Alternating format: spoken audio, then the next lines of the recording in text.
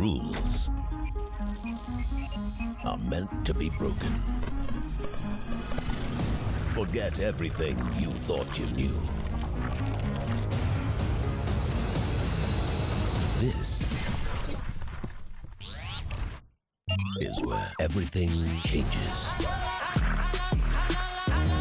New histories will be written. A major future redefined. The time has come for a major evolution.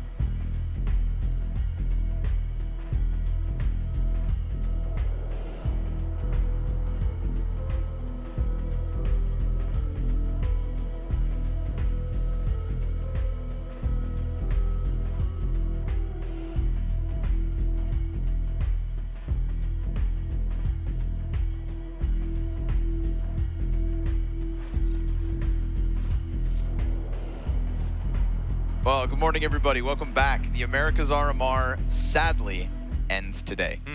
There's a lot of things to be excited about still, of course. Legend spot on the line, spots at Paris on the line, domestic matchups, of course, on the menu, and a Complexity MIBR game to kick it off that we will begin with. But for now, introductions. I'm Scrawny. This is Launders. This is Maui. Gentlemen, this is the last day of our TriCast, and it may never come back again. Everyone's complaining about FaZe's run and how they didn't have enough chances. What about Complexity, man? They get the hardest bracket here. Oh, yeah. Yeah, let's think about that for a second, huh? Yeah, Complexity have to play major winners, major finalists in Henny. Just one. And Singular. Well, He's the Fallen offer. also is a major finalist. Oh, that's fair. Okay, okay. So it is plural. Okay. Actually, I think it's only singular major winner. No, he won 2. Yeah, but he's not major winners. Fallen He won himself with is 2 not different orgs. He is not major winners. You don't know how he identifies. Unless you say SK Fallen and LG Fallen are 2 different people. You know what I do know? You hold your horses, Maui. What I do know is that we are at the Americas RMR and half the teams are gone. Half the teams eliminated. There were a lot of people who showed up to Monterrey with hopes and dreams and ambitions and goals and a potential fat stack of sticker money. But now, half of them are gone. What we're left with is, I would say, mostly what we expected, barring the loss of Imperial yesterday, but that's because they had to get consumed by Complexity in a pretty important matchup. And even though Complexity pulled off that win, they are still not guaranteed Paris. No, sir. They've got a best MIBR. Ignore everything from the left side of the screen. Go all the way to the deep right. 2-1 matchups. That's all that's really left today, barring our 3-0, 3-0 head-to-head. So Complexity and MIBR, Fluxo and Paquetá, Liquid and Nouns. Only 3 teams can go through. And I think that's a bit heartbreaking for the Complexity MIBR situation. That is definitely a matchup with 2 teams who could have got to Paris. It is very heartbreaking for MIBR. Ooh. Oh, but it really is, though, because they should have, you know, got one of either Paquetá or Fluxo, and then all would be right with the world, I think. Pending upsets, of course. Right. I mean, this is kind of one of the few times where you have to look at the Swiss system and just kind of shake your head and accept it for what it is. Because honestly, MIBR or Complexity would have beat Fluxo or Paquetá. Like, that's, I am certain of that, 100% certain of that in a BO3.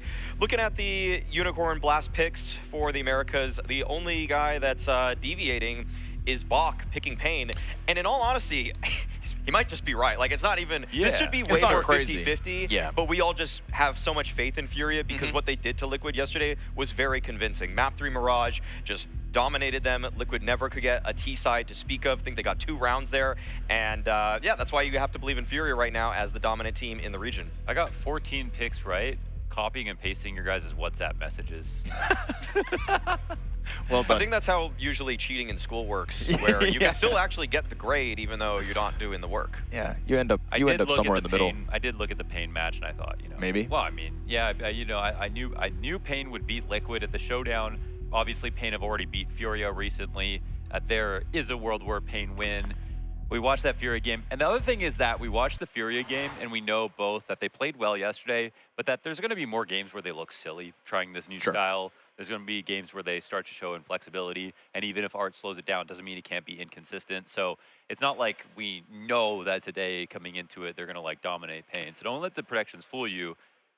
We all are autonomous beings that made our own decisions, who arrived at that conclusion. We didn't pick by We just group, all ended up. except for me, who copied the WhatsApp messages. I used Chat GPT on all of them. Oh. You're not in And last. I copied you, so then. I'm in second place, actually. Good for you, So man. AI soon to take over. I'm a bit surprised there wasn't a single MIBR choice, but I guess the faith in complexity is high. We're all North Americans. Like, let's just get that okay, out let's there. recognize it. Yeah, let's just be honest about who we are Okay. and what complexity are. They're also North Americans. They also have a South African. They also have some Norwegian representation. But I actually have welcomed them into our countries. Good. You should be. I think Halzerk's really embracing it. Today, when I finished up breakfast, I got into the elevator, and Floppy and Halzerk were there. And Halzerk had a large bag of McDonald's, and he said, "Bro, fresh McDonald's is the best breakfast." And he points at the order number, and it was order number 1, the first order of the entire day that McDonald's produced. And he said, 3 days in a row. So this guy, he's got his formula, he's got his, he's got his routine, he's got his regiment in place. It is very much complexity, the American experience when it comes from Halzerk. And look at that rating, baby, 1.23. I want to actually just jump on that really quickly, that even though I think some people sitting in their gamer chairs at home might be saying right now, why would he eat McDonald's? Like, you could eat something healthy and you're going to feel better. Usain Bolt, when he was in Beijing, was eating McDonald's for breakfast every day. He just trusted the food. He knew what it was going to do to his body. And so, yeah, get off your high horses and think a salad for breakfast is the way to go. If Halzerk thinks he can perform with McDonald's, let him perform. Let him play. Let him cook. Let him cook. It's working. 2 peak athletes right there. Peak performance, Peak baby. male performance. Yes, Like that's my what it PE is. teacher always used to say, you can't teach someone to be tall. I think we should also be looking at what the hell JT's been doing on a day-to-day basis, because on an individual level yesterday versus Imperial, he wasn't just calling a great game. He was knocking heads off left and right. He was, and he's the openers in the round and some amazing mid rounds. I mean, that JT performance was like, it was fantastic, and it wasn't like out of this world for like what we could expect from him. It wasn't like an ultra. He didn't even like carry, I think, by the numbers by the end of each map. He just had like second or near first top fragging performances, but the impact was palpable. And I think the opening kill stat was probably the most impressive on its face. But the 5-head understanding of that game was watching the match and seeing the mid-round calls. Those were, I think, were the galactic brain moments for JT. Grim is somebody who didn't have the hottest of starts here in Monterrey, but definitely benefited from the runway that the likes of Floppy and Fang had given him. Yesterday, we saw at least a decent close to the series. But Maui Snake, are you kind of underwhelmed? You can see the comparison here between his last 3 months and his America RMR performance. Clearly not stepping up to the way he has. The Grim that has checked into Monterrey is a shell of the Grim that we're used to on the international stage, which is quite unfortunate, but I think there is still room to turn it around. Every game that he's played until the final map against Imperial, he had a sub 1.0 KD, but this is a new day. This is an opportunity for him to show that when we came into this tournament, that I would have said that he's one of the top 5 players here, and I think that what we're going to be seeing is a top 5 player of this RMR. I think he's going to be a top 2 player in this series, hands down. I still have a lot of faith in Grim. I just think that what happened on the first couple days, probably jitters, the BO1 nerves, all of that. And so at this point, because his teammates were able to get him to this point, to this 2-1 position, it's now his turn to pick it up. He's 5 for 23 in opening duels. That's, pretty sad, huh? That's like series losing. You know what I mean? That's really, really bad. So I too have faith in Grim in like broader strokes, but like at this tournament, do I have faith in Grim? I don't know. I just Not have sure. hope. Right, yeah. Have You hope know, that he can at least contribute. I'm not really sure we've seen anything at this RMR. I haven't even seen one map where I've been like, Damn, he's Grim. back. Yeah, so sure. I have hope, but I Yeah. don't really have faith. No, I've seen one map where it's like, oh, he's Have here. faith. He's not fully back, but he's here. And today he's facing MIBR. Maui, you said that you thought Grim could be the second best player in the server, one of two. Was that other player also on Complexity, or are you looking at this MIBR lineup and thinking there's talent across the board? I actually think it's BR Renazan. I think BR Renazan has been the most consistently impressive player for MIBR. I'm glad the ratings actually confirm that in terms of statistical output, because I think all of our eyes were drawn to Insani, and we were trying to see, is this guy going to keep delivering these huge highlight rounds for MIBR? But what I've seen from Insani more so is huge highs and some pretty low lows. And so I don't really want to actually pin this in a high pressure game on a guy who has been rather inconsistent. I want a guy that I think is a little bit safer, and I think for me, that's BR Renazan. The way that he was dealing with BESTIA, was it BESTIA yesterday? Yeah. Yeah, BESTIA yesterday On was Inferno, was really impressive. And for Insani, sometimes the way he likes to play rounds out, especially in the mid-late round, is just kind of suboptimal. It's not really using his teammates to the fullest, not necessarily letting the action come to him, and that is why he's an explosive player, but it also gets him and MIBR into a lot of trouble, and I think Complexity should be punishing those kind of random plays that Insani likes to do, whereas BR Renazan has been, to me, just a little bit more tempered and actually just smarter. I agree. I think his aim is better than his positioning, and I think his decision-making is like actually below average, if you're going to be honest, because Overpass was like almost a layup yesterday, and he kind of gave it away with a couple of plays that he made where he had lots of time to think. So I think that he can bail MIBR out if another team is a little sloppy on the aim and the mechanics. But unfortunately right now, I think the story for Insani is that he is really all mechanics. Oppers, we've got Halzerk and we've got Henny, right? We want to talk about the consistency in MIBR's pieces. Well, I think Henny's right up there. Henny's had some great highlights. Henny's been, again, the most experienced player for this roster, major finalist. When we look at the veto at the same time with Inferno, Nuke, and Vertigo, we think of the Oppers. I think of Henny, Vertigo, Ramp. I think of maybe both of them getting muted on Inferno. What do you guys think in terms of the Op conversation today? Op conversation, Henny should win over Halzerk, but I think that Halzerk actually sometimes exerts more pressure across the map than Henny does. Henny's kind of a more passive guy, at least with this MIBR lineup. And when I look at the vetoes, though, I actually think Complexity could win all three of these. I don't think MIBR has a chance on Nuke, and I think Vertigo is a little bit more up in the air because I think Complexity's Vertigo has fallen off lately. Okay. But I actually think that Inferno, Nuke, Complexity could easily 2-0 this. Like, they love CT side Nuke, or CT side Inferno now. Easily 2-0. Do you agree with that? Yeah, I do actually, 100%. And I think on Vertigo, you know, that's our map where like Insani caught our attention because like chaotic movement on the A ramp when he's by himself, he's so insane at getting kills in that spot, but we might not even see it. Maybe, maybe not. If we do go to that third map, get prepared for the Henny and Sani ramp combo. It's definitely something that could be explosive, but it may also just blow up in MIBR's face. They lost their opening best of one. They're trying to battle back from that, and Complexity looking to represent North America at Paris. The Americas RMR begins in just a moment.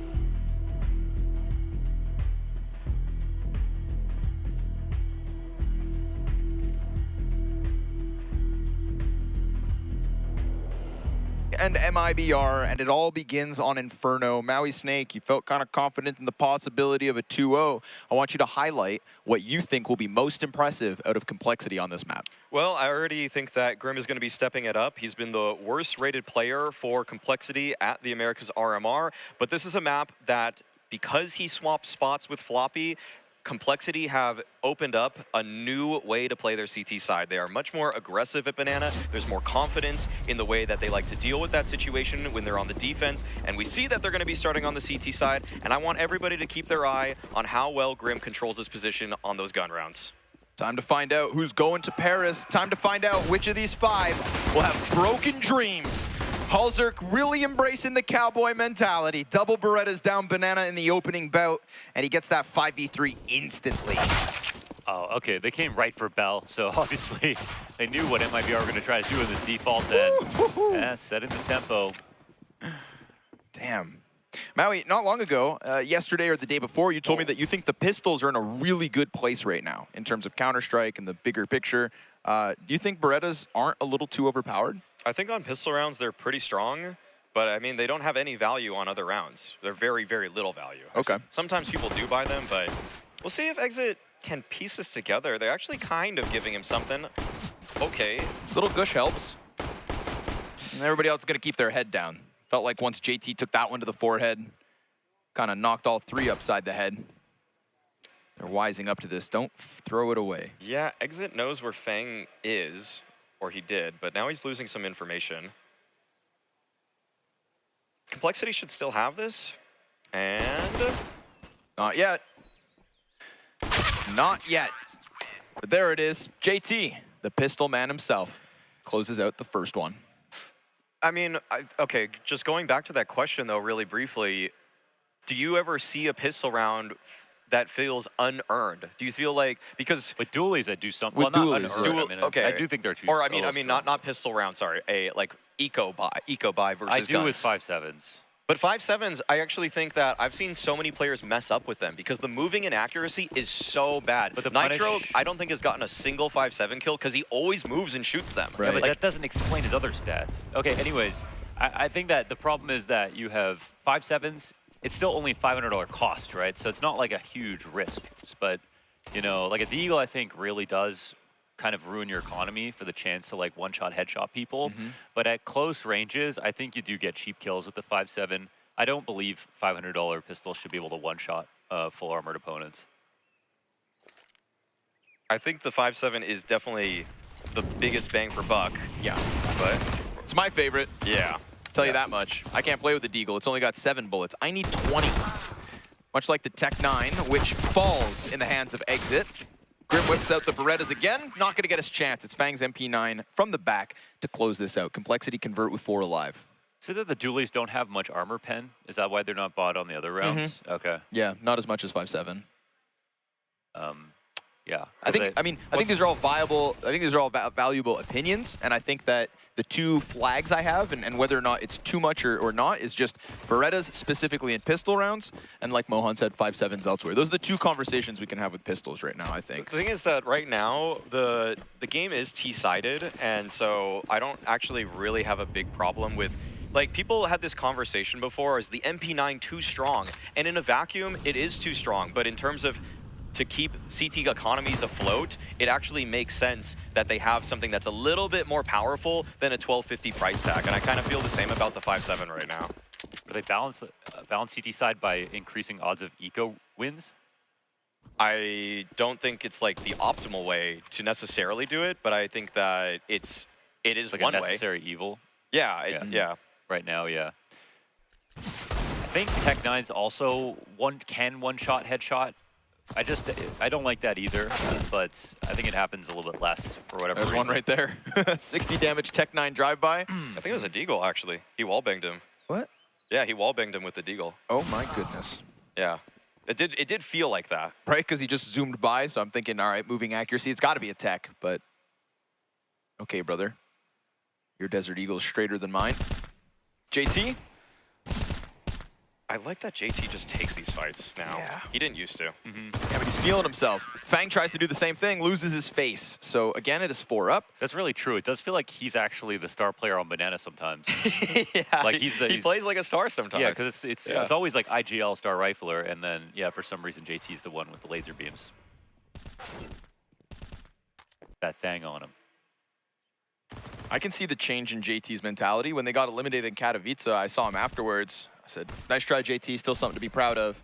He said, how do they expect me to win, man? They just keep giving me NA players. So if he's trying to set himself up. Anymore. Okay. Yeah, right? Get this guy to Europe. Yeah. Okay, they did the 4 heroic start, or 4-side, the B lean, but they didn't actually take any space. But looks like Fang should be trying to set them up with some sort of flash. Okay, MIBR just charging right through. I'm glad that they're already showing that they're willing to contest this, or else this would be a very one-sided affair on this side of the map. And yeah, Fang's got that flash ready to go. Molly lands on the close wall. JT's gonna clear it. Little jump spot, hello. And there's 3 here. Grim's gonna bolster it with Fang. They're looking for their fight, not shying away.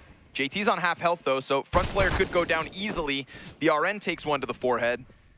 And then they just kind of stutter step it. No commitment just yet. It's crazy. MIBR's not able to, one-shot people like they did versus BESTIA yesterday. All these small opportunities, but no kills right now, even though Grim is slightly low. This setup grows more powerful by the second here from Complexity, so it's kind of getting dangerous. I don't know if they're going to molly Hobbit or just swing. Fang just still buying time. It's him left. 3 from Fang. Grim gets exit first and foremost. Fang nearly closes it all on his own, but it's a Turtle turn. 1v3, cut down to 2.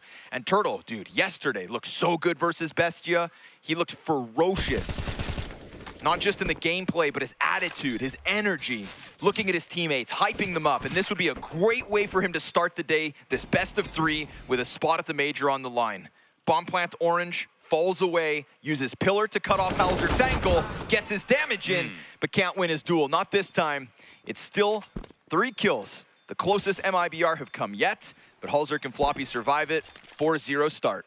That's one situation. I don't know what you think, Maui, but that's one situation to me where like they don't use any nades at the top of Banana in a spot where I don't think it would have been, I don't think they were splitting any atoms by trying to walk up to the top of Banana. And if they had, used a molly and a flash to at least get someone to turn, or molly Hobbit like the corner, they could have had, at least one unfair fight. But I think they just participated in this sort of trifecta of riflers having all the duels they wanted.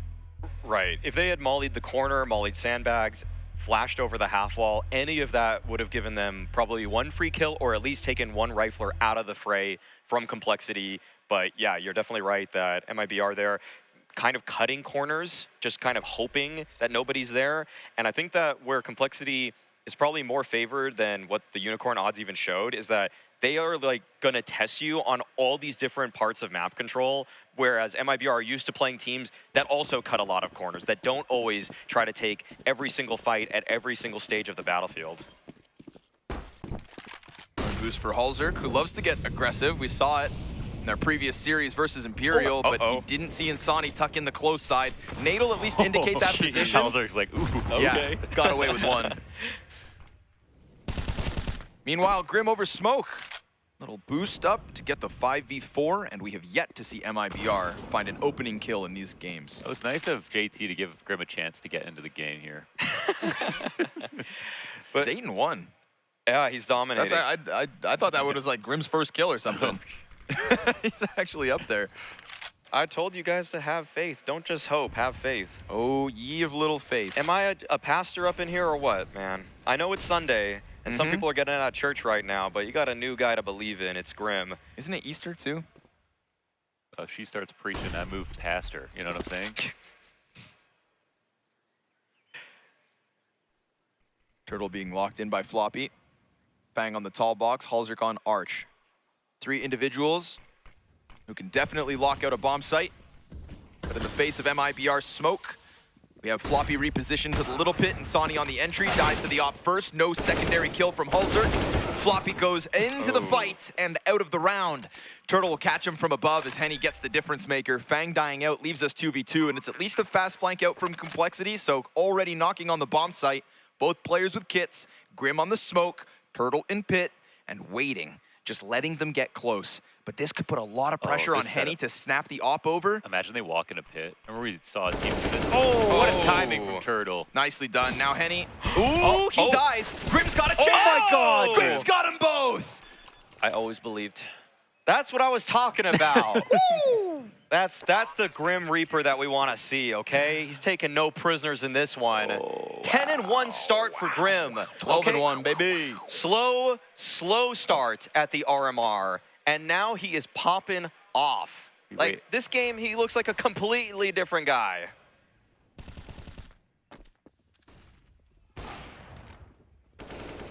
A clutch with it, and I mean, Grim is the guy they need. I think they're going to be very happy to see this for sure. 218 ADR. 218 ADR, can't get much more than that. He'll keep it up the whole half. You willing to call that? He's killing 2.5 guys around. No, I'm not going to call that. Okay. Yeah, not seriously. Everything else was serious, though. A lot of faith in him. Fast this time, already up short. Insani looking for the entry. Feels like MIBR liked their chances last round, just couldn't close it in the likes of Grim nearby. But Fang comfortable around the side of the balcony because this time there's zero apartments pressure. Last round we had Turtle come out, kill Floppy. This round, nothing. They try to go 3 strong up short. Henny on the recovery. Nice headshots. If only he had the bomb. But it sits between the 3 remaining members of Complexity who have yet to drop a round so far on Inferno. And BRN, 47 health, is the most lively. A walk up from Fang could have cost him. He's on the fallback, and he'll get away. But still 50 seconds for BRN and Henny to try to piece together 2v3. He's the only one with the smoke here, so it's sort of like, you know, why aren't you smoking lane and playing in front of it or putting some pressure down with that? But in the 2v3 and Henny on 4 HP, you know, I think they know what the deal is. I mean, if a shot gets missed pretty badly here, or if Halzert, I guess he's got to adjust up, then there's a chance. But Floppy's here in the pit, and Henny, you know, should be just running. But he should just be saving. Yeah, but... Okay, yeah, he's going to save. He's going to save. Henny knows to save. He's been playing this game long enough.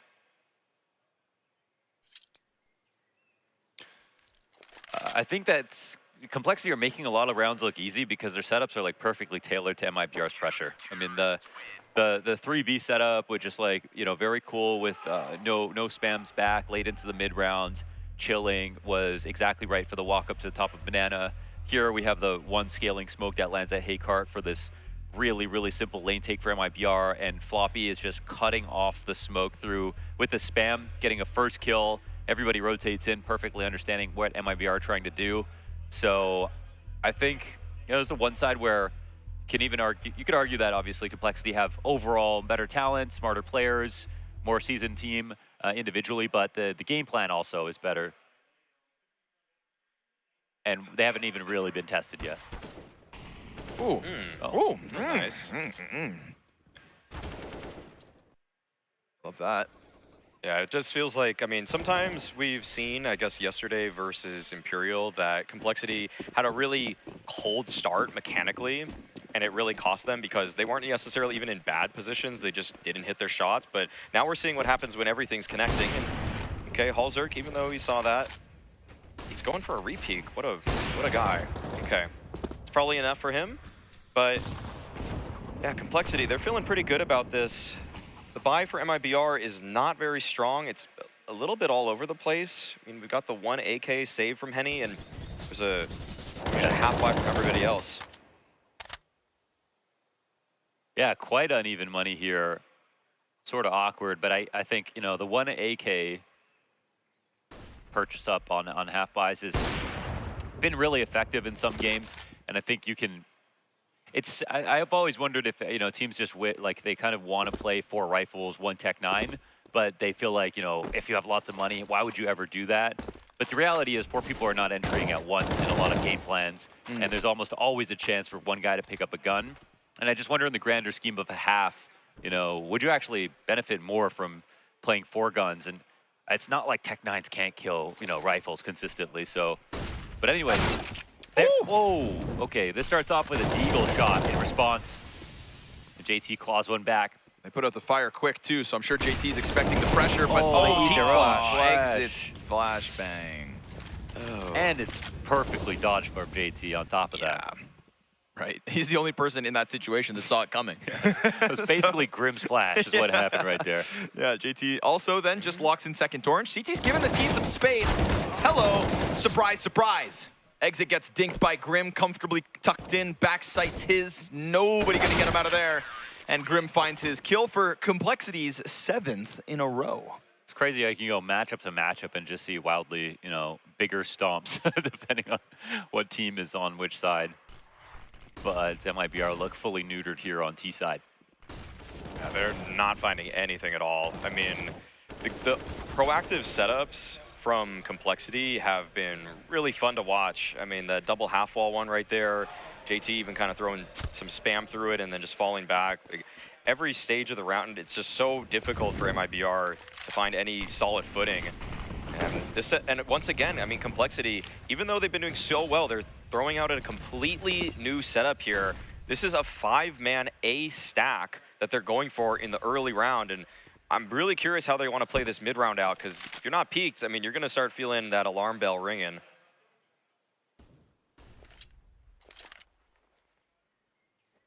Yeah, it's pretty crazy. Normally in a setup like that, you would still have 2B, right? So you have the triple, you can see over top of the smoke from lane, so you're just playing to hold down for bracket control.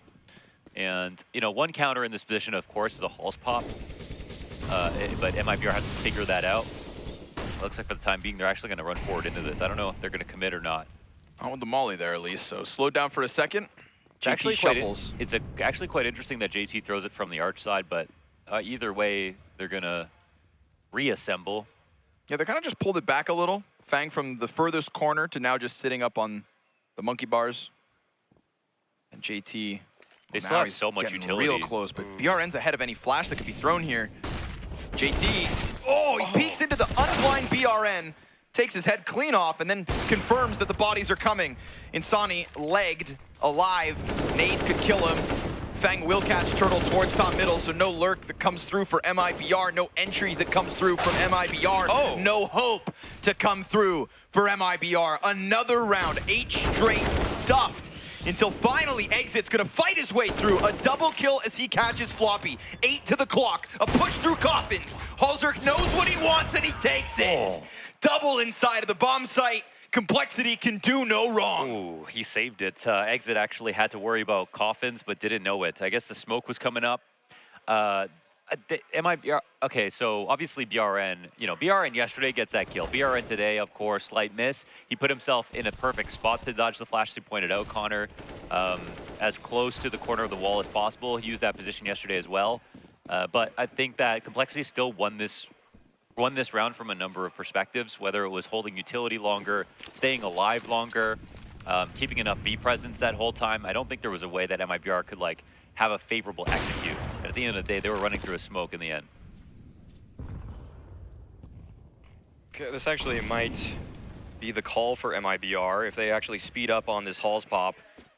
I don't know this, but it's a pretty weakened A-site defense. Halzerk here with the op. This is probably the last gun you would want to defend here. And thankfully, just in time, Complexity are shuffling into A, so they should be able to stop this. Turtle tries to drop. Nah, no entry allowed, none whatsoever. Galil on Henny just can't find anything to shoot at. Floppy's changing elevation, keeping his head down, letting Fang take the contact, and Fang ends up losing, going for the spray through the door. Tech9 could catch the mid flank if Grimm is overzealous. JT also here could fall victim to the Tech9. But I like the Complexity just tuck back. You know, they lose Fang, Floppy's on half health. If Halzerk dies, then there's pressure on Floppy to hold it. They could get away with a bomb plant. You know, they're not writing off the possibility of the 2v4, but they give enough time for Exit to start now wiggling because they're sensing some opening needs to be found, and Complexity's patience will get them a 9th. JT to close it. Not a single MIBR round win yet. This is their map pick, and it is not looking good for MIBR. Reminder, this is always such an important game. 2-1 spot here at the Americas RMR. Winner making it to Paris. Loser going home empty-handed. And for both of these teams, I mean, I feel like the goal was easily to make it. Like, both of these teams looked at the field here and thought they were in the top 5 for sure. I've heard you use a term in the past to talk about a team which was peaking at the right time, and I think that was the case for MIBR. Okay, that's a much better round, though. They just chopped down this full-on beef attack, and now it's a 3v5. MIBR can go fast, they can go slow. They should be able to still figure this out, but JT may have almost made a difference with that poke in, and whoa, wow, he chases. Okay. The first time we actually get a massive heroic moment out of one of the MIBR players. BRN sensing he could chase it. Yeah, I wonder how Halzerk missed that, because I don't think he shoulders if he knows JT's running away, right? That was, I mean, good individual round for BRN, showing that feel that he had and displayed against BESTIA, but it's hard to think you're going to replicate something like that. Sure, it's about time. He was 1-9 before this round. That's good. Confidence building round for BRN. And guess who else is still 1-9? Insani. Insani. Yeah. Those are literally the two players that we talked most about in the pre-show. Yeah. Yep. And they have not shown up for MIBR yet on Inferno. No, not really. Yeah, Insani stocks have dropped here so far, I think, at the RMR. Yeah. It's unfortunate for him just because I think we're just seeing more of his game. Like, it's kind of funny that the first impressions we have of him were so explosive, and then it's like that Shaq meme that, you know, I wasn't familiar with your game. Well, now I am, and actually I'm less impressed. Yeah. Usually it's used the other way around. Yeah, so, you know, still quite a new talent, of course, so have some development to do, but, you know, not quite mono-seeing it. I'll put it that way. Not quite exertioning it. Not quite torging it, even. Okay, it looks like they want to just go for that fast play again. And yeah, I mean, if that was how you got your one round, MIBR, why not try it again? But we'll see the playback here from Complexity, flash around the corner. Good stuff. They're always contesting this space. They really don't want to give this up to MIBR for free. And look at this. They're actually even pressuring MIBR in Broom Closet right now. That's pretty tough. Yeah, I think for sure, if you are the better team, you should at the very minimum have car control for most of every round. And I believe that's a miss. Oh yeah, that is. Complexity are telling themselves this. Now, this could on be... purpose. Yeah, free for Grim, of course. Everything's on purpose. It's all on purpose. Everything's on purpose. You hear Nafly nodding his head. Nafly said I would have been scared of it. No way I would have pushed it. Yeah, but actually, though, this might be a blessing in disguise for MIBR. They weren't able to find that car control. Bombs ramp. That is true, but if they speed up towards A, it's all on Halzerk and Floppy. Halzerk with the first. He's getting peppered by Turtle right there. Ooh, Floppy, the visibility's just not good enough. No bomb. I thought the banana players would keep it cut off. Well, it's still a good position here for MIBR. Oh, but, what the? okay, I mean, oh, Yeah, they that's just a freebie. Dead. For sure. Oh, but Turtle can still get traded, which creates an interesting situation once again. And I think... Halzerk, he's peeking out. Oh, half of Henny's health. He tries to hide in the corners, takes his op back out. So Fang knows where there's one right beside him. But eventually the banana player comes. Oh, here's the clear. Oh, there's loses. the crouch. Essential. Exit doesn't have full health. Oh, Fang, that's round done. from behind the tree, plays it with the triple. Wow, that's amazing from Fang right there. I thought he was starting off a little slow today as well, with a weird spray here and there, but he has been a fantastic member of Complexity throughout the event, and I think that round shows it, puts it on full display. That's a mega pop-off for Fang. Yeah, it feels like everybody on Complexity right now taking turns. The crouch here, oh. Yeah, that is just brilliant. That is so sick. Yeah, because if you just like jiggle a little bit, I think you still die, but... Yeah, great stuff from Fang. Just nailing all three of those MIBR players. MIBR have to be talking about their trading, though, because they are not peaking as a unit. they're giving up 1v1s to Complexity, and with how strong Complexity's individuals are, it's up to MIBR to display a level of teamwork that I frankly just haven't seen from them. Like, they're not usually on each other with perfect trading spacing. No, they're just so confident with their mechanics that they've kind of put that on the back burner as a problem for them. But against a tier 1 team like Complexity, you have to start really playing Team CS. That's very true. I think that's something that could be definitely critical of with MIBR. They don't look like they dry run as much, and I think they practice being on the same page, which is great. But that there are a few moments where you can see that some of their sight hits, when they do try to get organized, the wrong players peeking at the wrong time, or they're unaware of how far somebody is relative to themselves. And yeah, it's those small edges.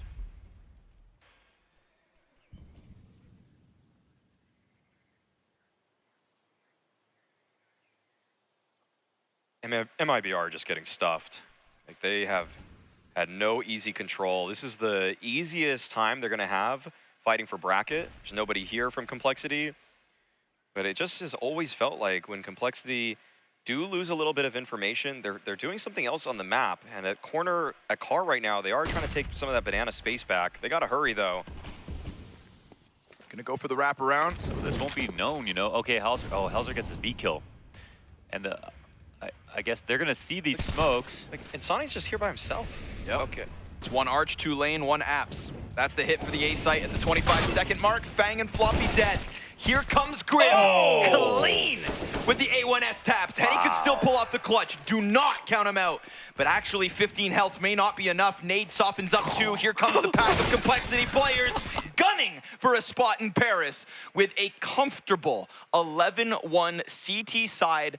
And again, it just feels like the confidence is boiling over from the likes of Grim, from Fang on the tree with the 3K, from the 1v2 Grim A-site. It's just all the individual moments, barring B Ara Anazen on the 4K. It's complexity, complexity, complexity. I've seen enough. Yeah. That Grim shot he hit on the balcony player. Oh, you know, that's the litmus test. Barely over it. There's probably 10,000 plus people in the world that could hit that shot, but under pressure, Grim's one of the few. Trying to run through the molly. Turtle burns out. That's an easy pickup for JT, but just the one and done. Quick 4v4 for the Brazilians to try and hang on here. 4 rounds, best case scenario. And the crazy part is it's always like part of a sequence. It's not like he has to adjust and try a few times when Grim's on it. What was I think the big game that he had on Inferno was versus FaZe, right? Yes. Was that ace that he got? Yeah. On the A site, so insane on those angles. Oh, no way! How does he still come up with one there? That's mental. He gets one bullet out. Yeah. One single bullet fired from his gun. I swear to God, he died before he even shot. It felt so crazy. fast. Oh, so crazy. Grim Reaper does his best work from beyond the grave. Yes, sir. True.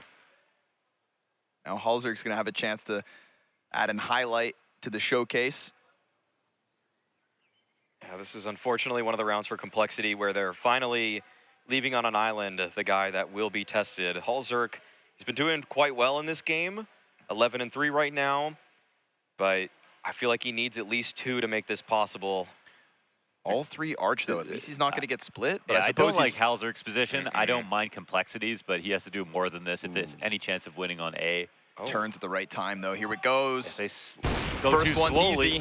Halzerk on the repeat, misses a single shot. He's more concerned about short side. And BRN will clear it out with just enough time left over. But you know Complexity are coming for the retake, and they've got the util to pull this off. Each player with a kit, each player with a different direction. An entrance from apartments or boiler. Apps, which means all of a sudden, Henny's back is exposed, and BRN is keeping an eye over towards Moto. You can see him between 2 worlds, not sure what to watch, much like the problem Halzerk had. Henny busts back around, but it's Floppy first. Henny reveals himself. Floppy on bomb, taps it to elicit the peek. Henny comes out. Oh my God, he faked the jump? Wait, did he do I think he missed. He missed it. I think he missed the jump. First, right? Yeah. I think he missed the jump, but it still worked. In those kind of moments, though, when you miss the jump, Sometimes players just get flustered that their mechanical option didn't work out. Yeah. They lose control of their hands, and then they just miss the shot But no he matter didn't what. just stay there. He went for the fast swing. But Floppy still knew what to do, even if he misses that. So that takes experience of missing the jump. Yep. Yeah. Drawing back on missing that jump. Oh, what did I do the last time I missed the jump? Oh, yeah, this. That's it. Or just great instincts. I feel like Floppy's the kind of guy that deals with, you know, a hard time really well. Yes. Yeah, right? That is Floppy. Yeah, of course I missed it. I mean, why wouldn't I just wing? What?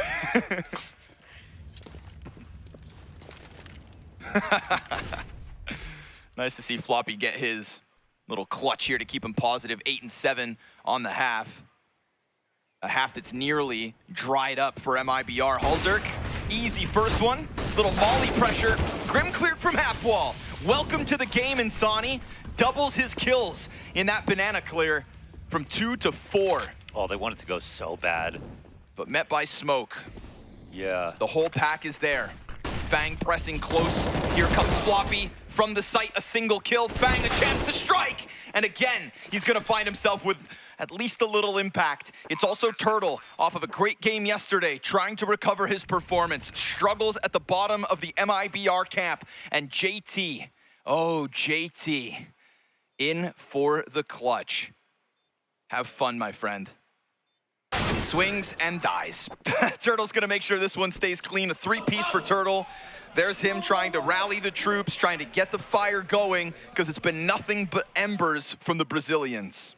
I mean, it was a very confident angle played there by Turtle in that post-plant situation. You know, JT's definitely not beyond a clutch like that, but it was a nice defense. So here's the hold. It's a little stringy from Complexity as they kind of try one at a time to all take their fights. Of course, we could have had a spot where Floppy decided to try to fall back to quad or play second oranges. But there's no like bad plays. There's just plays that didn't work at the moment based on what we've seen. I think in that spot, a lot of things could have worked potentially, but it kind of, the contingency is that someone had to get 2 kills and they each only got 1. Yeah, but look at this. MIBR have a real chance to build up to a 3rd round. And, I mean, it's safe to say that they definitely need it. I think that this is still Complexity's map all the way, but if you want to actually build a little bit of momentum going into Nuke, you'd want to put as many on the board as you possibly can. And so for Complexity to be wielding just 3 pistols, 2 MP9s, it's a great opportunity to just build the spirits up. Got to appreciate how Hulzerk just goes unfazed. You know, no matter how weird the peak is, I think I just am noticing like he's willing to take the extra second if he feels like it's going to be a, you know, wide swing into a stutter step or a jiggle or something like that, or he's just fast enough to hit it when he doesn't have any moments to think.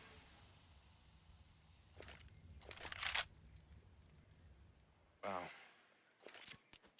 They're not actually doing anything with it. Yeah. Really scared of getting the anti-eco. They have actually no flashes now, so... Oh, that is a great time to smoke. Somehow... Oh, and Fang has another smoke, by the way. There's no nades left This over is now for crazy. MIBR. Tough. Just pistols, though. But look at them, look at them, look at them. Frantic. So desperate to press into this B site. 5 seconds left, and the pistols shred them. Flesh from bone. Hopes from reality. This one is done. No plant. Simply stay alive. A 13th for Complexity as MIBR fail to even get footing on that bomb site.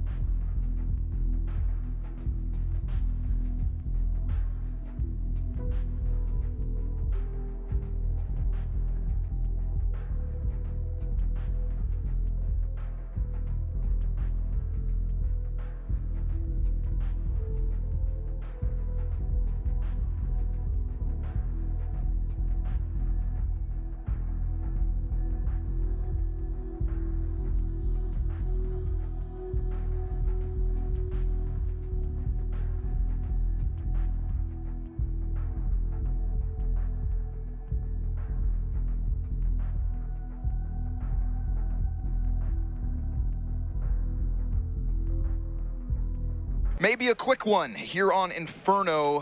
MIBR coming into the series, fighting for a place in Paris, thought they'd have their map pick. Instead, they have 2 rounds. 2 rounds to make this CT side comeback happen before this series pushes on to the second map. Complexity looking so incredibly sharp. I think we had 2 highlight moments in that first half from all of MIBR. Ara Anazen's 4K entry to the B site, Turtles 3K over on that B site, and it's crazy to think that those 2 biggest pop-off moments, both those players still only have 8 kills. Jeez. The consistency from round to round is simply not there for the Brazilian camp this morning. Unicorn odds firmly in the favor of Complexity, as they should be with this scoreline. And they even were there, of course, before the start got going. It's going to be an A hit. We've got 2 defenders, both of them up on Balk. Turtle hoping the Berettas can lock off the apartments, and so far, so good. Pit player dives into the cover. Insani has lost vision, but Turtle is saving the day, and Insani doubles back with 2 headshots to his name. Fang in the 1v5. Quickly pops 2, gushes the 3rd, closes that gap to the little pit, and a fresh mag in. Needs the bomb. Pistols are where miracles can happen, and Fang is trying to piece this one together, but now he's slowly being chipped away at. Such little health. Another magazine. Thank God the Glock comes with so many shots, but MIBR simply swarm him, and a second pistol could be their savior. Man, with the way that he was shooting, they absolutely had to play that perfectly. That was nice, a nice attempt from Fang, but an overall solid hold between Turtle and Insani inside the pit. I think that's what's most important here, is that once you lose the Halls kill, it becomes really sketchy to try to get up lane. You know you already don't want to be there. And even though they eventually trade in the pit, that's only after 2 deaths. So, of course, 1v5, right? I mean, that says it all. Floppy there, unfortunately, just has to play a little bit more carefully. I mean, I think he is a pretty careful player generally, but for some reason it just felt like he was kind of rushed, just running down that hallway. But I'd say for Complexity, really, the objective in this game isn't simply to win. It's to win with a huge scoreline differential. If you let MIBR into this game, and even if they get like 9 rounds, MIBR are going to start to feel themselves a little bit more. They're going to start to believe, and there is a mental impact of just blowing somebody out. If they first gun round just clean the board with MIBR, if they win this 16-4, MIBR will feel significantly worse than like a 16-10. Yeah, you want them to feel like they don't even know Inferno. You know what I mean? Like they've been playing it. They have an analyst, a coach, thousands of hours, and yet they know nothing about the map. That's the feeling you're trying to give somebody on their map pick. Ugh. That feels You just horrible. want them to feel pathetic, you know, useless. Feel minuscule. Exactly. I was laughing to myself just because I pictured somebody peeking apartments to see a head boost down alt. Instead, it's going to be BRN. Easy feed to the MP9s. Stack of cash spread between the two. And MIBR, clean conversion. So we had BESTIA struggle on the CT side, but we didn't have BESTIA struggle as much on the T side versus MIBR. They were doing a really good job. It was actually very easy to make MIBR rotate a lot. So they've got to be more aware of that versus Complexity, who are going to put more of a concerted effort into trying to make them rotate. Whereas I think BESTIA just kind of scared them because they play so loose and very fast that like they could be on A side and B side within 2 seconds. But Complexity, they're going to have more layers to their attacks. Mastermind JT behind the wheel, calling the strats. You got to really hold your nerve sometimes. So it'll be a nice test for MIBR.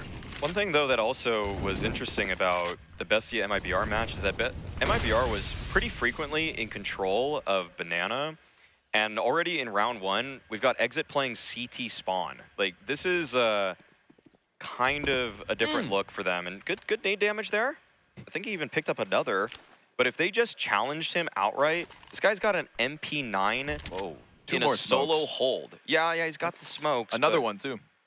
Yeah, you know what? I saw Kerrigan and Rain holding smokes today, getting 0 kills. I don't know if Exit's better than Kerrigan and Rain. That was an early one. Yeah, but there's no Dexter coming through. No exertion. No exertion. He ain't walking through that door. Haven't heard one of those for a while. Okay, I'll bring one out. BRN off the flash, turns attention. Good stuff. That's actually Henny, the one player who can't see anything, picking up a couple of those holds. Oh, no. JT trying to recover it, but he's already got Turtle's MP9 breathing down his neck. Quick snap to JT, and he's done. Little banana flank plus the alt push. MIBR feeling it there for the 4 versus 1. Turtle's got a little attitude today. Yeah, that's the G2 mid setup. It works really well. Complexity got the 1 flash. No one's blind. Everyone dies. It is the wood chipper. One of the worst ways to die. They get sent in feet first. That's true. It is just kind of an initial setup that worked for MIBR there.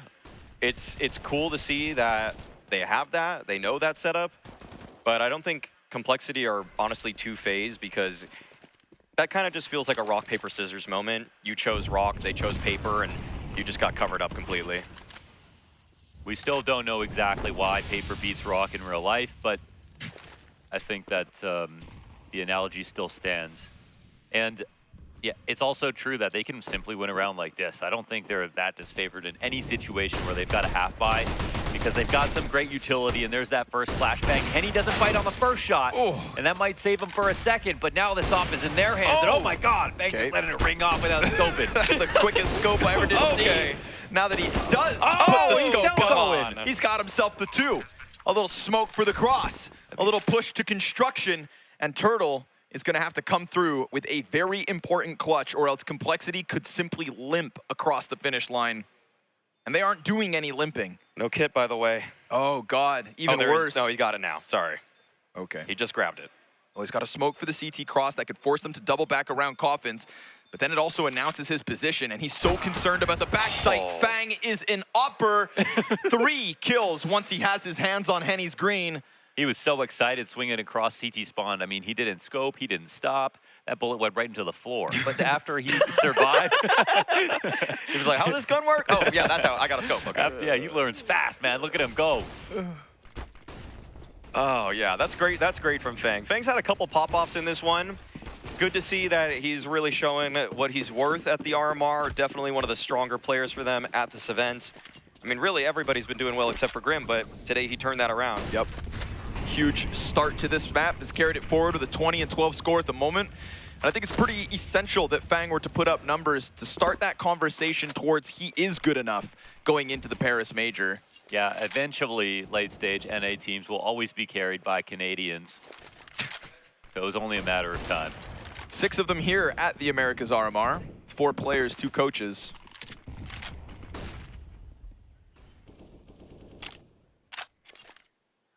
You can respect Complexity for wanting to play this honestly. It looks like they are setting themselves up for a bracket fight once again. But this is really the one thing that MIBR have shown they're decent at. Sonny's got a nice boost here. Look at that. Oh! What? Fang with the double kill. Oh. He goes down to Turtle, but he just snapped the shot up to the top smoke. Quick response from Fang. Grim locks in the B push, and that's going to serve as the turn. But then they're met by Henny. Quick little 180, double it back. They're doing donuts in the middle of the map, and now consistently pushing into A, following through as a 3-pack, and Hauser plants on the backside. I mean, Henny's got nothing here. Like, he's got this op he wants to save. I mean, yeah, I think he's already considering that. Yeah, this is just like he's not going for it. Yeah. So wow, Complexity win off of that's on. This is a mechanical problem, right? That was Insani had a perfectly good shot, but he didn't hit it. And then when he didn't hit it, the guy who he didn't kill got him and his totem boost. So there's not really, you don't want to overanalyze a situation like that if you're MIBR, right? They had a good tactic, but didn't hit their shot. Yeah, also would have been just slightly better if you have an A1S on that. Just saying, in the commotion of those kinds of rounds, if you boost up an A1S, you can get off a couple more shots. That's a good point. Just not get hit by the tracers also. The other thing is, I guess, that if they boost on the left side, it's easier to not die if you fail. Yes, you can just fall back, and the lower guy is, in most ways, never exposed. Yeah. The only reason I hate this is just because he still probably should get that kill most of the time, so it's like... Yep. It's tough that it comes down to it. Even if he had a MP9, he actually probably should have got it. Yeah, this guy was like 4 feet away. Famas would have been harder. Famas, I give him benefit of the doubt. The last timeout is going to be called here for MIBR. So, I mean, it's a very solid, or sorry, it's a reasonably good buy. I think the op is basically the reason that that's okay. It could be worse, but that's the save gun of the round.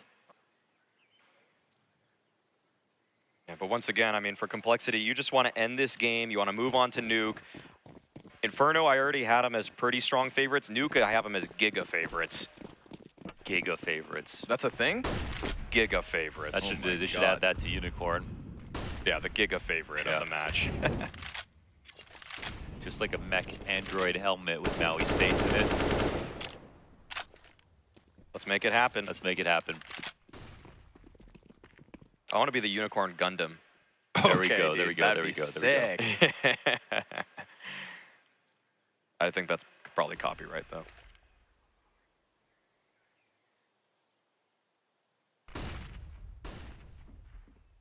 Turtle hears the rumblings of apartments players. They're going to throw Insani up here as well. There is no arch presence. There is no close brackets control. It is all Balk or 16-5. Turtle, beautiful.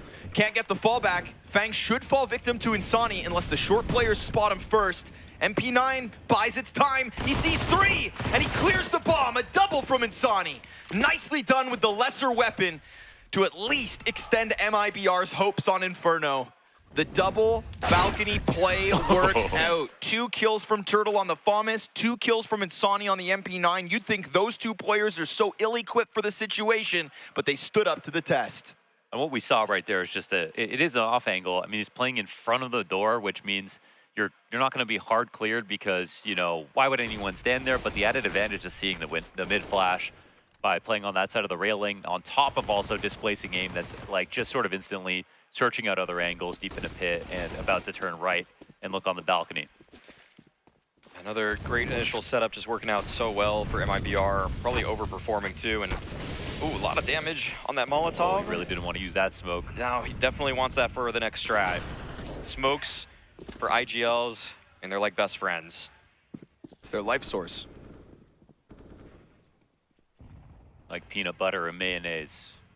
Like launders and matcha. Like Maui and metal helmets. Like me and white monsters and cigarettes. Again, I don't smoke cigarettes. And you only drink Jameson. Smoke here to the left side. Ooh, that nade almost finished off JT. Him and his little P250. No banana flank. It's just the rotate. Beata and Azan over towards Arch now. JT's gonna go size up B. He says, hole up. And they all start to peel back. They've done a good job of applying pressure to keep MIBR 3 guys on A. That majority defense. It's so easy to get them to seize up, and they just don't like to come back and look for any further fights. I love this, man. JT's like the cult leader, keeps looking back with his pistol and 17 health. He says, follow me, friends, to the promised land. The B hits with 30 seconds in round 22 to try and close, but BRN off of the coffins, trying to serve up a good enough distraction for exit to get impact, but Halzerk finds him. Corner's cleared. Halzerk on the AK for the entry. Cold as Bomb Norway. plant's coming with it. And we've got Fang back on tree. We saw this already. His impact from here, the immovable Maple, gets his head taken off by Henny. It's gonna have to be the turtle clutch, but Floppy's got it. Body bagged and all. 16 rounds complexity on Inferno. A demanding first map where MIBR are suddenly facing elimination and Complexity have Nuke ahead to try and qualify for Paris.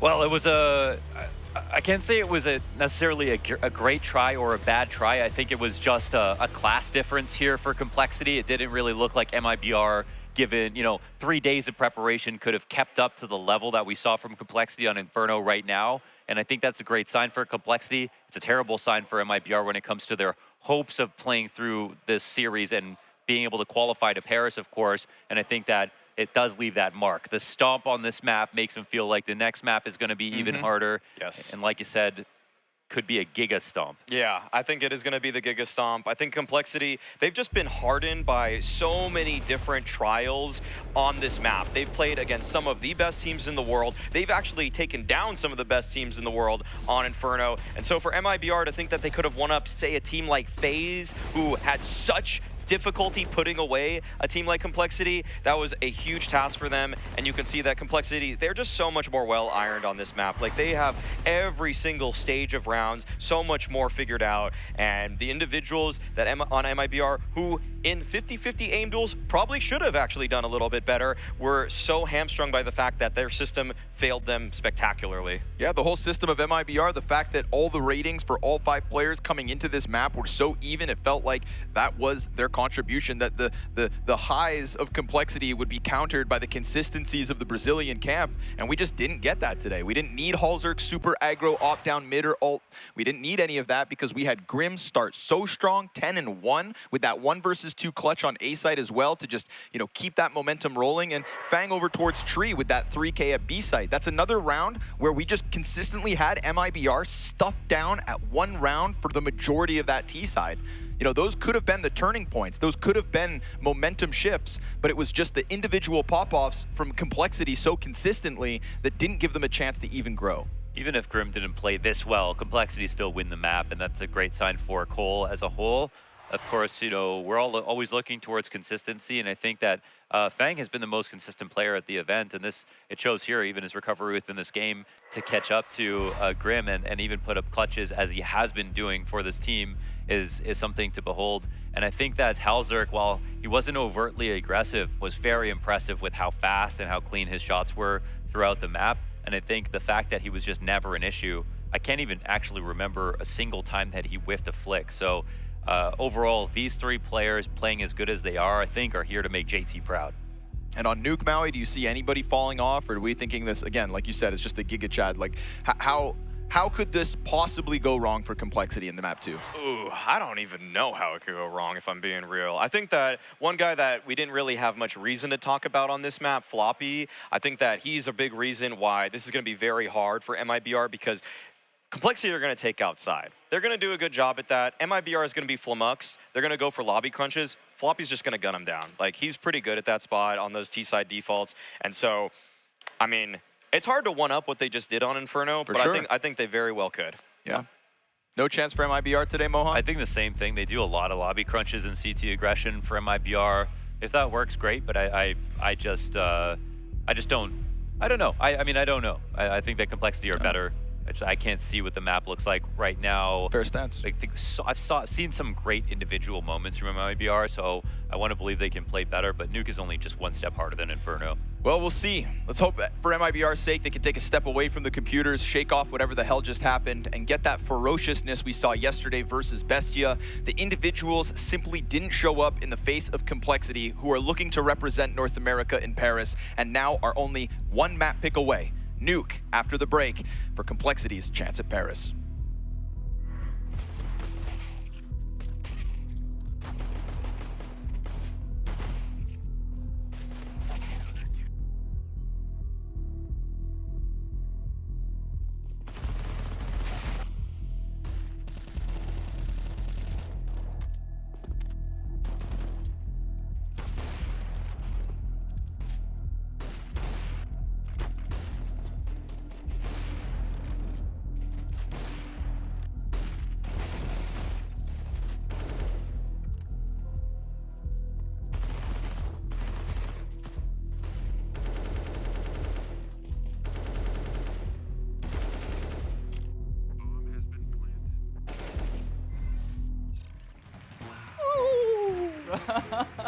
So I just immediately like,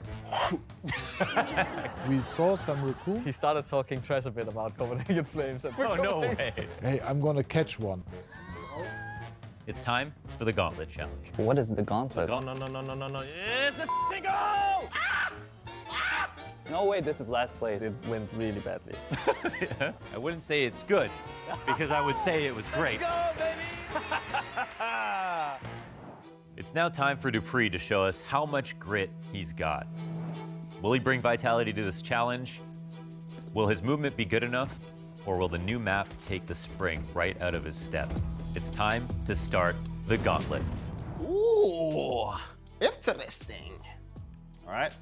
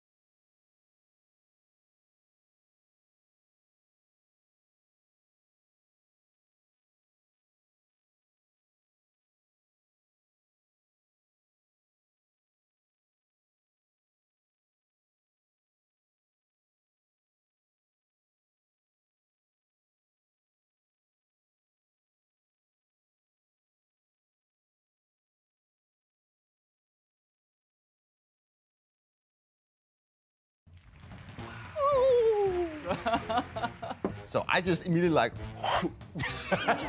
We saw some raccoon. He started talking trash a bit about Copenhagen Flames. And Oh, no way. Hey, I'm gonna catch one.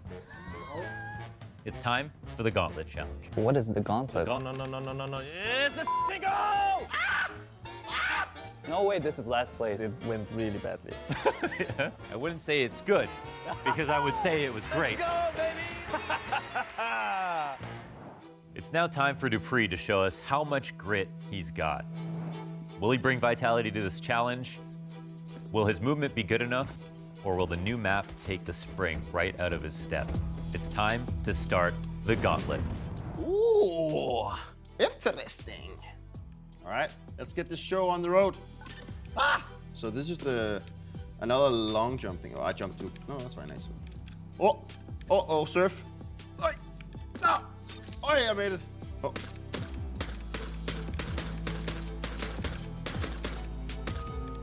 Easy Katka. Hello, it's bugged. Hello. I swear, you need to take at least 3 seconds off the time on that one.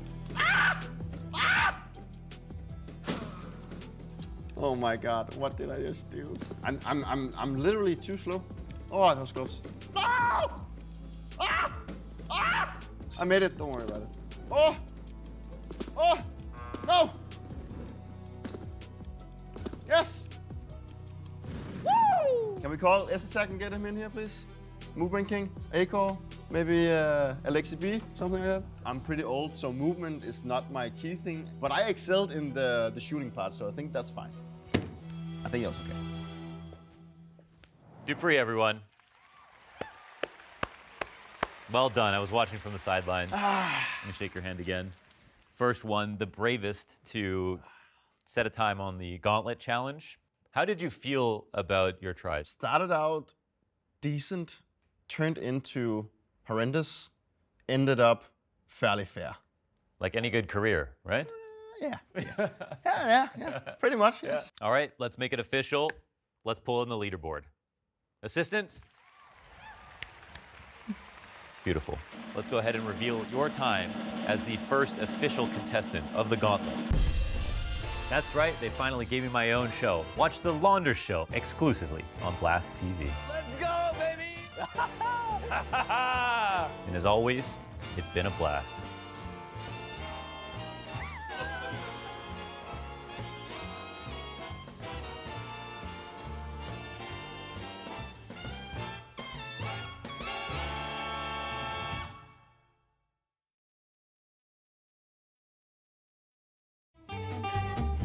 Our first time Royal Arena, playing in 2017. We want to win the first time on Danish home soil. Device is sick. We have to play with Dennis as a stand-in. I don't sleep 1 second the whole night. I didn't even understand. I remember me 5 in the morning, going outside, going for a run. I was like, what is going on? Why can't I sleep? And then I go back, I try to sleep. My heart is pumping. I was like, why did I do that? Why did I even go for a run? We go to the venue the next day, and I see the makeup artist, and I'm like, you gotta help me. I didn't sleep the whole night. We somehow managed to get to the grand final. Everyone is really happy, and we're 9-0 up on third map. And somehow we managed to lose that.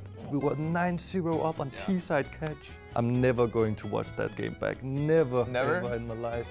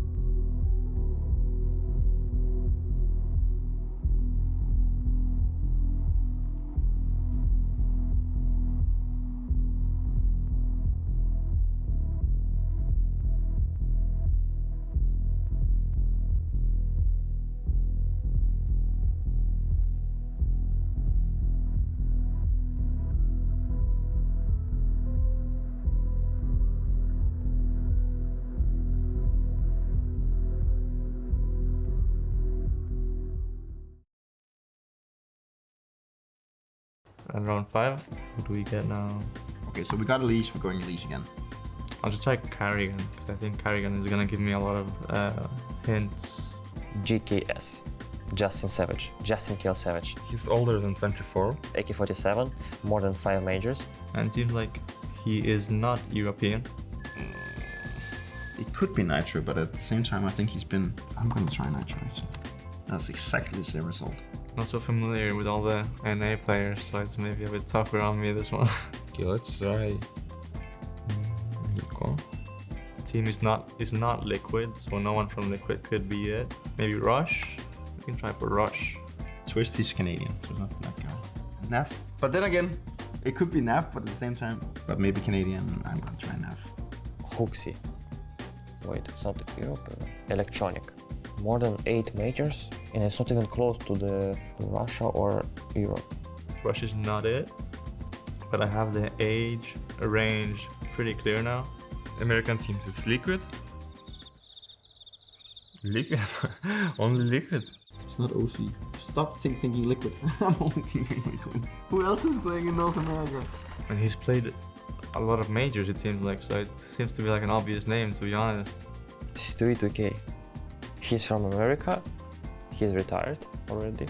And he's younger than 27. Imagine. Maybe he's playing Valorant. Which was the roster that Cloud9 won the Boston major? Was it Stewie, Automatic, Rush, Skadoodle maybe? No, it's because the weapon is AK, so that wouldn't fit. Could it be Tarek? Let's try Tarek. Let's go. Why was that one? That one was really hard. Yes, it's Tarek.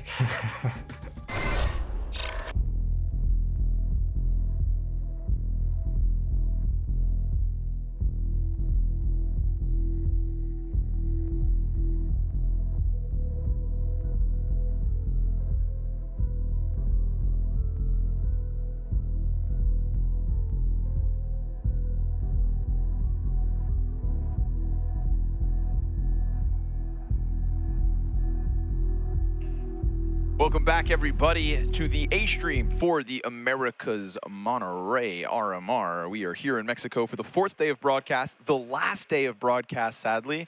Gentlemen, I've been having so much fun, but it comes to an end today. Luckily, there's reasons to celebrate. The celebration, of course, not ours to be had, but either Complexity or MIBR. However, on the contrast, it's also disappointment. This is the elimination game. This is the last chance. You know, we're not in Europe with the last chance qualifiers, you know, 4th chance attempts for fit. No.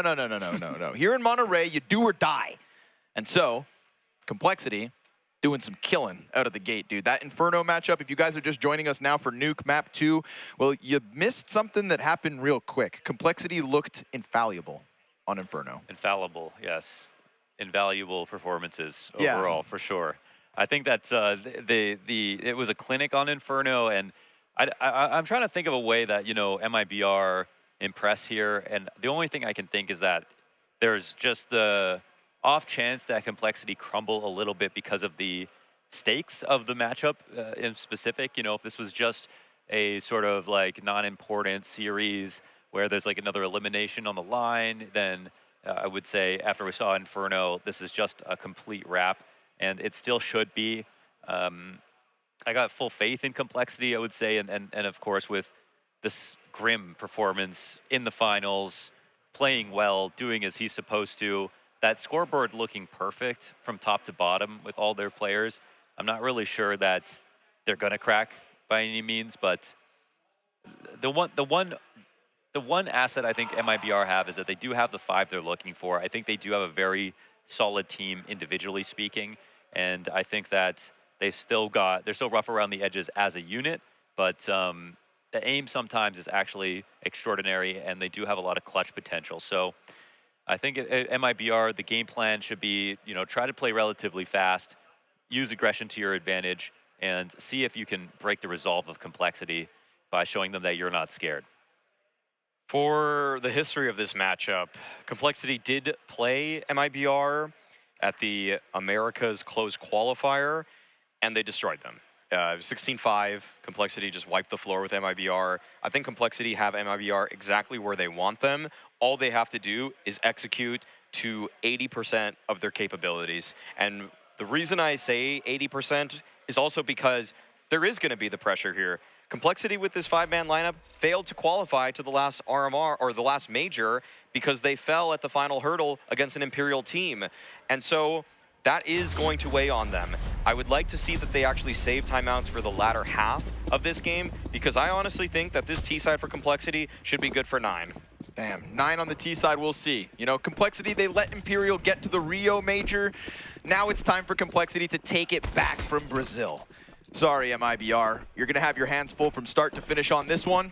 Individual levels could still be kicked up a notch. We know what Insani and Henny and Turtle and BR and Azen can all offer.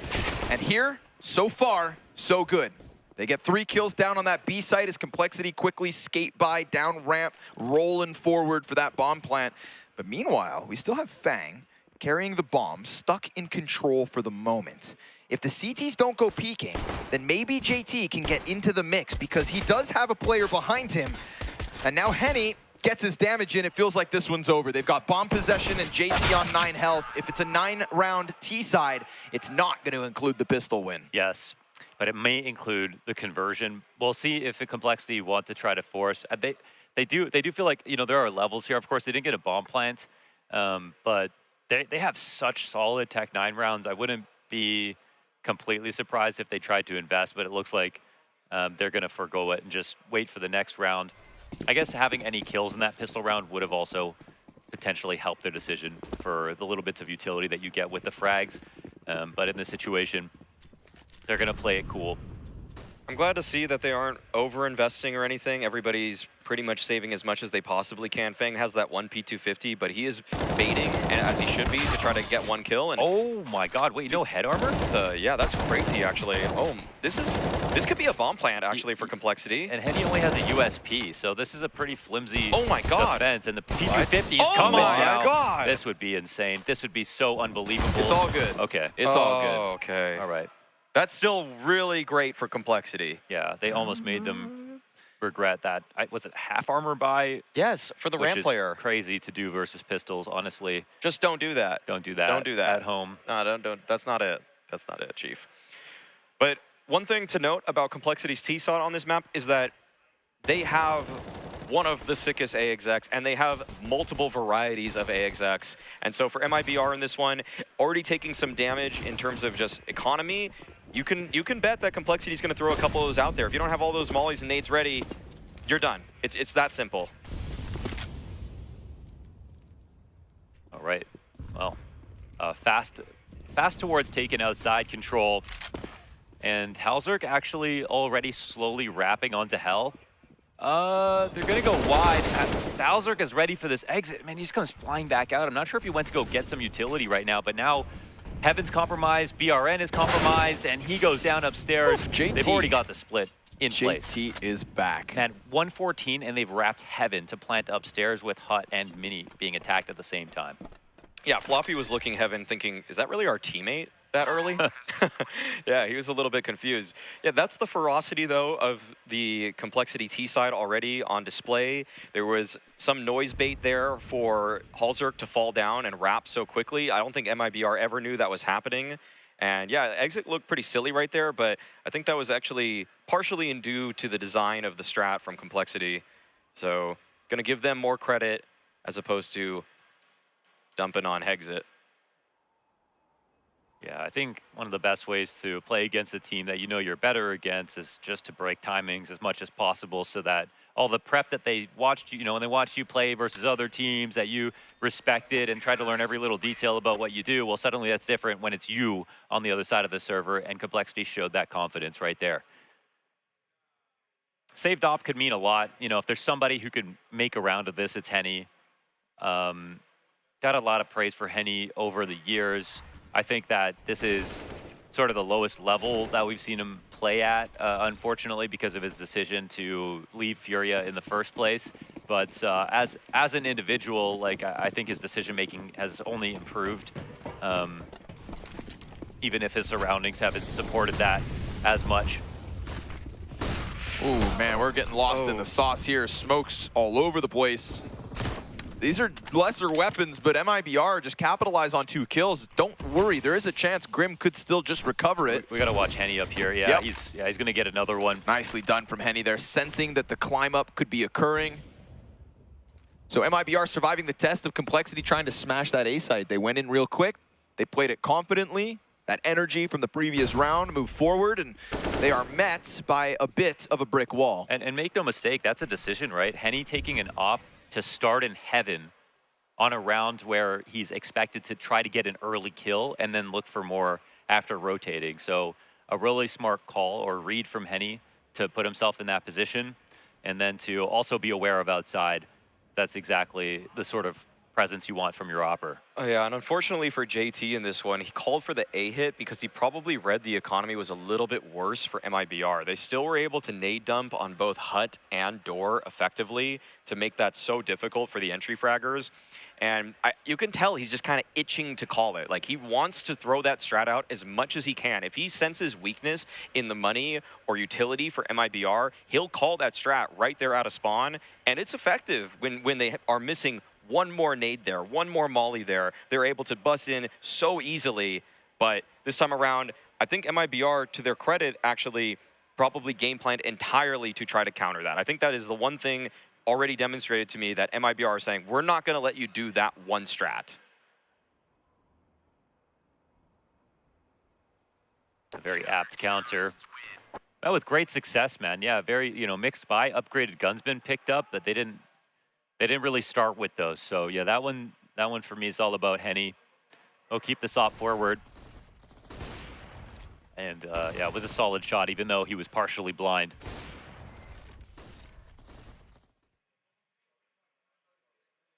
So Complexity go right into a timeout themselves to reassess, probably assuming that that one would have been a layup and not thinking too far into the future, with the expectation that they'd have a pistol round to follow and maybe some time to talk about a future rifle round.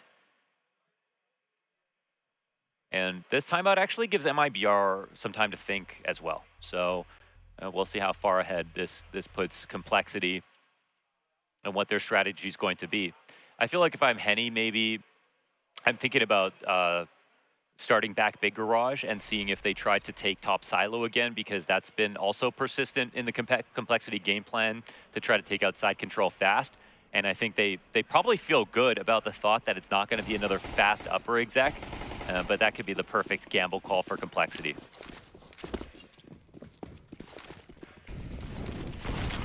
And yeah, Henny does start back big, but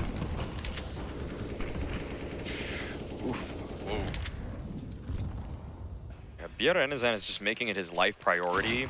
Him and Insani, I think, in the last round, just to stop this sort of vent drop, make sure nobody's taking the space away. Very hurried on that defense. In fact, quite risky. If there were spam right there, easily could have died, but they just don't want to give that up. And yeah, I think I love the option coverage, honestly, from MIBR on this round. They push Complexity into throwing some outside cross smokes. There's no lurker in this position. They're trying to elicit a rotation, weaken that ramp defense a little bit. Turtle's got a flash for himself. It goes above the T's and he gets caught jumping up. 18 health. Can he even really stick around, man? Decides to. Yeah, I want to say that's a little irresponsible considering the rotations are not in place downstairs, and JT will find another pick off. Oh, JT's on the lurk, actually. His headshots have been clean so far on Nuke. Only a few rounds in, but still. Nice to see that consistency in his performances. He is still sitting up in lobby on the lurk. He is waiting for either BRN to come up vents or anybody else to try to go down. But the retake is very much off. Oh, JT. Oh, perfect. Wow. Oh my God. Tucks in behind orange. Shuts down BRN. Forces Henny to go save op in spawn. That's Complexity to bust down the door on that B site. Tell me, gentlemen, did Turtle stick around too long? Yeah. That was the biggest error in the round for MIBR. If you're dinked there, just throw all the nades you have behind you. Just dump them like a banana in Mario Kart and dip. It's not the worst position in the world for him to have 18 HP to just delay on ramp a tiny bit and get downstairs, just call the timing that they could be wrapping heaven. and then go play a position on the ramp and just let your teammates get into place lower.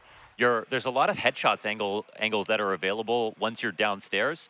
And so I think that Turtle really just kind of put the rounds on his 1 kill alone. And that's not something you want to see from your ramp player. He's been watching too much Bit. The Bit demos at ramp just don't make sense. Stop trying to copy them. Yeah, no kidding. Yeah, he'll just multi-frag for no reason at all. Okay, Henny, he's going to be able to take away a big angle from Complexity by holding it onto this. And in fact, he wants to keep on pushing. This actually should be able to provide him with at least 1 kill in the round, unless Complexity are extra careful. Yeah, and it's an incredibly hard angle to shoulder from the T perspective. Yeah, Fang's walking right into this one, huh? Done. And Henny also can, yeah, he has every right to go back into this. See what more he can get. Player close right. Oh my. Floppy, oh, looking to maybe take a peek towards Hut, but caught before he can get around the corner. So Henny getting up into that's Squeaky, beautiful. making a massive difference in this one. Oh, JT, exit just shuffled far enough away for JT to kind of half-ass clear it. Couple of shots, you want to save? Go ahead. We know where you're at. We know what you're up to. 50 seconds left for them to try and hold off. MIBR, nice to see Henny get into the mix early. He is still yet to die on this map. And if he is going to be the difference maker, this is something that I think, Maui, you were bringing up pretty consistently yesterday, and something that I had personally forgot about. This is a major finalist, major finals MVP, correct? Not, well, he was the highest rated in the finals series, but it no was trophy or anything. Yeah, it was Adren that took home the MVP for that major. Still. I mean, yeah, I've been a huge Henny fan ever since I started really getting into CSGO, and it's really kind of just that. You said he was your favorite player. It was my favorite player for the first handful of years that I was watching. That was my flusha. So who's that switch to? I don't have a favorite player anymore now that I'm working in the space. I can't really do that. Okay. Floppy. Crimbo. I just like certain. I like a lot of different players nowadays. Yeah. You have so many friends. Yeah. Who's your favorite player? Actually, should we guess who? For Scrawny? Yeah. Favorite player for him? I think I'm gonna go with Cadian. No. I think it would be like someone French. Correct. Yeah, I was thinking that too, but I think it wouldn't be Shocks. It was Shocks. It was Shocks. Yeah, it was Okay. Shocks. He was Shocks also and then Hobbit when they won their major. Oh, and I Hobbit. switched to Okay. Hobbit for a long time. That's a cultured pick. I like that. Thank you. You know my first big. Oh, okay. Hold your thought, Maui. Yeah. We'll come back to you. We'll talk about our favorites later. I'll be back in Okay. a second, just like Grim. Back in a second. He's got a chance at another one here on Mini because he smokes behind himself. Look at that. Oh, never mind. I thought Grim had it hook, line, and sinker. BRNSN's not going to fall for your gimmicks. And he's been pretty solid on this A-hold, right? Whether that's shutting down the squeaky door. Sure, Henny takes his place and pushes up with the op, maybe stealing his highlight, but Turtle decides to go fishing. Gets caught in the net. Fang. One more. Casts 2 kills and exits from up above in heaven. Will have far too much to do, surely. Halzerk already has a chance to exit. They could go down B, no need. Just go ahead, plant front sight. You've got outside control, JT. Nice insurance policy from Mini. Gonna clear it out, make sure nobody's there, and then get this third one in. So I will return to you, Maui Snake. What is it you would like to share? Well, first I want to talk about this round, I think. I like the initial kills from Complexity there, and I love the pause, the composure. You just hold. Guns out holding is really such a hallmark of a team if they know that the game state is disadvantaged for their opponents, and they know that their opponents have to make the next move. And we see the discomfort in MIBR walk peeking. They did 3 consecutive walk peeks. It was not a team effort to get back into the round. They all thought that they had to just find a fight by themselves, and that's also a big reason why I think this is so heavily Complexity favored. Like, most teams would have procedures. They would trade into lobby, but we did not get that from MIBR. And what I wanted to say initially is that my first favorite team was the Gambit lineup with Hobbit. That was my first real favorite team in CSGO. Oh. Not CS older versions. But CSGO. But CSGO, yes. That's the one I staked my claim on immediately. As soon as Juice joined, I was like, I'm all in on this roster. And that's why the Krakow finals maybe didn't satisfy a lot of people, but my favorite player, top rating, my favorite team, winning it all, It felt like a dream. Felt like a dream, huh? It felt like a dream. You know, I think It was there's such this, an epic tweet from Zeus to be like, you know, not giving up till I win a major. That seriously was I mean, so sick. Insane. Yeah. It was like a fairy tale. and I think even more so because the moment they win their major, they dissolved, yeah. right? He disappeared. That's That the- roster that's the changed. Cloud9. They won the major, and we never saw them even compete at another event as that lineup. They just disappeared into the history books. Beat the game and leave. I mean, he just wanted to. He honestly just did it to get signed back on Navi. It was the ultimate resume booster. Had a lot of back and forth rounds here. No consecutive round wins for some time. Floppy and Biara and Azan again just fighting through that smoke. There's been so much pressure on the squeaky door from both teams. They burn out the vent player, Floppy, catching him on the fallback with the molly. Fang's gonna have his hands full. Henny and Turtle on the other side of a smoke that fades. But now nobody's watching that flank, and the CTs, nope, they don't get active. Floppy's looking for another kill. Sight, very low health here for Insani. Super difficult, and it's the smoke spam that's gonna put the second CT down. Then the flank is held by Halzer. Kenny's op rings off with one, but he is just so shut out of that lobby that he has to simply limp away like exit down in the tunnels, cowering like moles. Because I think moles are pretty pathetic animals. What? Oh, wow. That's rude. Really? Yeah, I Jesus. really do Yeah, think so. That's kind of messed I'm up. gonna beep Kim Possible right now, and her naked mole rat would want a word with you. It wasn't Kim's, it was Ron's. That's true. That's true. But I mean, she definitely had an They affinity. don't call towards him it. Ron Weasley for no reason. Call me, beat me. If you want to reach me. Kim Possible. One of the better theme songs. Yeah, for sure. Yeah. Yeah, Shiva, she opened my eyes. Shiva. Shouts out Shiva. Yes, mommy. Mommy, sorry. What? Guys, that's Kim Possible. Danny Phantom was another one. I don't know But about this that. was also just, again, like a really well-constructed round for Complexity. Good damage early on from Floppy, not actually giving his life up, but then the nade stack onto Insani as he was top silo, getting him down to 3 HP. That was also a really cool moment. Very big-esque from Cole. They want to do it again, it looks like. They did a bunch of UD last time. They want more UD. No one's there, though, so... Hollow nade Sad. damage. There's also not much for the other players to play with. Turtle on a Zeus, 2 USPs, but ooh, they are met by one of 2 weapons saved from the last round. There's still a high likelihood for the outer flank, but look up. Henny, ooh, catches Fang with a headshot. At least each of the weapons have already grabbed one and exits in a prime spot to go for the double. Grim in the back, JT close, so close. Exit swings and gets shut down. So both the weapons hit the dirt, and unfortunately now for the remnants of MIBR, those guns cannot be retrieved. They are very much under control from Complexity, who are playing that outer play. Halzerk with the P250, an honorable man, a gentleman. Oh, shut down! He wants to fly off his windshield. Sit down. Poor guy gets stuffed. And he looks right back to heaven. I would just like to say, it's sort of a small thing, but JT, when he has good games, his HSP is so high that he sometimes barely takes any damage when he gets multiple frags in a round, and that's such an asset to Complexity when things are going right.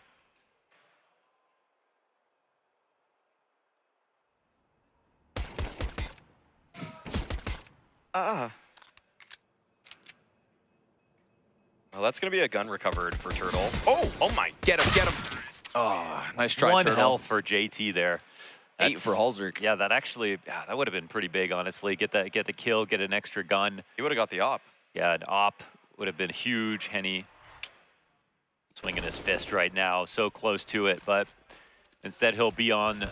This is just jokes. Another rifle. This is Oh my so gosh. jokes. Okay. Well, Complexity taking the lead for the first time on this map. And really... Are they doing backside grenades again? The RPK nades? Or no?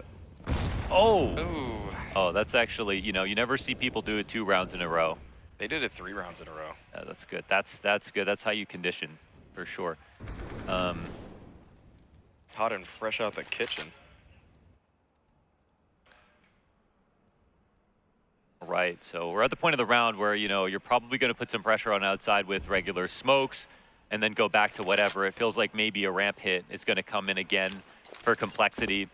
And I wonder if MRBR will be able to smell this. But I would love to see Turtle with another chance here to defend.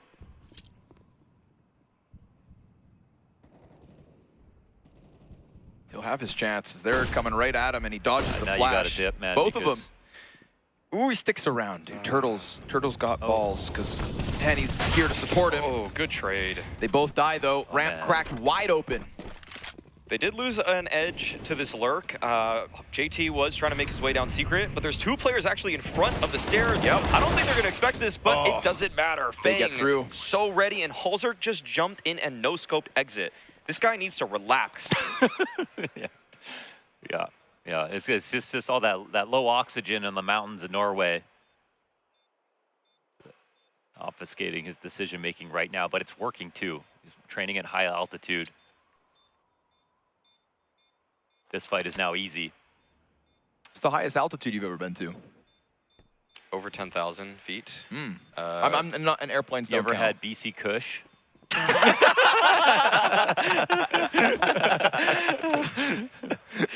Yeah, man.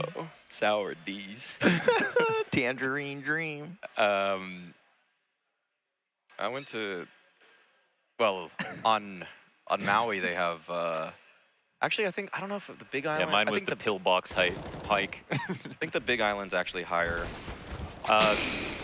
Colorado, I had to get, when we did a dream hack in Colorado, I had to get chapstick, you know, from the makeup artist like every hour. Oh, really? Because of, because Dry up there. Yeah, you can barely think because you're so high up. I hiked to Machu Picchu once. Okay, then you I win. think I win. You win. All right, instantly into ramp. Very fast. Nothing here to stop it. Maybe a 5-7 kill if they swarm down towards control. There are 2 CTs here. So sure enough, there's 1. There's 2. Nice, Turtle. Grabs the MAC-10. There's a second weapon to be had, but they just put it down. The fire burns bright. And a fast rotation from Complexity here. Looking to adapt, get the hell away, right? You've just given Turtle an AWP. There's also a MAC-10 down there. Oh, they got up heaven so fast that this might actually be watched. We'll see Grim. Yeah, he's got eyes on it. Oh, that's tough for Henny. I actually loved his position, honestly. Grim goes back, traded out by Turtle. Turtle is trying to be the biggest hero possible in round 11. Backside position from Floppy. Fang swings the door and swings even harder with the AK. Double headshot to close it. Nice try, Turtle. Got to give him props, but a little pop-off downstairs. Still, it's won by Complexity. Round. I mean, the fact that they're willing to move so fast, even though they failed downstairs and had to cancel, and MIBR knew it, and then so they know that MIBR can get to any position they'd like to. Henny's there in hell lurking. If they started to walk in, he did find a timing kind of sort of fast enough, but they were just up the ladder. Like, he couldn't even get any shots off when they were going there. That could have potentially changed the pace of the round. So now MIBR will call the pause.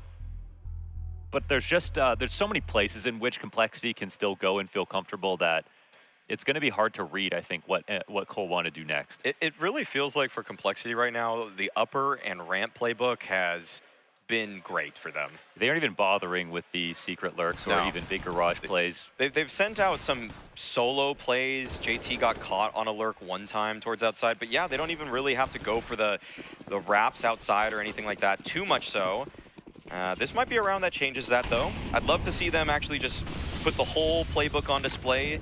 This is to qualify for a major, of course, and they're going for the triple swing outside. Oh my Bold God. stuff, and Grim just takes him down. Halzer finding the kill on Henny, who was peeking there around heaven, and this is already a 5-on-3 advantage. Damn, dude, Grim got wings. It's great to see Complexity sort of making it clear the difference in ranking between these two teams, and I think that's something that may not have happened in this series, even during a win, but look at this. They're swinging every advantage. They're trusting each other. And, you know, honestly, people are not crossing outside with no smokes like that as much anymore because you can just get shut down if there are good aimers on the other side. But Complexity, they almost can do no wrong at this point. Wow, mauled. There we go. I set that up in the pregame. I wanted more of that. I thought that they were going to be going outside a little bit more. I thought Floppy was going to be cleaning up in the lobby. Finally, he does. But the only reason he hasn't is because everything else has just been working so well. Yeah. Everybody chipping in. This is just ferocious, actually.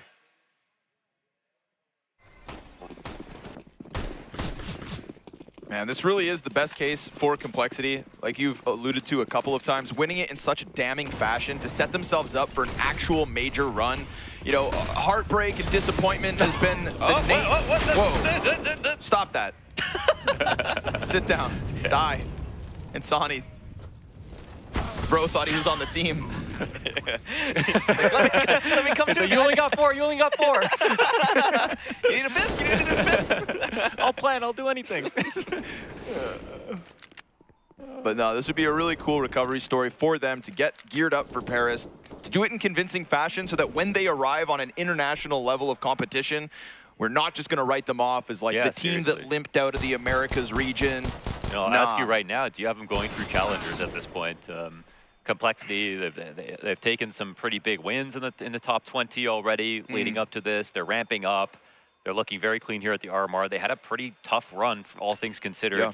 I think you could make the argument for it. Yeah, I really do. But what do you put the diamond coin on the line is the question for Complexity to get out of the challenger stage. I'm going to already say one thing that's really tough is that FaZe is in the last chance qualifier. That would go to challengers. Mouse is in the challenger stage. Like, there's already some teams that are just getting just like the EU RMR is so messed up because some of the best teams in the world are going through challengers. Yeah. Liquid will also be in the challengers. And so it's hard right now, even just like predicting to the future, to expect Complexity to do it. But I think I just want to take this for what it is, because Complexity, they've already hit 9, and I am sure that they want even more. I think that the European teams are fixing their RMRs so that they can get more spots at the major, because they let the lesser teams qualify as legends, and then they show up for challengers, and then they hog all the spots. To make it even worse for NA, huh? I say give Americas their 6th spot back. Euro nerds. Oh my god. Yeah, I hate this spot. It's always good for one. I know, but it's just like, wow, ooh, you're up there? Yeah, like not being able to fall back, of course. Yeah, that's like, that should be out of bounds. It's just so powerful to disrespect all the smokes. Yeah, it is. That's a fun spot. So it's actually worse in Pugs because everybody wants to peek from silo first. So that's true. That's me. I'm literally just trying to set like a KZ world record to get Silo faster, like a split second faster than I did the last round. Just doing my best Twists impression every single round. It's usually, it's weird when in pro games you see a spot and you're like, I want to take that and see if it works in FaCe. It's like, no, that spot actually is really bad. Yeah, the best spot in Pugs is to play back big garage and just catch people dropping off of every single round. Seriously. Okay, they actually found an avenue into this one. Little life left on it, but Grim has bomb on A. Better clear close. Oh, dude. Imagine being Turtle. You turn around, you see him in the eyes. But it is 10. Maui said 9 rounds T-side, and he undersold it. Complexity. Oh, Maui fantastic. didn't believe in them. Didn't I say at least? I said at least. No, I said at least. I'm saying I feel like you tempered your expectations so that people didn't think you're just a fan. But you're not just a fan. You know what you're talking about. You're a super fan. I'm a super follower. Glug, glug, glug. That was water. That was water. Complexity 10-4. Damn. One more to go here. MIBR. Oh, your dreams of getting to the last CSGO major are starting to fall and falter, and Fang and Floppy. Henny recovers with the A1S, the push around the back of Trophy. Bomb did get stuffed towards Squeaky. That needs to be recovered. And with the presence shown in lobby, you know Fang's thinking maybe it's still hot. Gets shot at through Mini. He's just going to plant here in the front side of the A site. High likelihood that Heaven is a retake position. Man, they got no kit and no nades. They don't even have a paint can smoke. They're coming in for the Heaven retake. They got the flashes here ready. Oh, sorry, they did have a smoke. Get a smoke. Yeah, it just got thrown over. Oh, what the? Floppy's just, they're just trying to swing to stop the flash play. Interesting. Fang. Good luck. 16 health. Feels like Complexity get a little too active. Fang down beneath them, and he gets stomped. Turtle slides down the walls. It is a 5th for MIBR, which means their hopes and dreams are alive. But it also means they're that close to being eliminated here in Monterrey. Complexity not only a one-sided affair on Inferno, but a hell of a T-side on Nuke to make desperation sink into the minds of MIBR.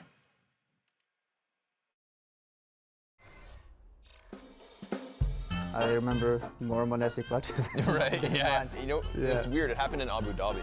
Obviously, last year, he starts with that, like, MIBR clutch. Yeah. But, you know, in Abu Dhabi, he had, like, a similar clutch from the same position and nearly the exact same kills versus outsiders. Right, yeah. Yeah, I thought that was so weird, where I was like, I've seen this exact moment before, right? He had the one good clutch against FaZe as well. For me, that one is the best because he played it out the best. Okay. I think it was last Lisbon groups. I'm also thinking of, like, the Inferno clutch as well, when he stole bomb from outside of apartments. Yeah, it was against outsiders as well. Yeah, right. Okay, yeah, two clutches, same maps. He's just crazy in clutches. Yeah. Like even practice what he pulls off, I don't know how, but he just somehow makes it work. You can't talk G2 clutch without bringing up Monosin.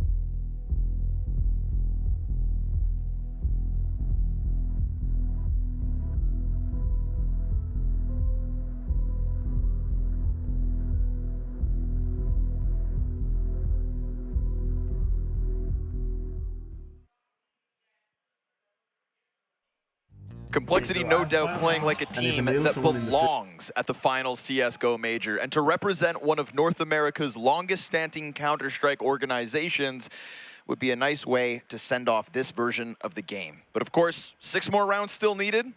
Just feels pretty confident, seeing as they now kick off the CT side. The Unicorn odds 13-1.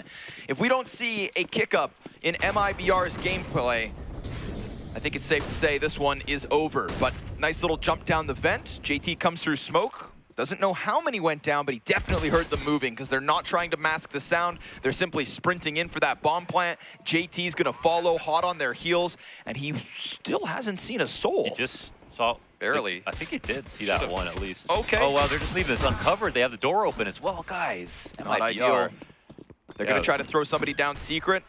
Insani needs support here. We've also got Henny going towards the ramp side. Nicely done from Insani to catch one, but Grim already tapped that bomb. They're worried about Decon. Little do they realize, now they will know, nobody actually towards that Decon side, but Henny catching him on the fallback will give pistol to the Brazilians, which gives hope to the Brazilians as well. Yeah, and you know what? I mean, that round was actually over. They didn't have a kit. They all bought half armor on that round and wanted to go for the hold. I think they just sort of egoed it. Yeah, if they actually just had one kid in smoke, they win that. Yeah. Just flat out. They would have won that. But, you know, I mean, with how Complexity's playing, you'd like to see them just kind of maintain that sort of semblance of teamwork and just high-level play. But at the same time, they are feeling it. And so you can't really blame anybody for trusting themselves. Super fast. MIBR right back to it. It's a repeat of the pistol with similar success. Bomb plant can be had in a 5v5. Fang Scout looking for a mark. Gets pressured. Mac 10 goes down to the hands of Floppy as that Scout does have close support. But now they're smoked off, and again, it's going to be that ramp flank. Insani with the insta headshot on Halzerk. They lose vent control, but still, Turtle holds on to the bomb site, so now it feels like Complexity too far out of this one. Damn, MIBR taking the pace to this T-half already. Yeah, I mean, of course, you know, the event drop goes wrong. That's where the round ends, but once they get downstairs that quickly, no surprise that Complexity aren't ready for it. So nice call and confidence out of MIBR. And it looks like no punishes to be had now from the remaining 2 CTs that are here. And I don't think any upgraded weapons that they can grab. Exit, I believe, only had a Mac 10, and he also pushed into the ramp. Look at that. Oh, that's nice. All right. Thank you. Parting gift. Yeah. A little money. Yeah, I'll be a little tilted about that as he rebuys into another AK. Yeah.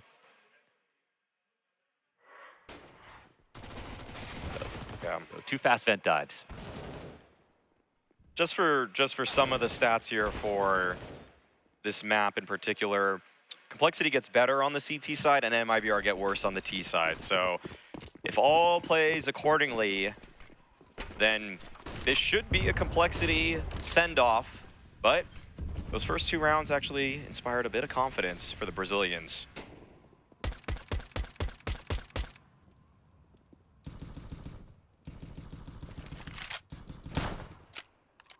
And even on a round like this, I mean, we've seen them come in with no armor and make it look like they could win it. So MIBR are just never safe.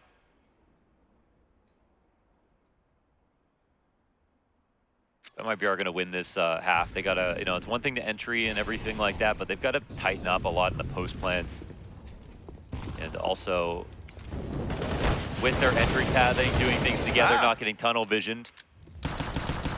There's a good punish. Bang, what? They're just leaving that open. What? Oh, Floppy gets another. Dude, oh, guys. and he gets away.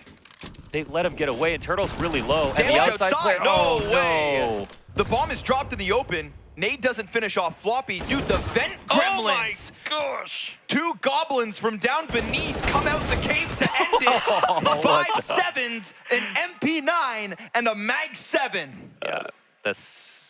Did Goofy join the server? That was so ridiculous. I can't believe they were just so willing to fight on the ladder like that. I mean, Grim right here did so much damage. I can't believe Floppy actually came out. And he got away like that. And he got back, yeah.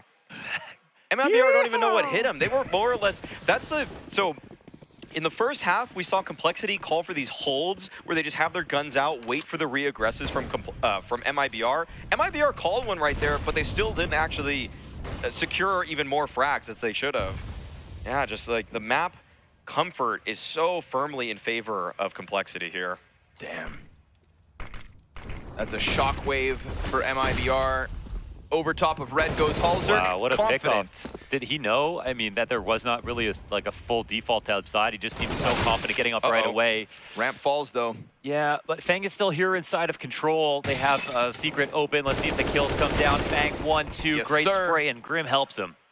He's over towards Decon, so a little crossfire on the exit out from ramp. BRN goes down, no Tech 9 success. It is 12 to Complexity, and it feels as though that last round, you can see the giggles, the smiles. Complexity having fun with this second map. Which is great. I mean, yeah, you know, mood is a big thing. And I think, yeah, no money here for MIBR. Their hopes are quickly washing away of being able to come back on this T side. You got to convert. We haven't even seen that rifle versus rifle rounds with a very sound buy. So a 5-round lead looking to be 6 here. So MIBR come in with this with 1 pistol, sorry, 1 flashbang, 1 upgraded pistol.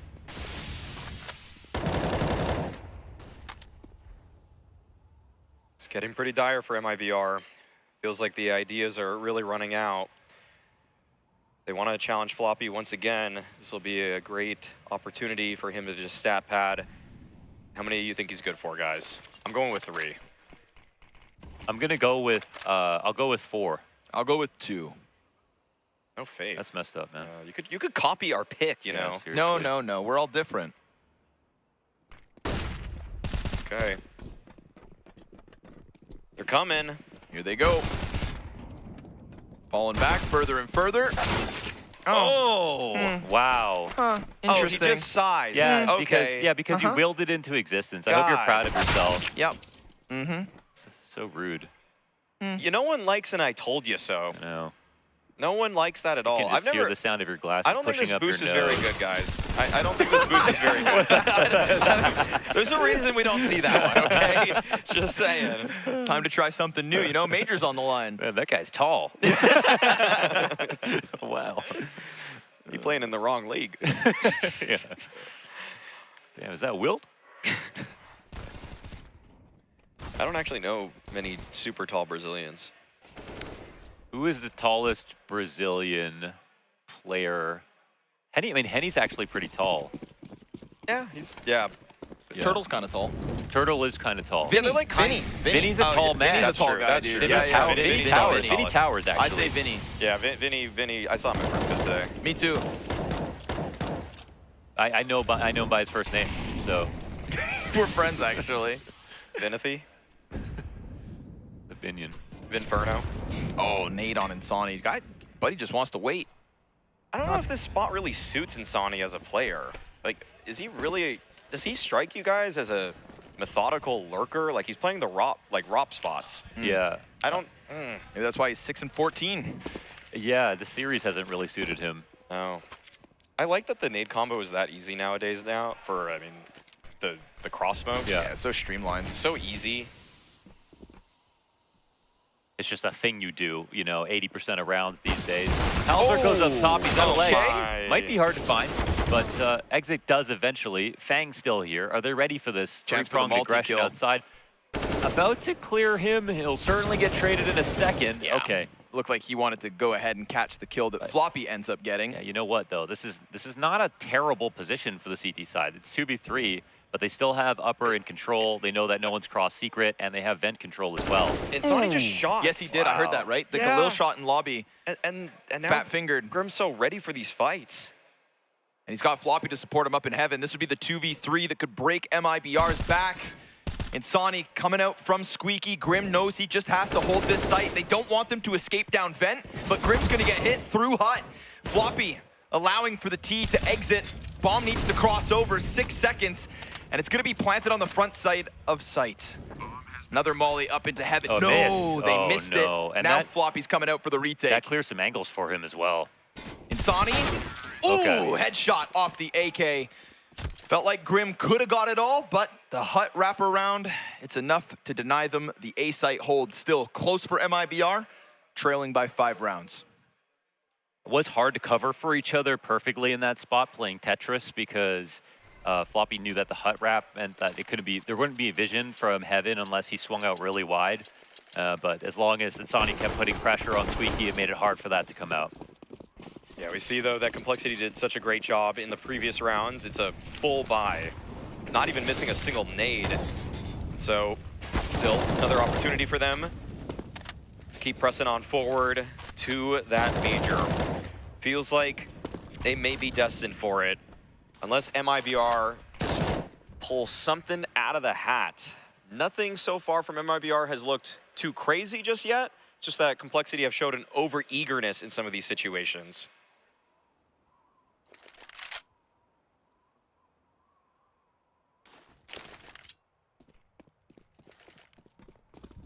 And Complexity, that's got to be feeling really good right now. 3 rounds away from locking in the major. And looking across at each other, they can trust everybody. There's no sore spots on this team individually. The calling's been great. They've had to go through such an arduous bracket, and they've had nothing but success here outside of their pain game, I think, where they lost. Oh, no. And, a shot goes a little high. Oh, but just as I try to say all of this, look at the kills coming in from the T side. Now there's 2 CTs left over. One of them's dead. Damn. Decapitated in heaven is Floppy, and now it's just Fang 1v4. Oh, that was a huge missed opportunity for Halzerk, obviously. If finds that first kill, things get a lot easier for Grim. But the timing so fast, as Grim likely unready for that engagement through Mini. So MIBR, just a little bit of a wrap strat. Again, it's nothing too crazy, but it's just that complexity. I don't know. I mean, I've seen this team falter so many times when they are so close to tasting a huge victory, and I just don't want those thoughts to seep in for them. Let's hope their inner voice isn't Maui right now.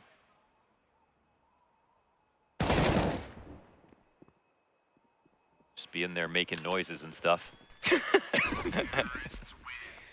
I hope their inner voice just sounds like Floppy. I hope it sounds like Idris Elba, you know, just composed confidence. Just a mild-mannered, in-control individual.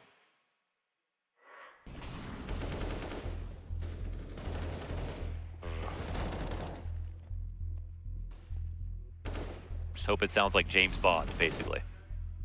A little controversial with that one, huh? Shouldn't be. Shouldn't be controversial at all. But, yeah, timeout here, and I think this is really well timed. I really do. I mean, this is where some of it begins to set in for complexity, just how close they are, how the missed shots might make them second guess their own ability to get it over the line. But, yeah, glad to see that people are getting vocal.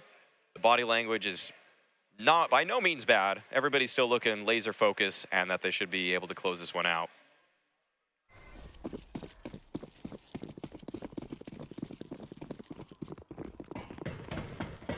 Well, for MIBR so far, there's no reason to believe that every round isn't going to come on fast and hard. They haven't actually just simply rushed upper in this instance, but the other thing is, though, I mean, yeah, I wouldn't put it past complexity once again to be able to pull something crazy off, even with just one M4. Oh, they're going for a heavy B stack, though. That's interesting because they, you know, they could have done it via a ramp stack. Ooh, a little extra time on that kill, but they grab it and they've worked their way out of hut. The in-between timing on the upstairs hit is what has complexity moving away, not assuming that MIBR are going to go for it if they're going to wait any time at all. Nice call from MIBR. And they're in very respectable territory with 10 rounds. And this is all just exceeding the statistics of the past, correct, Maui? You said that the T sides for MIBR are meant to get worse. CT sides for complexity are meant to get better. So we have MIBR putting in real work. Yeah, it looks like they've actually tied their CT round total in this game already. This will be their 5th T-side round. And on the CT side, obviously, they were only able to find 5. So it's a map with both pistols, converting for at least 2 at the start of each half. Bit worrying for complexity. Like to just play the numbers, just keep things together. Oh, that's a freebie. Look at that. Ooh, look at that. Gets blown back to the back of lobby. That's a pickup. Well, keep an eye on that. I mean, it doesn't matter. They're going to buy up, but that's just extra money and maybe full nades for someone who might not have been able to get it. So pretty good find. It actually drops the gun, gets an AUG. Yeah, Floppy loves the AUG on ramp. AUG is a difference maker on Nuke, that's for sure. Yeah. Definitely a handful of players have been using that one. One of the few spots where it just seems incredibly viable. That and I'd say Monster on Overpass, really good. So curious as to what MIBR are going to try to do. Looks like an outside default. The pack is here, you know, with this bomb. So I don't know if they're dropping smokes on the fly and then trying to cross quickly. There's no pressure inside of Squeaky on this round. Halzerk opping big, and they could cross up beside him for sure. Fang seems to be holding that angle right now. They're waiting for the secret rotation punish, but it's not there. Fang's actually here. Uh-oh. Oh, here's the Squeaky pressure for the cross. Well done, MIBR. But forgetting about the potential for Halzerk. Halzerk, I think he saw one on top silo as well. Definitely. JT gets in position in time. Oh, but he got traded. Wow, two rotations. I was like, why is he jumping out? But just because Grim's right behind him, give him a little space so both could fight. And sets up Grim to trade frag, sets up Grim to take man advantage, drop bomb with it, and MIBR now having to carve a route downwards through Vent. At least Insani finds it clear for now. You can see Complexity wary of their presence. And Grim, ooh, mid-jump caught. Oh, Double swings the door. Damn. And Insani goes chasing. The AUG of Floppy not ready, but Turtle, as he has that bomb, could go up the ladder into the A site. It is his, and it is clear for the taking. With a smoke in front of the site, he fakes the plant once and does wrap back around the silos. Grim banks the nade. Turtle hit by that 420. Halzerk on the ladder, sees what he needs, and that's gonna force Turtle to get that bomb down. Being chased here by Grim, no chance. Turtle will not get his gun back out. Grim popping off with the squad because Complexity are 1 round closer. One thing that was so great about watching Complexity versus Imperial just yesterday was the decisiveness in their rotations as a unit. When JT was in his zone yesterday, every single play that Imperial made, JT seemed to know what was happening, and this time around, he takes Grim with him down the vents. The trade is essential. It allows Grim to free himself up in this open map situation, and then he's able to just deliver because he feels like he's the hottest rifler right now. Oh, absolutely. Yeah, and I mean, they just had 2 pairs of eyes outside to assist, right? I mean, Fang was watching the cross. They used a good tactic to draw Fang's attention towards upper again, which was great. And then they used that timing to 3-cross outside. But Complexity were convinced that there was something going on and left Halzerk to pervade the scene from Big Garage. He ended up getting his kill, and then it was the rotations from there, believing that MIBR would commit pretty heavily to that first play. And of course, if it was some kind of masterful fake and they went upstairs, then the double vent rotation downstairs would have been a huge punish. But Complexity trusts their reads. That's exactly what you want to see.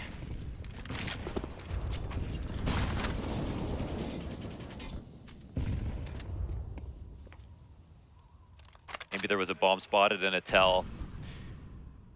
Down to, you know, very little money here, MIBR, but have put together a solid buy. They've got an up on Henny. Might be the last time we see him have it. Yeah, it would have been great for this MIBR squad to find a way to the major, but now Complexity, all bet stands between them and Paris is 2 rounds. So close for them. This is an org that has been through so much, not qualifying for Rio. They had qualified for Antwerp, didn't have the best showing there. But this is an org that also was at the very first major, and they are now 9 kills away from getting there once again. Yeah, they didn't qualify for Washington, didn't make it to Katowice playoffs. There are just so many almost for Complexity, and honestly, this would just make up for all of them. Grim goes down upstairs. It's a 4v4. This is a nice opportunity to hit the site. Floppy, he knows there's pressure on him. Flash that he dodges, nets him a kill. It's a 3v3 position, but the yacht from up top. Through the smoke, Halzerk decides to press the issue. 2 frags left to find to get that 15th, to lock in OT. 20 seconds here. MIBR feeling the pressure. They're going to go ahead and dive the back site. Halzerk's presence up in heaven, being held by Exit. And Complexity give the Brazilians a little chance to breathe, but now the pressure comes back with that flash. Halzerk waiting for a chance to strike them down. Exit could very well make this difference. And JT's Incendiary still yet to be thrown, but there's nowhere to hide if you're Henny. And a double kill that's just so close, but not there for the taking. The Brazilians fight on. That could have been landing in accuracy. It could have been him landing on the ramp of the slant. Yeah, the slant and not hitting the ground immediately. But either way, a really nice attempt from Halzerk. I mean, he knew he had to go out then and there. He had his first shot, but a good trade from MIBR to keep them alive and actually take away the money now for Complexity and make this a 3-round game. They're on their last time out. I think, why not use it? Yeah, keep the focus here for MIBR. Still want to make it. They would have battled against all the statistics to win it here on Nuke, but they still have a chance, that's for sure. I think Complexity are still in a position mentally where they are willing to call aggressive plays and take risks. I haven't seen them show any trepidation on any of their execs tactics, or especially over on that T side, and I think they just want to keep some of that energy, and they got around where they don't invest anything, so they're going to wait until, you know, 12 on paper. We'll see with this lobby crunch if they get anything out of it. They're going to do a lap through the lobby, see nothing, and know that it's an outside default. MIBR also not wasting time. Quick to the kill feed by fragging versus Grim. Rooftop player is going to cut off 2 Ts from the pack. Fang puts the 5-7 in the perfect spot, but the no-scope from Henny. USP thinks big Wait, 3! what? Pistols come through for Complexity. All of a sudden, MIBR in an awkward spot, but at least that bomb is recovered. At least exit's still downstairs. But what a feeling, what a shiver. Like an electric shock down the spines of MIBR as all of a sudden that B play almost comes to an abrupt end, and it makes you wonder, what if Fang could have just carved off 1? I mean, yeah, that was... Holy hell. Yeah, that was still... I mean, the damage actually matters here. MIBR, you know, we might see a Galil or something like that. Two rifles saved is not optimal.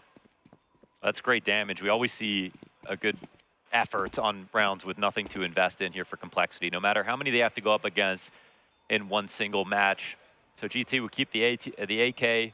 MIBR will grab 12 rounds. And personally, if I'm gonna call this rounds, I would be playing 2 upper, I'd be playing 2 outer, and I would be playing 1 ramp. I would be seeing if I could get control of outside and then lead a flank to lobby and punish MIBR for going light outside if they go any. Oh, that's what takes down Fang. That no scope from Henny. Wow. Wow, if he just misses that, Fang's getting 2 kills probably. That's crazy. Margin's so slim, and the game has gotten so close. As it should be with everything on the line. Depressing end to the first season of Counter-Strike for whoever doesn't make it to the major. One crossing early. First piece in place here for MIBR. JT won't second guess it. He'll just put himself in front of a smoke early.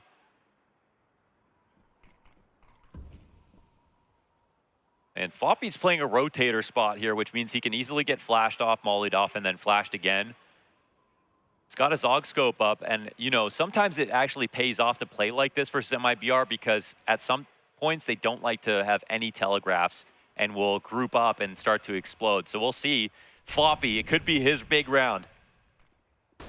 AUG's good for the first. Oh, the little bit of delay from the second peak. Turtle thought the trade was his to be had. Floppy decides otherwise. 3rd kill on ramp.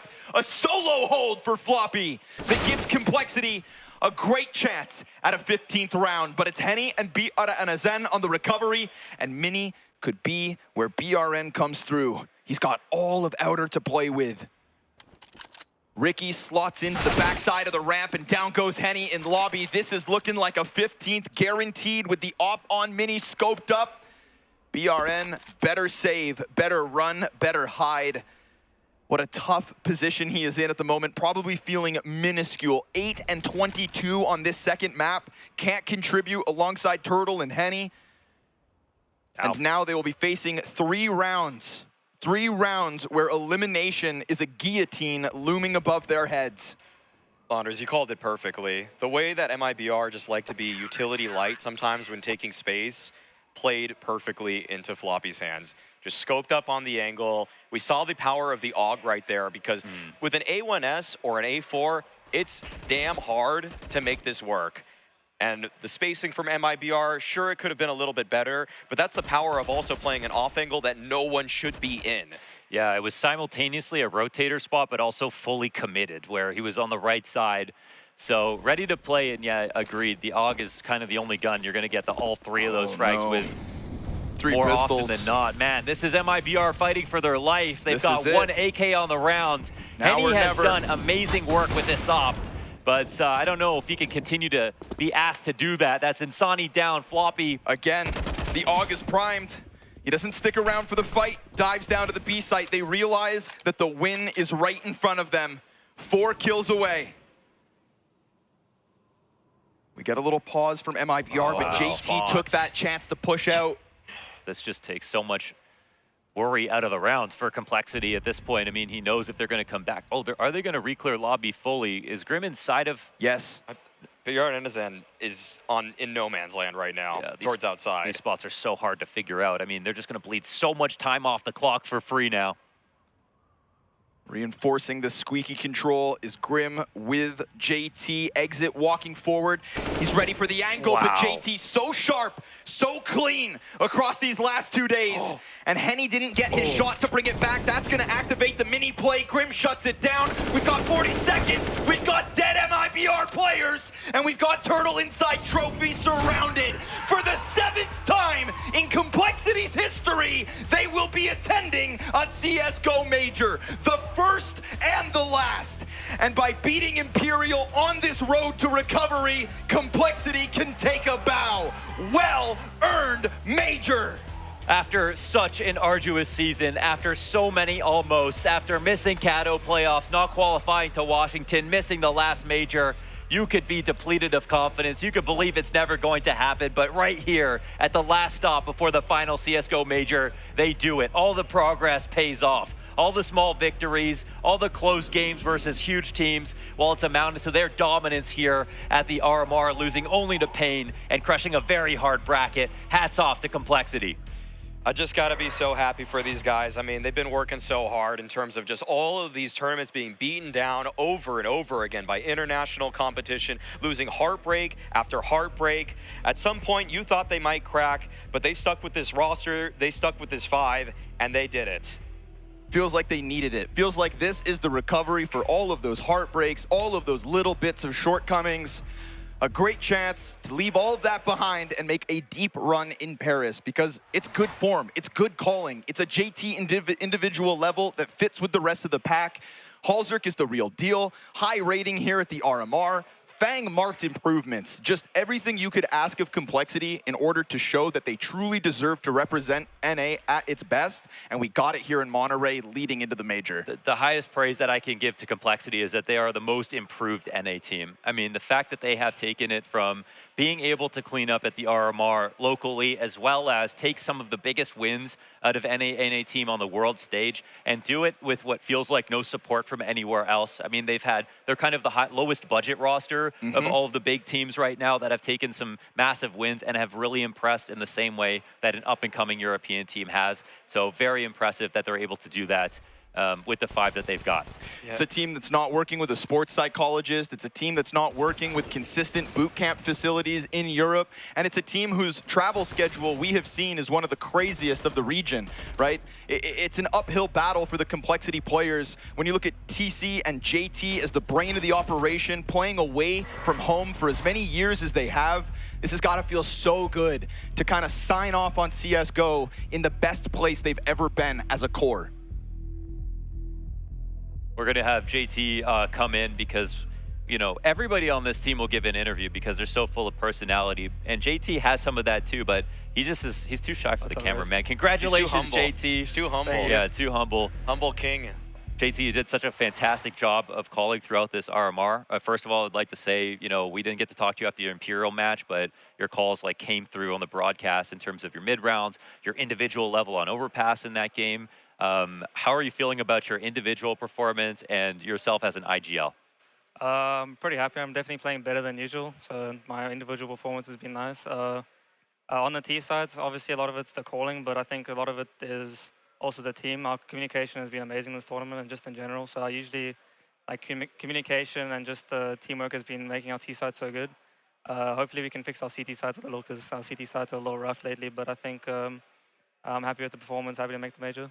JT, I want to know, I mean, this game, it really never felt too close in terms of it, but I bet the pressure was still there. And I know that in these kinds of moments, we have seen you guys crumble before. And I know, like, this is what every team says. They say, oh, just keep following the plan. But has there been any serious talks about trying to shed those sort of pressure moments and actually get over them? Because I feel like this was more convincing what you guys did to MIBR. Yeah, I mean, every time we like lose a match we should have won, we always speak about it, see what we could have done wrong. I think something that we do very often is we lose a round or lose 2 rounds, I mean, we'll change the game plan or change what we're doing when it would have actually worked. Like, we just missed a few shots and then we changed everything, would have actually worked. So even like this game against MIBR and Nuke, we had a pretty bad CT side at the start, but we were like, well, everything we're doing is good. We should have won these rounds. We should have, Halzerk should have off some people in many, or we should have held up with, we had 3 people there, so like we're like, let's just continue what we're doing. our game plan's good. Let's just keep going. So there's some decision by committee in that regard, where it's obviously you're calling, but then you're not just sort of like the beginning and end of every decision. Yeah, definitely. It's not all of me. It's just we're having a discussion. Our coach is telling us like we should have won that round, or our coach is telling us like this is what they're doing. They might run this fake or this fake, but we know that our game plan will work against it. So that we make sure we don't change anything unless we really have to. With with your guys' run here at the RMR, it feels like it wasn't as clear cut for us who was probably your best overall player. Like Grim really came alive in this series. I think Floppy did really well on this last map. If you had to actually say who the MVP was for Complexity at the RMR, who would you say it was? In terms of, because we don't always also know what they're contributing, like in terms of comms too. We'll say it on 3, okay? 3, 2, 1, Fang. Halzer. He waited a second. Yeah, I waited a second. Yeah. Okay, yeah, we could definitely see that. I can't really say anyone. I feel like everyone was pretty equal. We all had good maps and bad maps. Halzer had some great maps. Fang had some great maps, especially the last 2 days. Fang's been playing well, in my opinion. So I think I can't really choose anyone. I think everyone's been playing pretty well. Yeah, well, if you got stats for being the IGL, you would definitely be the MVP of the RMR. It stood out for sure. Now, I've got one big question for you, I guess. You know, it's just been Heartbreak Hotel for you guys, like, all season long. So let's just go all the way from the last major, you know, not qualifying to that. Didn't qualify for Washington at the Showdown because you had, you know, Halzerk playing from Europe. You didn't qualify also because of losing to Navi at the groups. Losing to Navi at the groups, that's right. Not getting to Kato playoffs because of the outsider loss where you guys were ahead also. Yeah, all of these. Are we just railing him? What's going on? No, I mean, my question is this. It's my birthday too. And you guys happy birthday. That's great. Where are you going Does that with add this, extra pressure? Is it what? Does that add extra pressure? No, I just told the guys, like, it's not my birthday until we win. Oh, okay. So now it's your birthday. Yeah, okay. So wait, so it was your birthday in January then? I'm just kidding. It's when the clock hit 3:44. I've been waiting a while. Yeah. Does this make up for all of those, you know, heartbreaks? The fact that it's the last CSGO major and the qualification you couldn't get last time? Yeah, definitely. I think the major is the most important tournament for everyone. So, like, making the major instantly just, it feels like the season is at least like a little bit of a success. So, obviously we're disappointed we couldn't make those other events, but now we can go to the major and we can do something there. So that's nice. Yeah, that's amazing. Man, congratulations on the win. Sweet. Yeah, congrats. We're so proud of you. We called you the best, most improved NA team, and I think you guys have made us really proud. And I know most improved South African NA team. Yeah, that's right. Okay, and you guys have made us so proud. I think that, you know, for the amount of resources that some of the other teams have, I think you guys have done so much, and you've been a huge part of that. So looking forward to watching you at the major. Hope you can enjoy the night, and yeah, we'll see you there. Sweet, thanks, guys. All right. Congrats. Okay. Well, can I take this off? Yeah, you can take it off. We're gonna swap back in this guy. Hand it back to Corn Dog. Corn Dog. What can you say, man? JT, like, without JT in the scene, what kind of scene do we have? Honestly. Honestly. There is an argument to be made that he's the best North American IGL. Yeah, right. Like who else is calling? Like, there's like, in terms of what we've been seeing from, say, Nitro, I don't think most people aren't necessarily sold all the time that like he's doing a lot as an in-game leader. Like he definitely is, but that's just kind of not the narrative that's been created around him. Whereas JT, I think in some ways that Complexity are playing better than the pieces on the roster, because you look at where they are landing in some of these tournaments, what their accomplishments are, and you look at some of the names, and it's like kind of like, really? Like Halzerk and, you know, Fang are getting this deep into tournaments almost, so it's like, yeah, you just have to give credit to JT in those kinds of moments, and you have to give credit to TC also. Yeah, 100%, man. Doing less with more. That's the complexity. They're good, though. They're good. Like, I mean, I'm not saying, like, any doing of those guys more are with slouches. less. Doing something with something. Less with more? Don't worry about it. Don't worry about it. Okay, wait. Worry about this. We're changing the schedule up, guys. That's right. 2 games left to be played here at the Americas RMR. It is Pain and Furia here on the A stream, Liquid and Nouns over on the B stream. But myself, Launders, and Maui Snake, we're going to swap streams. We're going to let the other guys who have been grinding away on the B stream take down what will be the Legends spot. A Legend spot for Pain. If, after their improvements, their back-to-back best-of-3 wins over Liquid, and now fighting versus Furia for a spot at Legends, they could be representing Americas at their best. Will it be Pain, or do FURIA take it back, gunning for another playoffs at the major? There's questions still to be answered here in Monterrey, and we'll see you guys after the break for that one. But this one is over. Complexity, again, congratulations.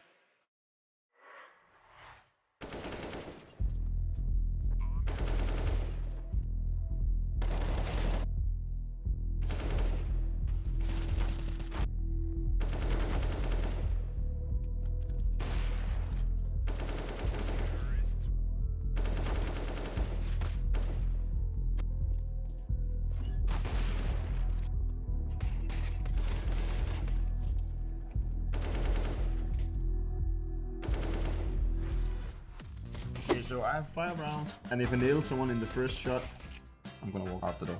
Flusher is the first guy I'm gonna get. No, it was not Flusher. Let's start with Simple as the first guess. Let's try. Okay, let's type Monacy, okay? Let's start with him. I heard he's a really good player. Okay. So he's from Europe. And he's young, it seems like. Let's try. I'm gonna go further down south. I'm going to say Kenny S, because I'm gonna try and see if I can hit an Alba. And I guess I can go for Saibu, since that fits. So he's from G2 and it's an Alba, so I'm kind of close. G2 and he's an Alba. He played the last 2 majors. Monacy, alright? I just have to go for Manesi here, I think. But Manesi is Russian. Wait, what? Well done. What? Is Russia part of Europe? Wow, I'm actually insane. I told you before that I'm a really good player.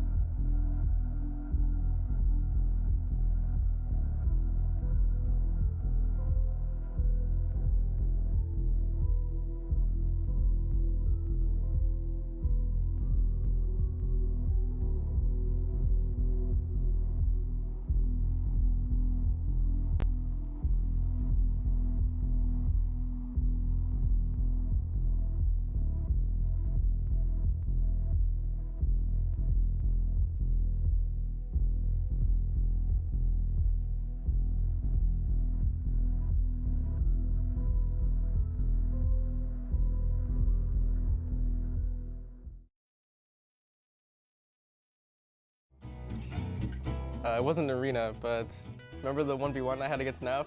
Okay, It was like the all-Canadian round. Yeah, okay. Yeah, that one was actually All funny. right. Yeah, rewatching that, I laughed for sure. This is Canada versus Canada. Oh my, nothing can go wrong here. I've never been so apathetic to an outcome in my life. Right. I'm going to apologize no matter what happens. I'm already smiling. I'm happy for whoever wins it and sorry for whoever loses. Sorry. Oh, he's just bleeding time off the clock. Oh, he's playing twist like a God, fiddle. Canadians are so smart. No kit either. It's done. Oh, such a sick and in play. Canadian fashion, it's full pacifist. No one shoots each other. Sorry I had to blow up your site, eh? Yeah. Oh, no problem.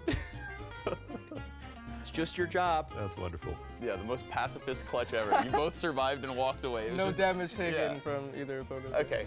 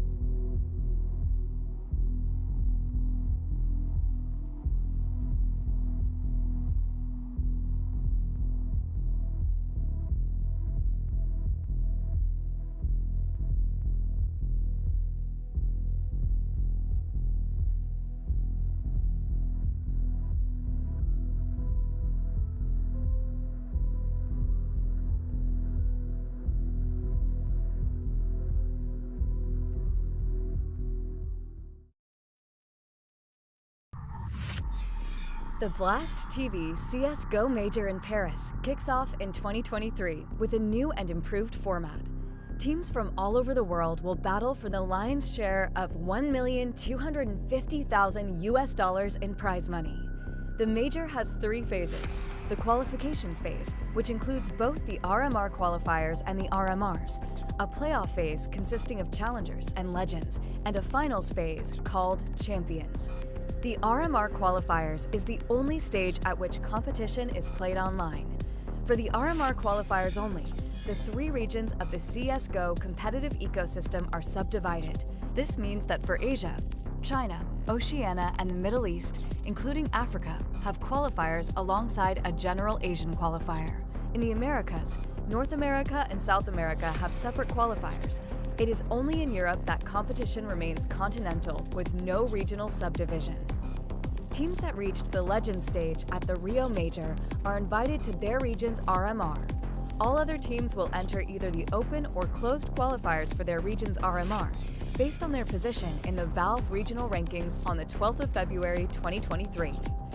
For the RMR European qualifiers, the team ranked 1 to 16 advanced directly to the closed qualifier, with all others entering 2 open qualifiers. 8 teams advance from each open qualifier to the closed qualifier, which is played as 2 16-team tournaments with 18 teams advancing to the RMR. For the Americas, the teams ranked 1 to 8 in each subregion are invited to the closed qualifier, with all others entering 2 open qualifiers in each subregion. 4 teams advance from each open qualifier to the closed qualifiers, with 7 teams from each closed qualifier advancing to the RMR. In Asia, the teams ranked 1 to 4 in each subregion are invited to the closed qualifier, with all others entering an open qualifier in each subregion. From the open qualifiers, 4 teams advance to the closed qualifiers, with 2 teams from each closed qualifier advancing to the RMR. The RMRs take place in April and are played offline in each respective region. The European and Americas RMRs are a Swiss format, with the Asian RMR played in a double elimination format. Initial matches are best of 1, while all elimination and qualification matches are best of 3. The Asian RMR is an 8-team tournament with 2 teams advancing to challengers.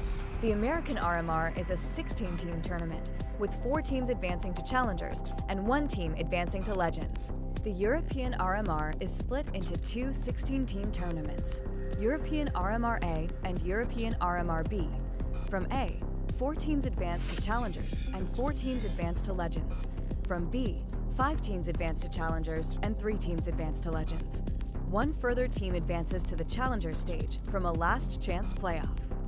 Find schedules, team info, articles, and the best live viewing experience of the Blast TV Paris Major on blast.tv/major.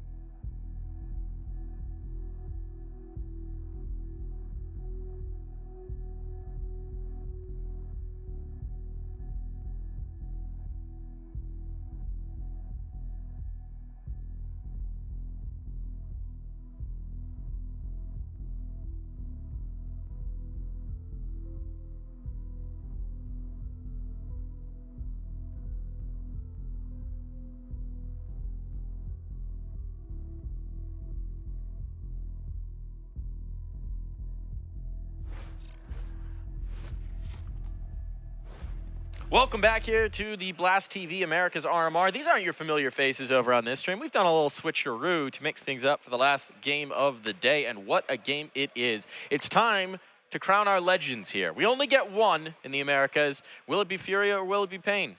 Yeah, that's the big question. I mean, you have to put FURIA as the favorites. We still want to see how high this Pain train can go, what their ceiling exactly is with this team. We mentioned it. I think I mentioned it kind of at the beginning of the day in the other stream. It was like it feels like Pain is actually playing better to their ability right now, but FURIA is probably got the higher peak. I don't know. This is a really cool clash to see just how far Pain has come in this year. I think that's a pretty apt description. We have Pain pretty much playing the game the way it's designed to be played, but the question is, can they compete against FURIA when FURIA is hitting every stride, when they're firing on all cylinders, which during this event, you could argue that maybe they weren't. They aren't completely playing up to their potential, that what we know they're capable of. They've actually, I mean, well, look, they handled business against Liquid yesterday, and that's going to be their biggest if they had stiff competition to like pretty much any other team other than Pain and Pain and Liquid, I would have been surprised. But what you can definitely say about them is 2023 has been horrendous for them. 2023 has been an awful start to the year. They've talked about it in interviews. Coach Gary's been saying it in interviews. Outside of like K Serato and Yuri,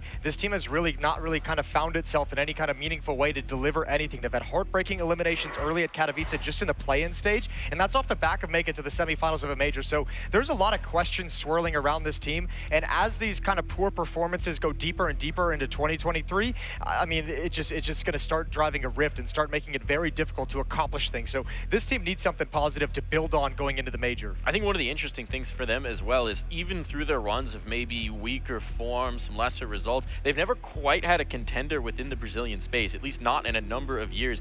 This past year, we've seen them start to build back in. Imperials maybe pushed at times, and now it's certainly the guy across. It's going to be Pain, right? Yeah, Imperial's not coming along for this ride, but Pain certainly is. And if you're FURIA, you do not want to lose that spot as the top regional team. Yeah, I mean, it's pretty huge for either one of these teams, obviously, to make it into the Legend stage. There's actually, I mean, but despite the fact that they're both already qualified, there's a lot riding on this matchup, getting to skip that Challenger stage, getting to move ahead, and already having kind of you get to skip one stage of the major would be super nice for either one of these squads. So, yeah, and I mean, you make a good point, too, because we've heard all the Brazilians that come onto the desk talk about it, Brazilian matchups, Brazilian rivalries, interregional rivalries. FURIA want to maintain that dominance, and the funny thing is, too, like, you have to think on some level, if there's like a really bad performance at the major, FURIA's got to start seriously considering roster changes, and probably the team that you'd look to now to do that would be players from Pain, except now that they've gotten so good, there's no guarantee that anyone is going to want to make that jump. So you're in a very weird spot if you're FURIA, and I think maintaining that dominance so that you can attract players down the road if that's the route you want to take, that's actually pretty important too for FURIA in a bigger sense. And Zeus just mentioned it in the interview on the other desk too. Teams that have been traditionally playing overseas, he talked about their boot camp before they came back to this event. He said it was like hard to adjust from playing against teams in Europe to now playing against teams from within their own region. And you can make that argument that FURIA could potentially struggle with that as well because of the fact that they haven't played in a long time. These teams have not played since last year towards the summer. These teams have been definitely competing in different worlds, but I would argue that what we've seen from Pain this event is incredibly impressive, and they could easily give FURIA a run for their money. The funny thing is they've been playing in different worlds, but neither one was Brazil. You had North American competitors in Pain. You had FURIA spending most of their time over in Europe, little stints in NA, but there's a lot of familiarity there with that scene in particular, and they've been on similar journeys, right? Both of these teams consisting of players who've spent large amounts of time away from home in pursuit of that dream. There's very much a similar storyline. It's just kind of Pain is the new one rising along that path. Yeah, the new kid on the block. Well, Pain's even spent a decent amount of time in Europe as well. I mean, those recently were at Pro League as well, and I mean, you can see just eye test watching their game. It's not the same kind of chaotic, crazy style that some of the younger Brazilian teams and some of the more inexperienced Brazilian teams have brought to the table here. The crazy thing about this guy you have on your screen, Yanko loves to make this point.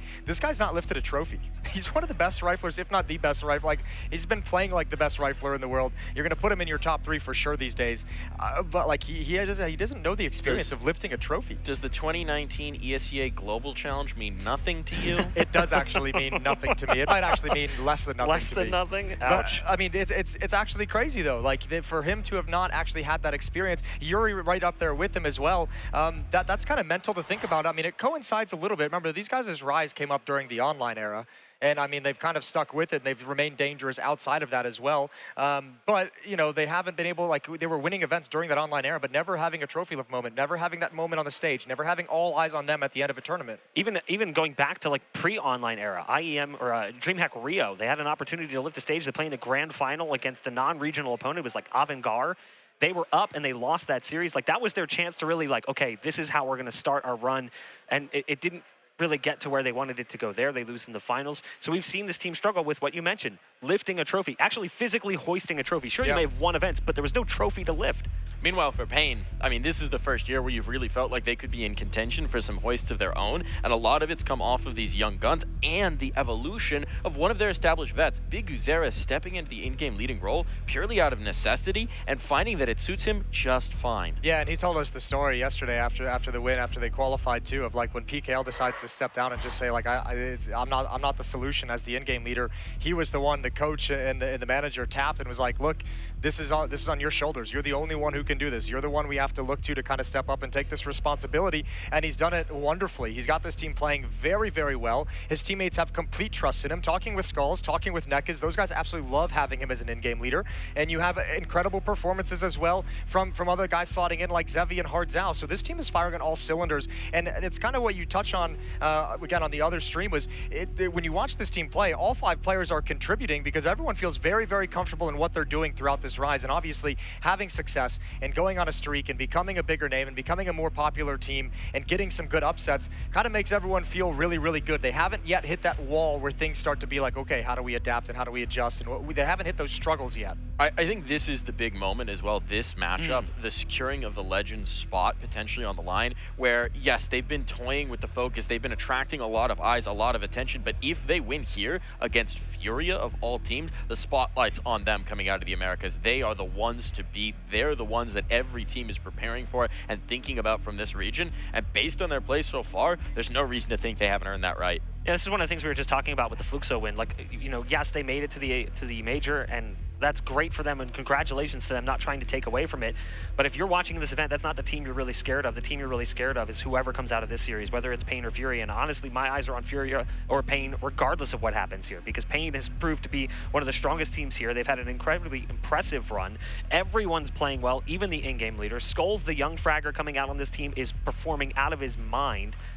It's a scary team to match up against. To me, one of the biggest surprises, one of the most pleasant surprises, I know we're going to talk about Skulls because this guy's been unreal, but you started to expect that from him. These performances, he continues to deliver. The one that's been a shocker to me is Nekas has had some major step-up maps. They've dominated through most of their games. They've annihilated the competition, but we've also seen the big pop-offs for Nekas. He's a guy who was on this roster for a long time, left the team of his own volition saying it's not working. Turned out he was right because adding the new blood reinvigorated them, but after BKL stepped back, they said, you know what? You did have the right idea. Let's see if you can implement it within this team, and he has just elevated his level so much as a player who's really still most of the time trying to set up the rest of his team for success. Well, look, enjoy, and this is no slight on him, but I think this is one of those moments where you have to enjoy the numbers you see on the screen because these are at the Americas RMR. He's had a little bit of boost against some weaker competition here, so yeah, it's been super impressive and super nice to have, and obviously he's going to do better as his star players like Skulls and like Big Uzera and like Hard Zhao deliver as well, and when they're having good tournaments.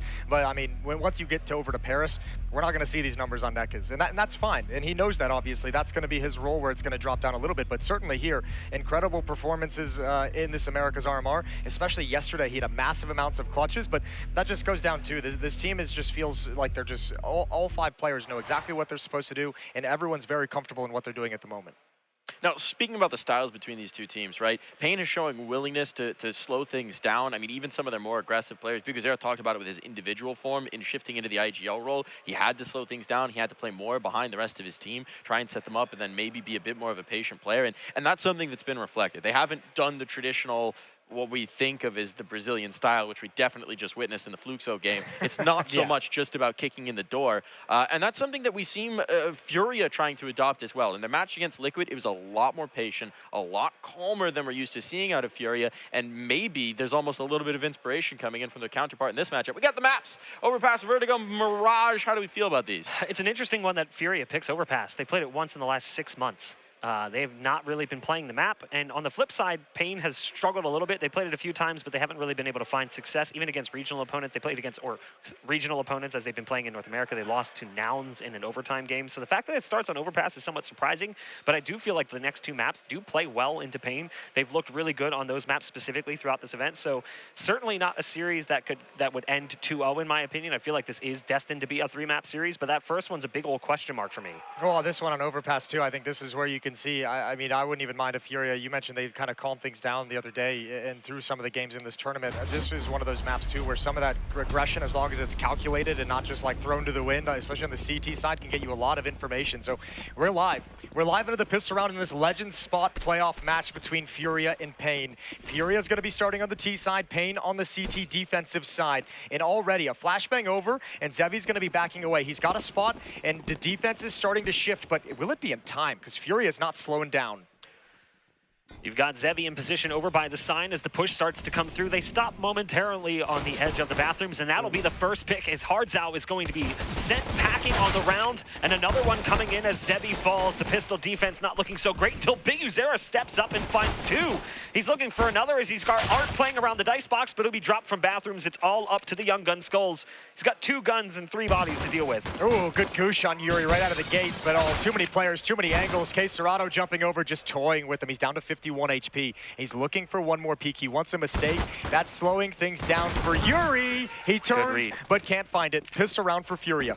I think this is something that FURIA is going to be trying to do a lot of times with Skulls, right? He's the guy taking the shine. He's the guy that has a lot of the buzz behind it, but that's Case Serrato and Yuri's job coming out of Brazil. They want to remind him that they've been here. They've done that. It's an important point to make because as we talked about, as you mentioned, we know Skulls and Big Uzera are going to put some numbers on the board. Hardzao and Neck is doing good, but like how deep can you actually go when you're facing off against a team like FURIA, who's been the experienced one, who's been there, and obviously Case Serrato and Yuri having phenomenal performances in recent memory. This is it's certainly a step up in terms of individual skill of their opposition that they've had so far at this event. It definitely is. And I mean, it has to be, right? The last matchup against Fluxo, yes, Fluxo are going to be joining them on the trip to Paris, but Fluxo's had one of the lighter paths to this. Pain have dismantled the competition, but now we see whether that same fury can be brought against some of the top dogs. Remember too, like we're giving Pain a lot more respect than the players inside the server are going to get them. If you're from FURIA's perspective, they're thinking, yeah, like Pain's had some cool upsets, and yeah, they're looking good, but you know, we still think we're like 10 times better. They're still going to have to prove that they can actually handle this. There's going to be a little bit of elements of disrespect in FURIA's game that Pain's going to have to slow down before they can get comfortable. A lot of space being afforded into this round. Connector will be in full control of FURIA, so they get the options towards either site should they want it, but for now it seems like a mass towards A. Just leaving a little bit of Art to give them the option to bail out if they want to. Meanwhile, we've got a bit of a long setup, player up on top of the planter. Scout to watch it. Pain will let the contact come to them. Big Uzera going to take this first contact, going to take this big move. And what's he got for it? For the look, a little bit of hesitation here. Here comes the clear.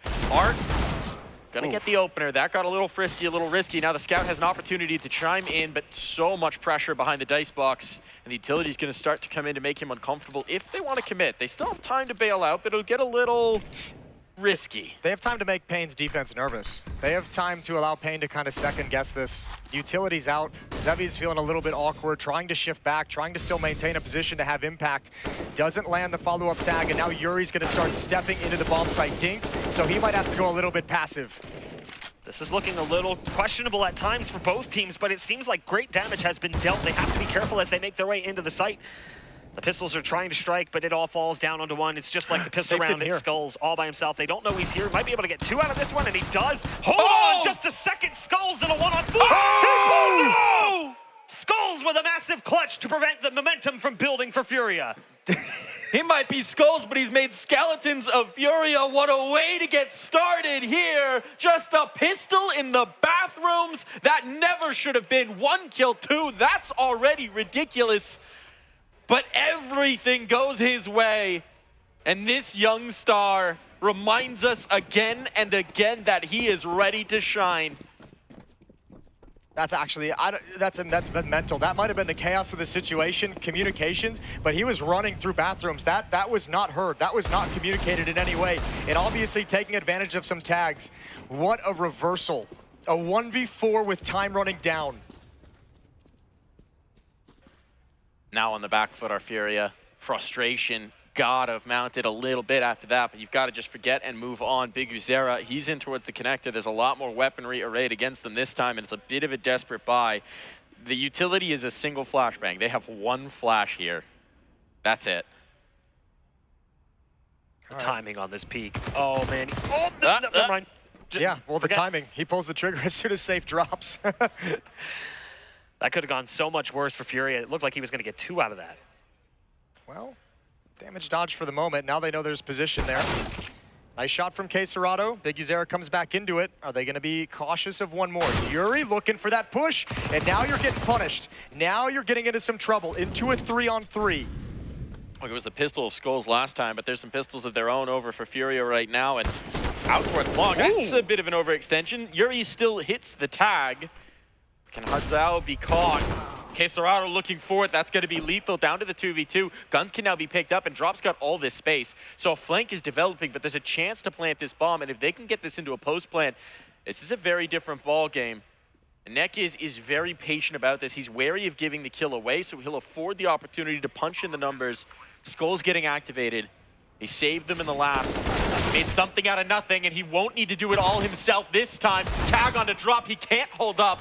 The force buy almost pays out for Furia, but a bomb plant will be where they leave it. That's back-to-back rounds. K-Serrato's lost very similar fights from that position over towards bathrooms. Previously, it was from underneath signs during the Skulls 1v4. But a couple rounds slip away from him when he's got the rifle. Those could have been 2 kills that really, I mean, that would have Fury up 3-0 essentially at this point. So good job from Payne, but a plant and a lot of damage done. I think Fury's buying right back up into this at least a little bit. Pistols picked up, Hero AK-47 passed over. I gotta say, if you had any doubt that this series would be delivered, I think these 3 opening rounds have answered your worries. We're getting some fireworks here. And that last round could have been so much different too. Big Uzera with that peek at the top of stairs with the MP9, thought for sure he was going to get 2, and you can see how quickly it spins. Those little tiny things that can take place in a round can turn it all over, and that's what happened. That almost went the direction of Furia. Spams a little bit off, no damage done. Drop with the AK is going to lead his way up the stairs. Big Uzera's got an AK deep in bathrooms, back towards the A bomb site. And just now Zevi's falling back into the site as well. It's just this one rifle that Furia is hoping can create an opening for the Deagles to slide in. They're grouping en masse. They've had success towards this A site early. Bomb plants have been afforded to them. Zevi and Big Uzera will try and hold this at bay. First spot on, damage done. No casualties back the other way, but the angle's condensed. They're trying to go for the plant. That's a little bold, and Nekiz will punish it. Quick swipes back, and Zevi locks down long. Yuri, what do you got with the rifle? 1 and done. That's the round they needed. Stabilize their money a bit, because the last few rounds have been chaotic, to say the least. So they'll be feeling a little bit more comfortable moving into this one. But Furia, because of the way these rounds have been playing out, they're still in a position to buy as well. This is feeling very similar to some of the series we've covered over on the B stream here on Overpass. A lot of early round action, a lot of buys going back and forth that maybe shouldn't have happened at that point in the game. Nicely done from Zevi. I mean, just really good defense from Payne. Defensive smokes. I like even the idea Art just jumps into the smoke and taps the bomb to see if any of the defenders are going to overextend into the AK-47, and it doesn't happen. I don't know if this was spotted. I don't know if they saw Big Uzera. Doesn't look like it. Oh, what a flashbang. Ooh. Important trade from Art. That's a nice opening setup for Paquetá Gaming, and it's into a 4-on-4. And Furia's already pretty low on nades. 2 smokes, a Molotov, and a flashbang for them to use, and it's back to the B bomb site. With Nekiz clearing back in towards Con as well, this is going to give some comfort over to Payne. They can control the rotations. They might have the risk of that early flank, if you will, if they go in towards construction. And so Hardzao and Skulls can be comfortable in their hold for the moment. You could even see Zevi's backing away. He might need to survive a bathroom push. Oh, they're reading this. They're reading this heavy. Zevi's already starting to drop. This could get a little bit weird. Nice flashbang. Skulls is blinded, taken down by K-Serrato. Good entrance. Molotov to slow down the plant. Gives a wide angle over to Yuri. Finds that. Hardzao, one more. Around the edge of the smoke. Oh no. 0-3. The individual skill is standing up to Furia. Hardzao shuts him down. And now without a bomb plant here, right? That's been a success story for FURIA, but they're going to have to take another limited buy. Pistols maybe can come out, a bit of armor, drips and drabs of utility, but when they've gone in with the drier rounds, they've not found success. FURIA needs to get healthy here. Their attempts to push and pressure with lesser weaponry, they've been rebuffed. That's crazy. And what a hold from Hardzao. Hero AK-47 picked up on Art, again, just trying to do some damage to Live and Money, and it's done a decent job on a couple of players. Skulls is at 300, Hardzao at 950. So doing what they can. Doesn't have Pain as close to a break as they'd like.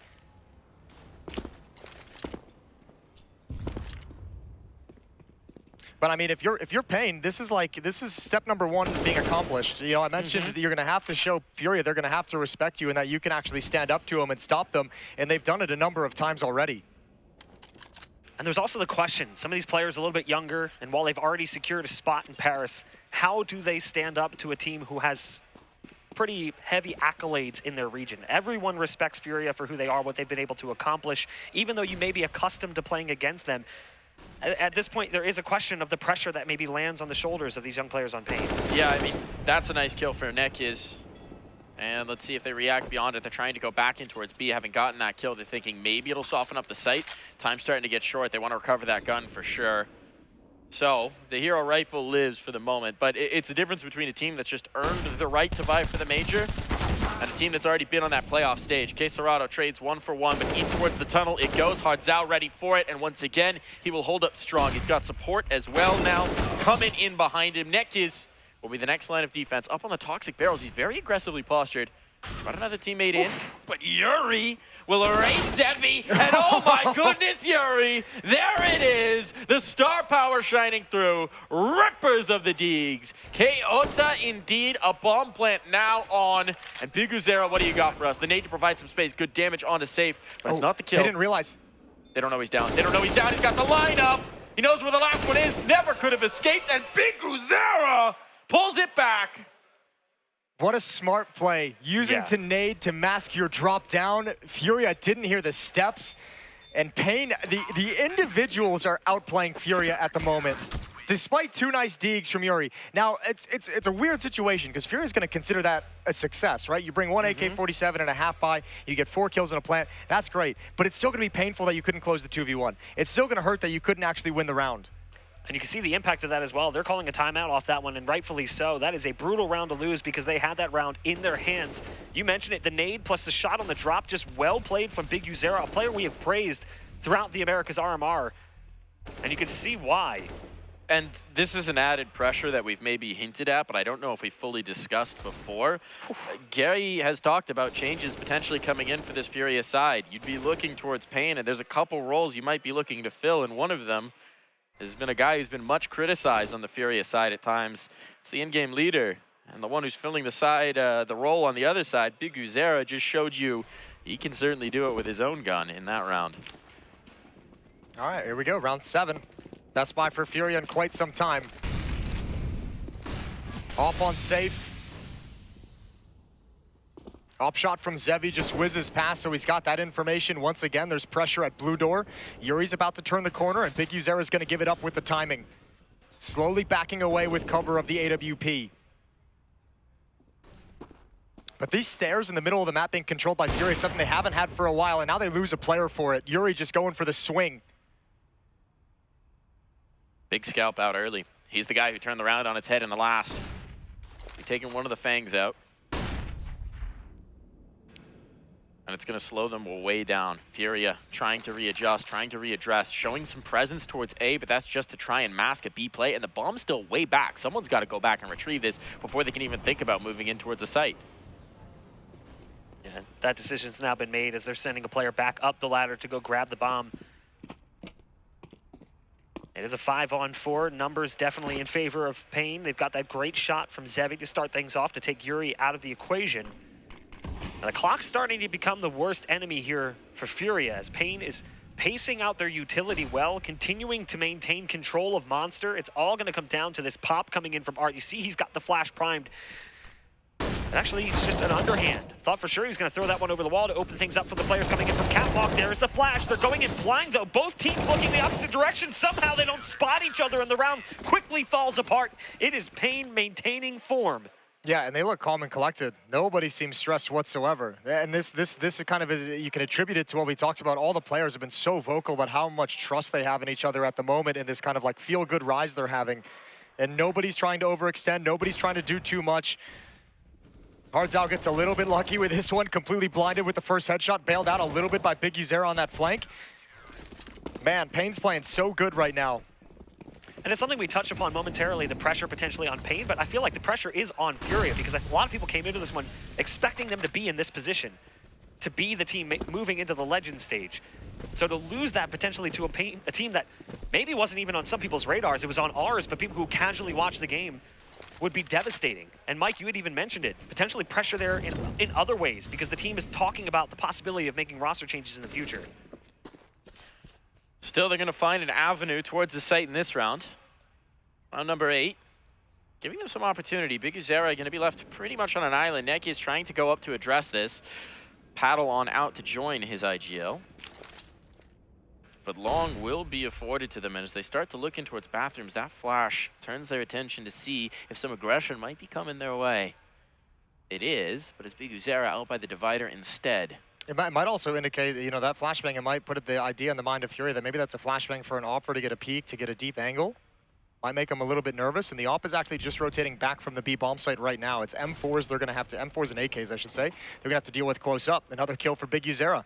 And I was just going looking. Yuri was in position where he can't be traded at all. Pain's finding a lot of early kills in these hits, in these situations. Big Uzera's going looking again.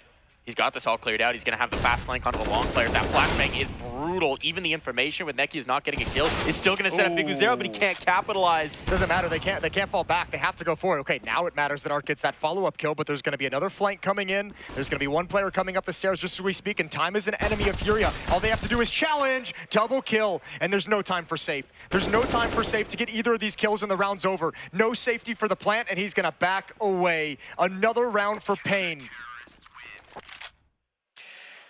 7-1 the scoreline, as it always seems to wind up in these matchups. But you're just starting to run out of a bit of steam here for FURIA.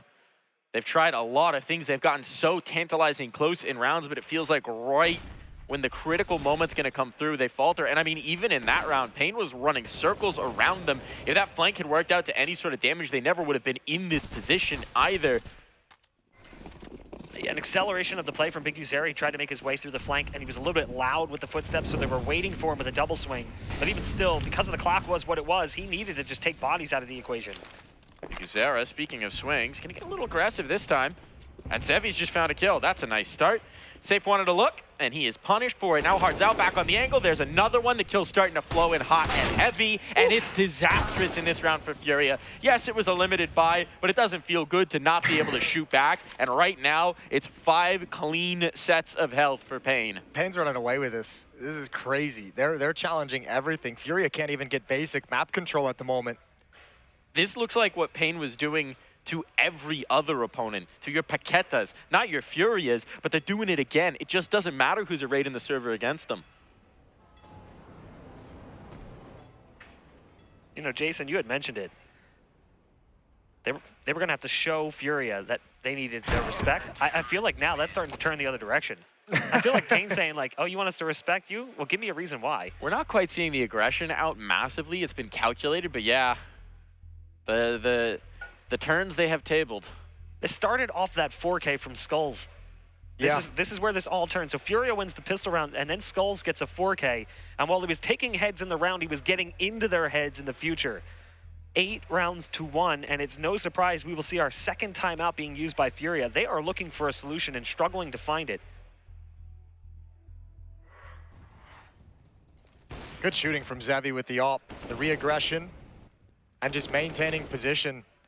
I mean, there haven't been a whole lot of rounds where Pain hasn't controlled this short water or like the blue door and stairs position. Sometimes it's just been Neka's parked in there. Sometimes they've just been taken a little bit late. This time with force, with 2 players, just making sure that FURIA can't ever feel comfortable in it. 8 in a row.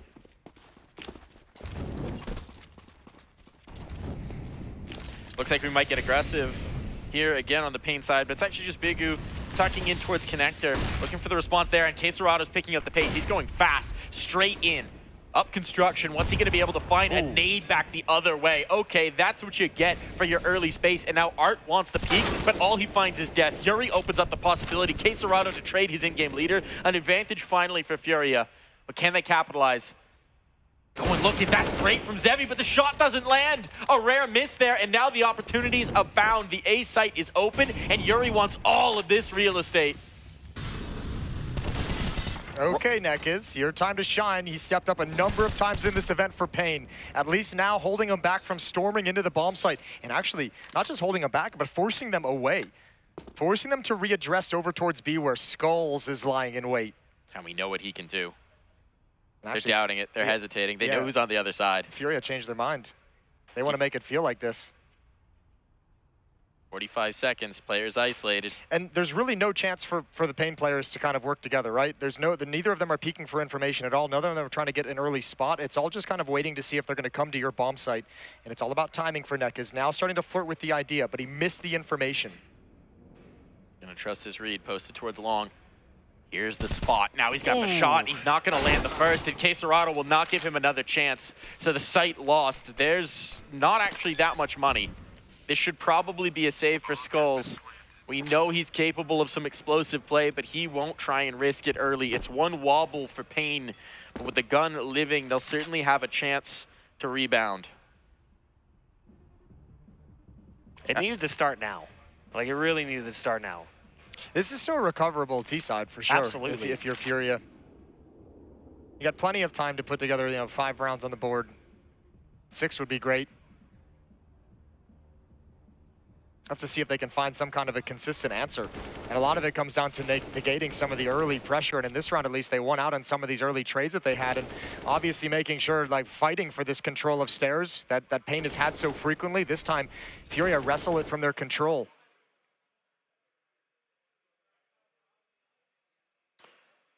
Into round 11 we go. And the money is surprisingly fragile for Pain, considering the run of 8 they went on. Enough of those rounds were competitive that they're potentially going to be up against it if they can't win here. So a chance for FURIA to break on through. Make a little something happen, it seems like. Well, they're going to explore the entirety of the map to see if anything's given to them early. It looks like they might want to play a little bit fast. Art went to go through that smoking monster and took significant damage. He's dropped down to 38, but it's actually Quesarado to strike first, taking down Nekiz. And I think that was a boost. That was the jump, info jump. Ripper of an AK shot to take it out, I believe.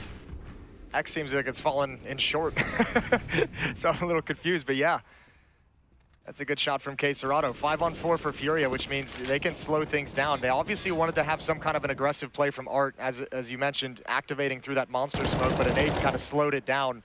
So now they get to readdress their options, and they have some space on the map due to thinning out the defense. And they have found the light site. Zevi's looking to address this, so the op might be on the scene for now, but long control's been established. There's still plenty of time. With Quesarado lurking, they've got options, but he's starting to withdraw, and that tips their hat to us at least. They've run low on time twice at this bomb site, so they got to be a little bit careful about when they actually want to move in. Now, Big Uzera and Zevi don't really have a whole lot of utility. Zevi with 2 flashes, but he's going to be wanting to op out in this situation. Him and Big Uzera are going to shuffle positions.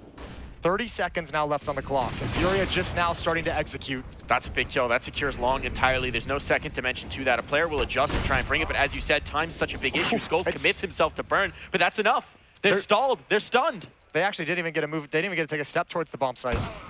I know Art going down means like half of the attack is gone and eliminated, but with 30 seconds, there's not the time for Quesarado to spend 10 seconds rotating back around towards long. They needed more aggression onto the bomb site, and man, they just never got it. So there's the rallying cry. Big Uzera even trying to hunt this down. It's a bit risky, and he will avoid giving up the gun. So there is an op that lives for safe, and they're going to invest around this as a result, but you were looking to build in here for FURIA. We were talking about, Jason, you were talking about the fact that this was very much still a game. Well, an immediate answer. Yeah, might change that. The rebuttal, like right in the next round. Good shot from Skulls as he goes down. Zevi with the op is on point in this game, and once again, you have 5 players deep contributing for Pain. Very timid play in that round. It feels like FURIA is maybe a little bit scared. It was odd. They were playing that super slow in ways that we haven't seen from teams like them in the past. I don't think scared's the right word, but that's probably a fair. I mean, I'm not. You know, it just feels more like they're just not confident in what they're doing. I think they're getting beat up so much that hesitation. Yeah. I will say it's one of the quieter Brazilian matches we've seen so far. Yeah, Pain's not a shouter. Pain are not shouters. And Safe, there's an opener to give them a little bit of something here. FURIA have not had much to get loud about, but this might be their opportunity. Oh, a push coming through on the Monster Tunnel. 2 players on the other side. 3 actually here for FURIA. This smoke fade is going to be everything. And the kills come in hot and heavy. It's an even exchange, but advantage still for FURIA. And the B defense is looking frail, but that's the bomb. They have to back it away. Yuri doesn't want to get caught solo, so time is again going to become a pressure. And Zevi, they've overlooked him. They have no idea. Zevi's got this kill. He's going to make sure there's not another one headed his way, but now they've got no choices. They gave up the placing towards B. They've lost the body towards A. They're hesitating again, and they can't catch Zevi. He's trying to anticipate, but he'll think better of it. Settle back in towards the site, play the defense. And I think once this smoke towards long fades, Safe is going to give this a look. Ooh, that missed flash could be problematic. It was supposed to set up Safe, but instead it's Zevi to strike, and the round is slipping away. It's done. Yuri's checking his flank. He's so wary of the push coming in, and as he's been spotted, now they got confirmation. Desperation here. No time to spare. A kill had to come in, and with 10 seconds to go, he's still giving this a look. 8 seconds, 7. He just has to back away. There's not enough time for this plant alone. He loses it to the clock, and he loses it to the op of Zevi.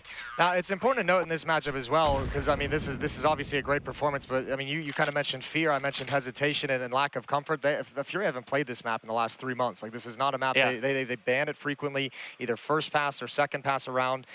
This might just be a situation where FURIA is saying, you know what, we've qualified for Paris. Legends would be nice. Maybe they were overconfident thinking they could get away with it, but this might be a situation where they're testing a map that they want to practice. Maybe they want to start trying to show that they have some interest in this map for vetoes once they get to the major. But regardless, it's really backfiring. It's not. I mean, you'd like for it to at least be competitive if that's the goal, and that goal is a massive failure. Even if you knew you weren't going to look good on the map, it doesn't feel good to get blown out. No. Timeout. That's the 3rd timeout already taken. We're still in the first half. So I think Getty agrees with you that this isn't a good look. Have a chat. And I mean, yeah, it's not going to be fun in the moment, but I mean, you have to, at some level, I mean, if that's going to be your goal, right, to show that you can either play it or show that you want to start, or to, you know, kind of consider putting it back into your map pool, it's not going to feel good, but you have to have your eyes on that kind of like bigger goal of what you're trying to accomplish on the map. So far, though, it's been no issues for Pain.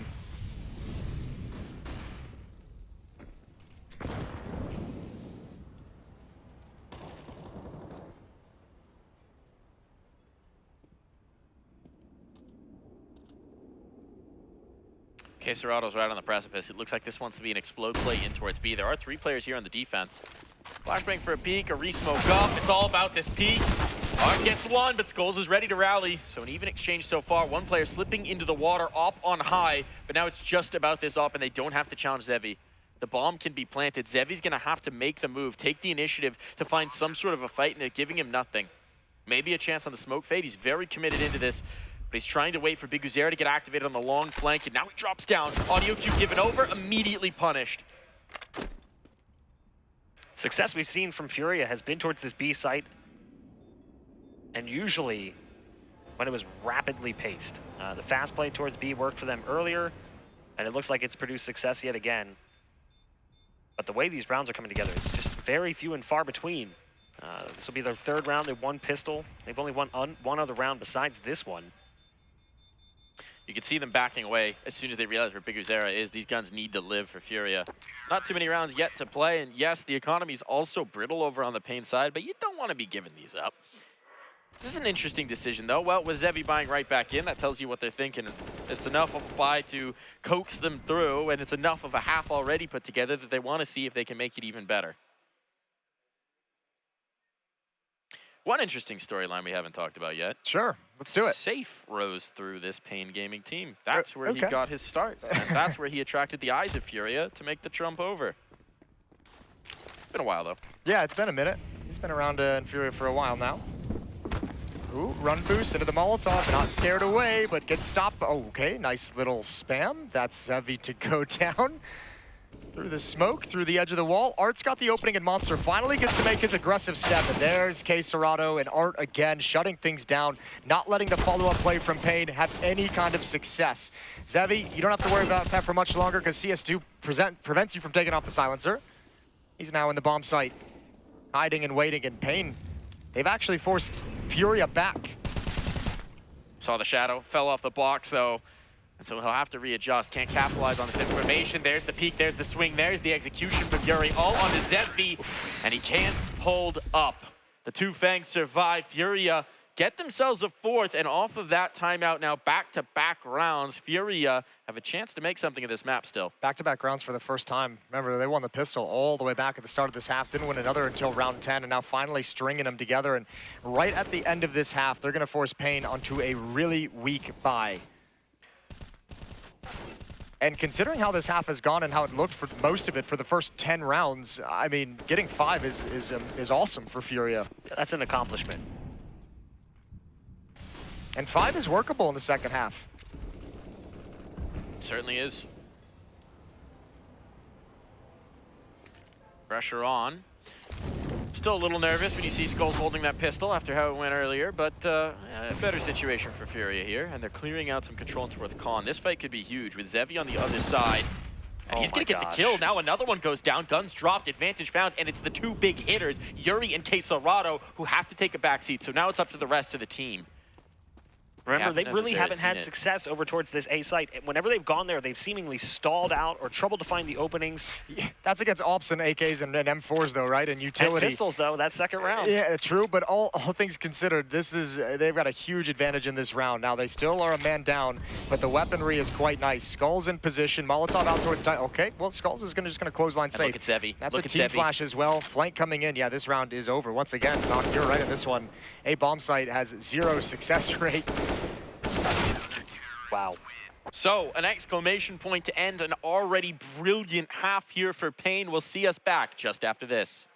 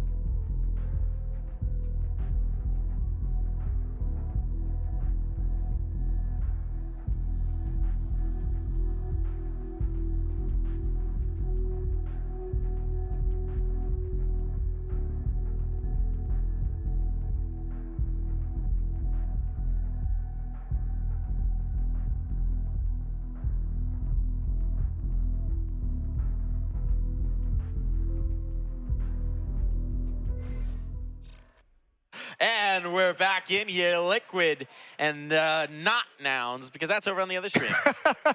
That's over on the other stream. That's my bad. I pulled up the stream at halftime just to see what was going on. We were So checking in. I've really ruined your day I there. got a little excited here. And we are straight into the action in just a moment here between Pain Got him. Furia. and Furia's the other one. My brain, my processing there did not work out very well. That's I'm going to hold the L on that one, folks. You know, I'm just going to stop talking. Mark, why don't you take over? Sure, why not? Kicking things off in the pistol again, it is Pain, who had an incredible first half, but they did lose the pistol before turning things around off of a Skulls 4K. We'll see if they can find greater success here on the T side with their pistol round luck. It'll be the opening kill onto Art as they make their way towards the A site.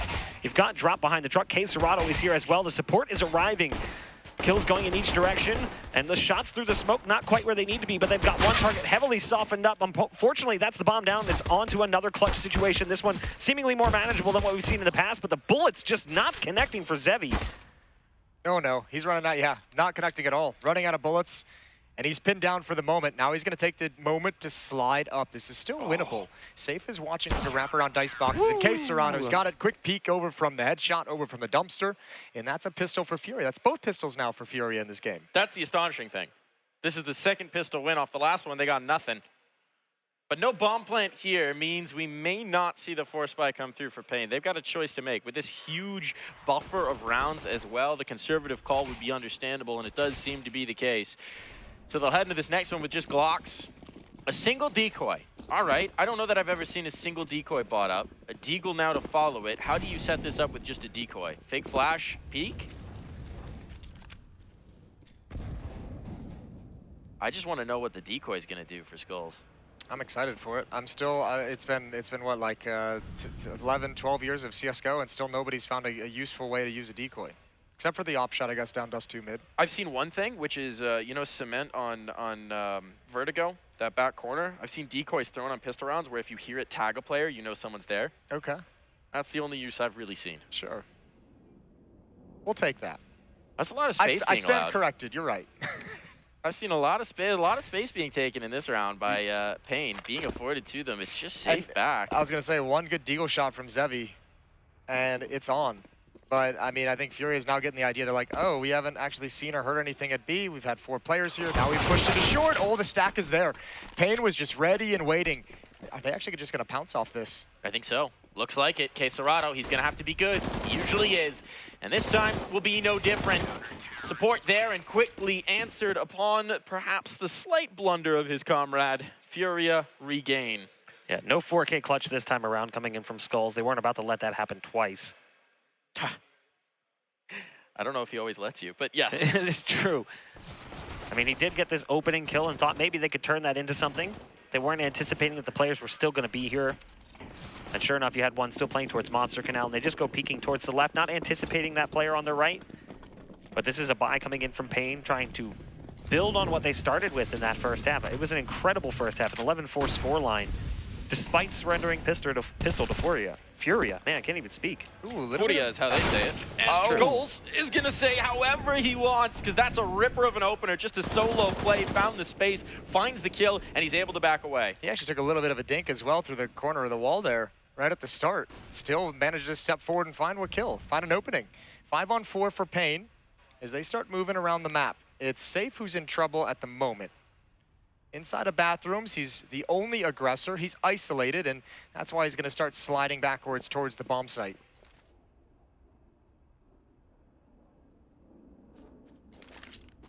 A lot of ground being allowed out towards long. We saw this before, though, with numbers now rotating in for Furia. We never did see that A-take come to fruition, but this time there's guns. Yeah, mid-round re-aggression as well from the defense. They want to find information. They don't want to just sit back and wait. Neck is looking for that on point, completely focused. Yuri at connector, at divider, taken down by Hard Zhao.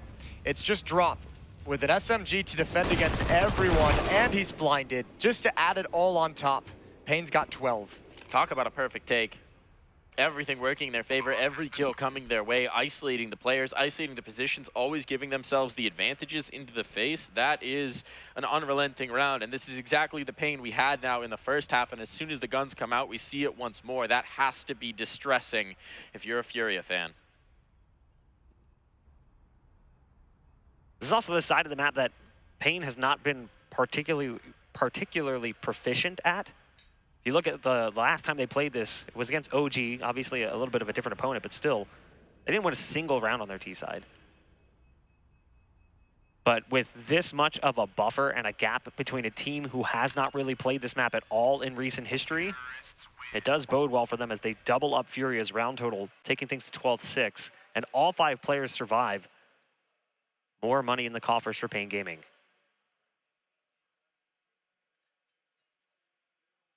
So what's the buy going to look like here? It's not going to be great.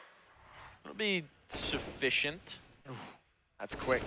Man, they're just so focused. They're ready for everything. I mean, it's a little unfortunate, too. There were 3 players from FURIA getting aggressive towards bathrooms, and none of them could find a way to double up and trade any of those kills. This is the last timeout taken already. Yeah, I mean, why not? This is really like if you lose everything here on the CT side, especially the next few rounds of buys are going to be scrappy, and you might just have to like fight for everything you can get with this kind of a score.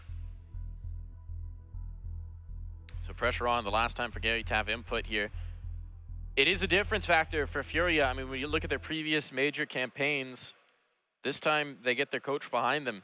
You had to take a little bit of a backseat after a ban that has now been lifted, now been appealed. So he can stand behind his troops, but this is his last chance to make that a difference in this map of Overpass. It's interesting to see Drop get vocal as well. He is a bit of a secondary caller for this team at times. It seems like he's got an idea. Heavy presence towards B initially. A little bit of aggression out from Safe in this limited round. Ooh, this is messy around the smoke. Skulls not punished yet, and he's trying to slip away. So this was the commitment. This was heavy utility early on, and while they've done damage, they haven't found what they were looking for. In fact, everyone from Pain able to escape. Yeah, damage was dealt for sure, but it felt like that could have been so much worse, both in connector and through short. I guess the flip side, though, is that FURIA gets control of water for the time being, which means they're going to start working their way towards long. Try and find some action across the map. And that's where you're going to find Safe currently holding the Scout. And we've seen the Scout in this event do tremendous damage just in that position alone. A couple of tags and the round starts to spin. You've already got 2 players low, so there's a possibility here that this round could actually go the way of FURIA. 50 seconds and no kills yet. There's certainly a possibility at this point. Time gets short. It's pressure on for Pain. And we've seen this a number of times too in late rounds from Pain in this event. I mean, Big Uzera on this solo scouting mission.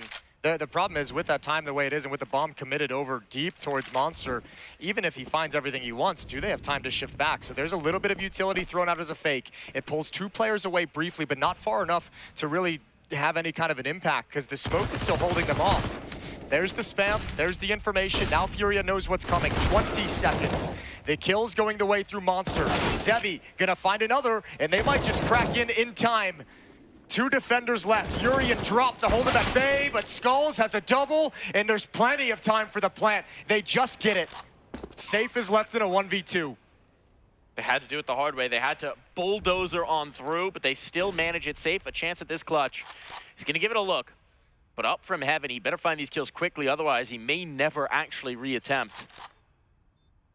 And he's seeing nothing. They've backed away. They've taken the passive approach. They've taken the safe angle, and with nothing found, he will have to bail out. Pain Gaming make it work again. They leave themselves no margin for error. 7 seconds when that bomb was going down, and they had to go into the stacked site. 4 players here, and still they make it happen. Still they find the kills, and it's those young guns, Skulls and Zevi, 2 apiece, will blow the doors off the hinges. You got to be so frustrated right now if you're FURIA. You had map control in water, you had clock control as well, your utility was placed. It was promising, very, very promising. And not only that, it's a stack. This should have worked out so much better. For whatever reason, it just all falls apart as the aim duels go the direction, like you said, of Skulls and Zevi. I'll say one thing, like, if Big Uzera doesn't throw that fake at the A bomb site, like, they didn't commit to the full rotation, but if, like, he doesn't throw that fake, maybe they're, like, a little bit closer up in the site. Maybe they're able to challenge a little bit more at Monster. Maybe those few steps back actually had the impact they needed. But yeah, I mean, that's a bummer for FURIA, especially because that spam through the Monster smoke kind of gave away the game, like, maybe 3-4 seconds early. But what was really nice about it for Pain is, with the time running down, they didn't seem, like, pressured or rushed at all. Frantic, yeah. Yeah, they were very calculated. They were very, like, just collected. I mean, even in the beginning of that round, right? The crazy hail of utility, the massive aggression towards construction, it didn't prompt any mistakes. Here's the stack for FURIA.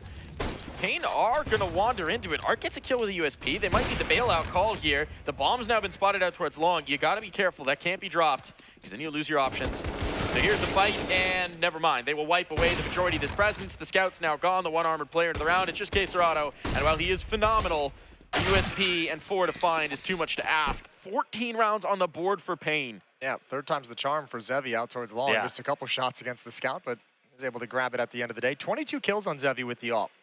That could have gotten a lot worse, too. The amount of opportunities he was giving to that scout to take those peeks. Yeah. Like Mike, you had said, he had the bomb on his back, so he drops the bomb. Not only do they lose the AWP, they lose the bomb. I mean, it started with this. Nekis went in with the nade first, and then you had the stack over in bathrooms as well. Things could have spiraled had Zevi fallen. Connector going to be the initial move. And Art is here to receive them. He's under pressure. Flashbang forcing him out. Flames as well at his feet. He'll have to back off of this. Focused in, though. Gonna be a test here. Don't know if you keep wanting to do that info off, but here's the swing. One found, only one. No damage further. And now it's about safe. He's alone in this angle. They're not looking, but again, an exchange means that players have to shift up towards A. These even trades, that's fine for Pain Gaming. They will continue to rally through, and dropping his utility just to try and get back into the space. Feels like we've been seeing a lot of that, a lot of one-for-ones. Despite really strong positioning from FURIA, opportunities that may be getting dropped just a little bit, but it's off the back of just great reaction from Pain. On an individual level, players are stepping up to the plate. And this is what we've seen them do again. You've got the control, you've got the spacing, you've got some casualties. Slow it down, slow it right down, and see if FURIA is gonna do something.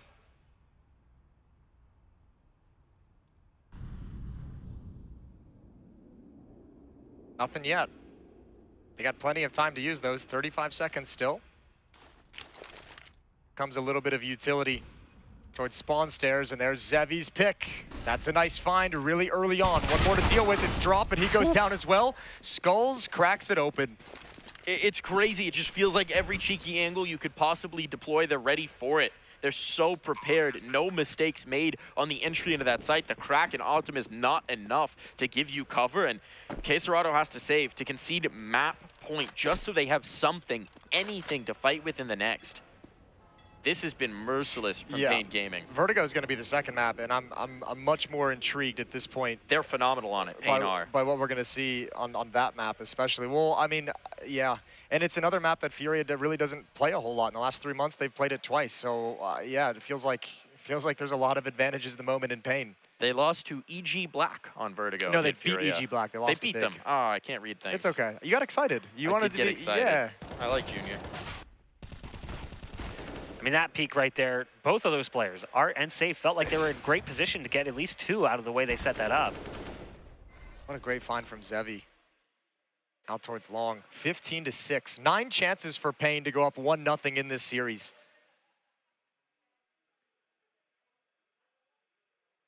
Truly an astonishing thought here. Not quite the way we built it when we were setting up this game. But a stunner, an absolute blowout in the first, and this, well, it could be wild.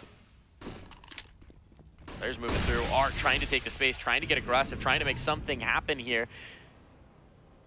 For now, he's being held. He's in the smoke, waiting for the fade. This is a cheeky spot. They may not anticipate it, but it is Art on the other side. You have to have the idea that he could be making this move. And meanwhile, Skulls just pushes out the monster tunnel. That's a solo move. Tried to see if he could get something. I think he might have expected that with aggressive posturing in towards construction, it'd be lighter elsewhere on the site, but, well, that was an incorrect gamble, and this one finally seems to be a blunder coming through from Pain. A stumble here, Art's position activated. He only does get 1, but the advantage still rests with them. Certainly Nekis can't challenge this smoke. You'd say that. Yeah. But it'd probably go in his direction with the way this half has gone entirely. Bomb is still dropped outside B, so that's probably the biggest thing limiting Nekis from making any kind of a play. Gonna want to pick that up and join up with his teammates. Big Uzera again starting to challenge at the A bomb site. Safe just jumping and looking for information. 3-1 defense for FURIA leaning towards the B bomb site. And another smoke out towards Monster.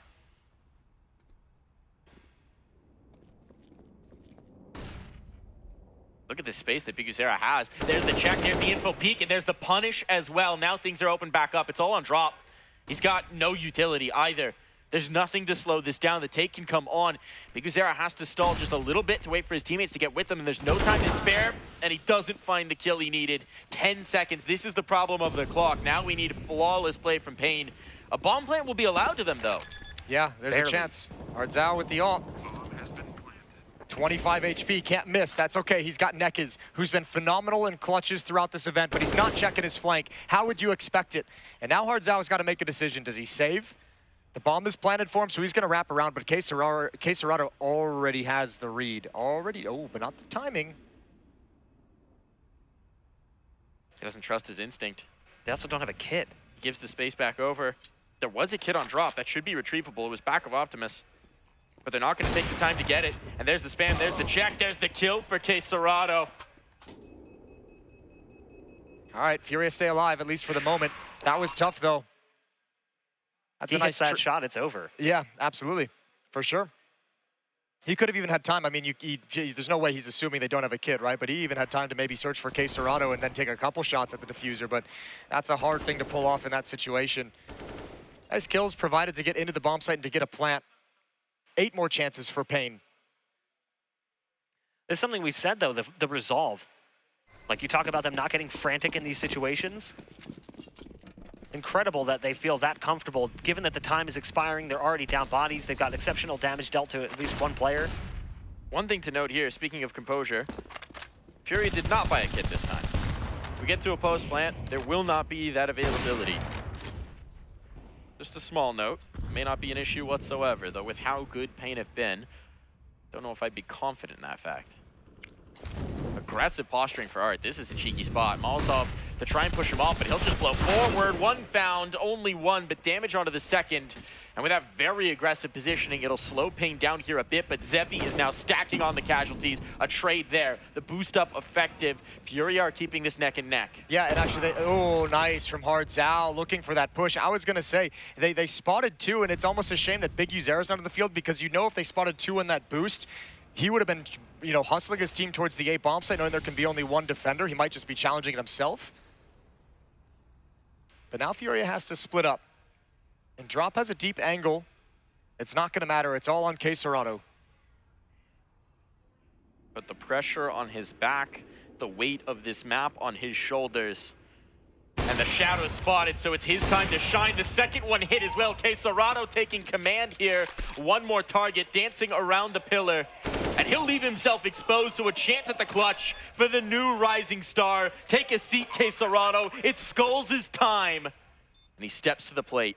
But it's all about prediction. Had no information on Drop. Knows he's likely coming from A, but Connector or Heaven, he's got choices. And Skulls is looking the wrong way at the wrong time. So we will go again. They're not done just yet. FURIA are not ready to cede the throne. Yeah, that's a tough position to win a clutch, and when you don't know where Drop is coming from, you have every single angle to worry about. Like, quite literally, every possible entrance into the bomb site you're not exactly safe from. So Skulls didn't do him any real favors in that post plant. You're going to be assuming that he's playing with his teammate, too. Like, he's somewhere nearby, right? Maybe he's in water, maybe he's towards construction. You're not going to assume that in a 1v or a 2v2, you're going to have this player off in the distance playing by himself. You're not going to isolate and give them 1v1s, but that's exactly what they did. And it's because K-Serrato stepped to the plate with the op. That was a beastly second op shot as well. The first one with the shadow showing was just kind of, standard, but that second one over towards Sandbags was real quick. So K-Serrato getting fancy with the op, 21 kills on him, keeping his team alive in this game.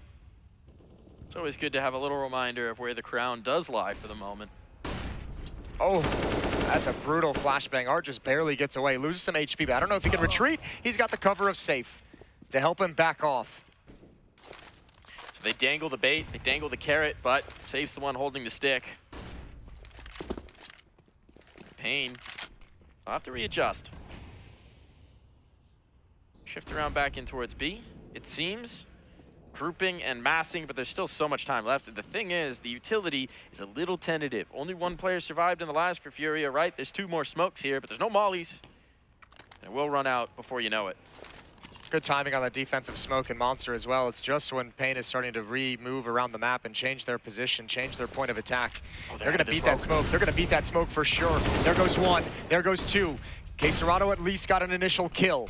Yuri still hiding behind the bomb site, but covered from flames and Molotov. Steps up and steps out and safe again with cover with the AWP. Zevi's going to try and make it work, and he's got the first of 3. So Skulls couldn't close this, but now it's time for the new young gun. He fakes the rotation up top, but he's going to bring it back down. And when Safe doesn't spot him here, well, how are they going to read this? Yuri, a savvy play, shifting around, anticipating this possibility is going to give him the slip. The flank will be his. The bomb plant may be conceded, but Yuri is going to close this gap bit by bit, and Zevi can't believe his luck. No time to take it up top. You've just got to plant it here. And Yuri is here in the nick of time before that smoke. Blooms won't even cover. It's Yuri all the way. Yeah, smart play from Yuri. Not rotating, not over-rotating, not over-pushing too fast. Just saying there's a chance you come back. Once again, with the deep angle with the op, you can trust your teammate to have the other bomb site. Well managed from FURIA. They've strung 3 in a row together, and it's a timeout, the first timeout from Pain. This being the first time out really just illustrates how in control of the game Pain has been up until this point. I mean, they still are right on the edge. I mean, they only need one more round, and this could even be the round that they find if they just find something that works push button. We've seen in the first half how FURIA came off of a timeout and found a few rounds, and speed was the name of the game in that instance. Yeah, it's no time for panic just yet for Pain. I think this round they'll have to descend into a lower buy. I'd be surprised if they invested a whole lot into it, and it looks like just Tech 9 and armor and some limited utility for the strat. We'll see what Rix has drawn up. I mean, this could just straight up be, let's not call it a throwaway round, but it could just be like, let's attempt the uppercut towards the B bomb site. But it's not. Already shifting off. And towards Khan. They've caught Art here a couple of times. It's not a bad guess. He does like to get frisky and isolate himself sometimes. You can find a rifle before you know it. For now, nothing's coming their way. These Tech 9 rounds can get scrappy. I mean, as soon as they get, this is, I imagine at this point with the way they've pathed this, it's just going to be walk until contact up highway and then explode on towards A. So the question becomes, does Fury have a timing on when they rotate back from the B bomb site? They've got 4 players there, and actually, it's not even about getting spotted. It's just about getting to the top of the stairs and going. Art hears everything. 2 players on the rotate, Yuri and Safe. If Hardzao doesn't swing, though, they can't necessarily deny this bomb plant, and Safe's actually pushed off by a flash. Hardzao trying to find himself some cover. He doesn't have enough cover from his teammates to deny this push on smoke, but they'll respect it, which affords them the plant opportunity at least. Nekis needs to get activated to deal with Art, but they don't know where he's coming from. The silencer shots disguise his position, and now Nekis realizes far too late. 4 targets to find, and just a Tech 9 to do it. Well, he'll start. This would be incredible. This would be impossible. And indeed, Safe will make sure of this. So they came right to the precipice of destruction. Skulls but now Furia... Skulls would have won it. Skulls would have had that. No problem. 15-10. Plant's nice. Couple of kills are nice. Nothing crazy, though, for Pain. Back to the AK-47s. 5 more chances to close this out. These 2 teams fighting for a legend stage. Both have qualified for Paris already.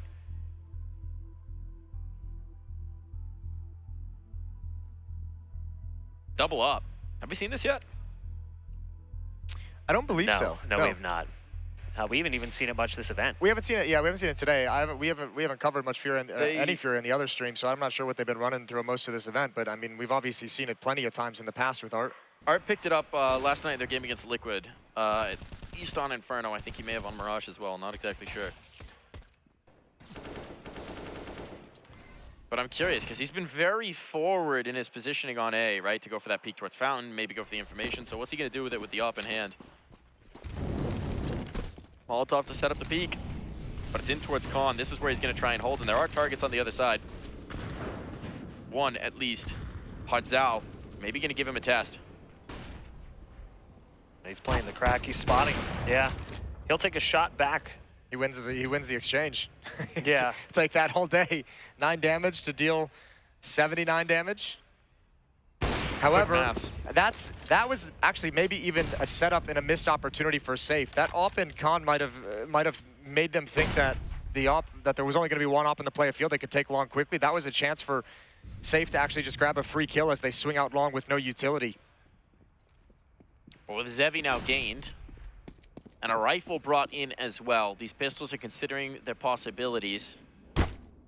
By pistols, I mean AKs. By possibilities, I mean probably taking this towards A. You do still have the positioning of Hard Zhao. He's gained connectors, so they could bail out, but there's been nothing to tip them off. They've just really seen the ops, so they're sticking around. Now they don't even really have that lurk smoke in face because it tagged one of the FURIA players. I think it tagged Yuri, so he retreats, but that smoke is in the middle of that long lane. They can't creep up nearly as close as they would have liked. Pain pumping the brakes, staying put, looking for a mistake, looking for anything from FURIA, but with the 5-on-4, they've got no cause to push forward. However, it is 2 ops here. Like, if one of these goes down, the other one is sure to fall, but Big Uzero walks right into it. Art sees another, realizes the danger. And he's just flawless so far in this round. Finally gets shut down, but he's done way too much damage for them to consider it. They're backing away. So the gap shrinks ever closer to 4. The double op working well. I'm curious if they'll bring it out, if they'll keep changing up the look now. It's retrieved, so yeah, it's going to stick around for the moment. And why not when you pull 3 back?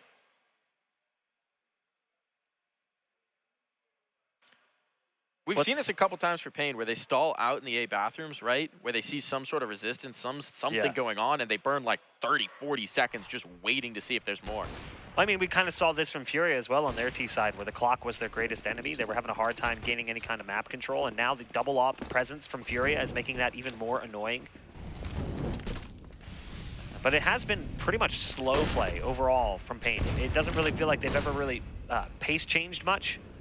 Well, all they need at this point is 1 overextension, 1 mistake, right? You just got to crack 1 round. But there's only 4 more chances to do it. Yeah, I wonder if this is a point where the pressure starts really picking up for Pain. They've seemed so composed throughout this map, but I mean, look, it's going to be, you're going to start getting haggard. They had 9 chances to close this out when this began. It's dwindled to 4. That's an opportunity. Yeah, you need that. Nice opening kill provided onto Yuri. And this is what they're trying to force out with the slower play, right? There was no information. FURIA needed to find something out, and in trying to seek it, Yuri loses his life. Here's another kill in. Art dropped. Here's where we see the flaws. They only needed 1 round of mistakes, and they're going to need someone to bring this back safe, alone. There's 2 that players push on the other side. There's that classic push from Art that just ruins everything. Horrible timing. That one's painful, and that's going to be it. That's going to be 16-11. It's a 5-on-2. They have control of the A bomb site. FURIA just now coming over. They're stuck behind smoke, so that's the comeback done. Pain is going to take map number 1 as soon as they get there with the bomb. Yeah, barring some insane play coming out from K Serrato and Drop, this one is pretty much all wrapped up. Well, they're certainly going to give it a look. There's another re-smoke. There are some flashes as well. K Serrato making his way around the corner. I never do want to doubt this man. With bullets peppering his way. You'd have to doubt him and all 5 players of Pain. That's true, but he's going to start it. K Serrato making something happen, but he is alone now, and time is just becoming too much of an issue. Possibilities slipping them on by, and indeed, Zevi will keep it under control. So a late run back, but that's it. It's all Pain all day. Yeah, and I'm glad that didn't get too much closer, because you know, that could have been a little worrying, but also, I mean, Pain is such a good map, especially in that first half, that you wanted to just see him close it out, and that's a good way to start this series. Their path to potentially a legend spot at Paris. Wonderful job. Zevi was excellent with the off. Skulls obviously delivers. Big Uzero obviously delivers. Hard Zhao had some great rounds. Again, just top to bottom, team effort out of Pain, as it's been all of the Americas RMR. It has indeed. I mean, the young gun shining, but yeah, Mark? Even just that last round, in the 1v5 or the 2v5, no one's over-peaking, no one's overextending, everyone's playing that one careful. They're not like, okay, we've got this in the bag, it's an easy round for us to win, because everyone understands that, hey, this could slip at any moment. Now, there is the caveat where this isn't really a popular map for FURIA, right? It's not a map they're ultra comfortable on. We mentioned it during the cast. They hadn't played it in the last 3 months, so I think there's a little bit of a mindset of, let's maybe we're starting to work this back into the map pool. You mentioned the Gary interview where he also mentioned we have to find some changes, we have to find some things that we can change to make us a more dynamic team, a more dangerous team. This might be one of the ideas, is bringing Overpass back into the fold. Obviously didn't pan out here, but that's why I'm much more curious now what Vertigo is going to look like between these 2 teams, because there is that kind of asterisk where it's like, yeah, Pain looked great, but FURIA obviously not comfortable on this map, but Vertigo is going to be one that they need to sell us on. FURIA, which is weird to say. It is indeed, right? And I mean, it's one of those situations where maybe you know what to expect from Pain more. We haven't necessarily seen so many Vertigos, at least in our efforts over on the B stream. But I haven't seen any. None. No, this will be our first. And I think that's a large part of the reason why we haven't seen FURIA play it more recently. It's not necessarily because of an unwillingness to play the map. It's because everyone else doesn't want to play the map. You know, like a lot of people are banning out Vertigo. They have no desire to play it. Just going through their last several matches, it's been the opponent's ban. And when they haven't, it's been a frequent pick for them. So it is a comfortable map for FURIA. Yeah, I mean, again, they're another one of those teams that kind of made their bones on Vertigo pretty early on in its lifespan. That's a long time ago, and their playstyle has changed significantly since back then. But still going to be comfortable on the map. And here's the man. Here he is. Hearts out. 21 kills, 15 deaths. A fantastic performance. He was doing work on defense in the first half. And I mean, it was that last round as well where he catches the kill on the player boosting for info, where he lights the way for it to end. So yeah, the light's been shone on the young guns, but here's a guy who's been with the team for a very long time, and he's delivering as well. And that's the beauty of what we're seeing from Pain, is it's the new pieces, it's the old pieces, it's the renewed pieces, it's everything kind of coming together into the perfect cocktail right now. Yeah, for me, it's just like the trust factor. When you see them maneuver in mid-rounds and you see them play post plants, as you mentioned, very disciplined, no one over-peaking, no one doing too much. It's really impressive from Pain. I think discipline is really the main word. Just the way they approach the map in general. They respect their in-game leader. They respect the way they come into a map. They follow the plan to a T. They don't really make that many silly mistakes. It also helps when you get 4Ks off of the 5-7, but yeah, we don't need to talk about that. That's one way to get it going. But to be fair, they also won 7 rounds in a row after that. That does help, but certainly a little bit more of that X factor and spice might be needed here. We had another dynamic performance here for Skulls. He is that X factor. He is the guy who makes all the difference. And now he's put his team in a position to be one map away from being our Legends representatives, our only one from the Americas. We're going to take a break here, folks. When we come back, it's time for Vertigo.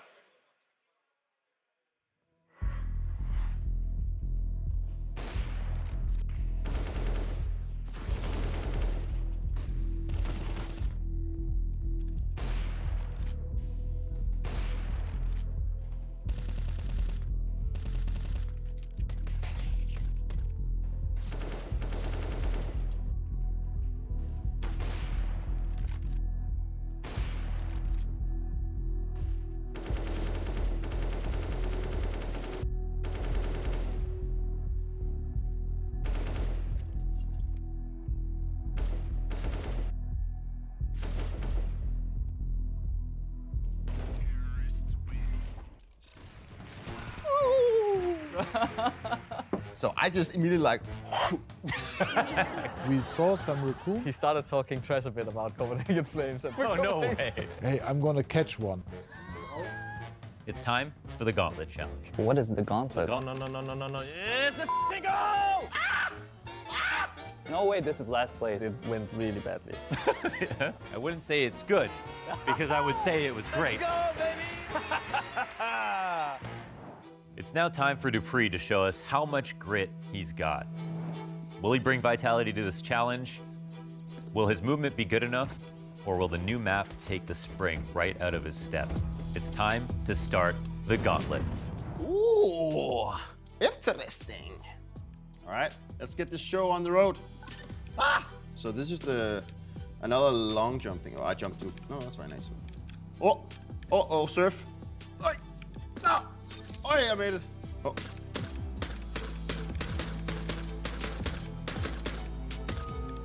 Easy Katka. Hello?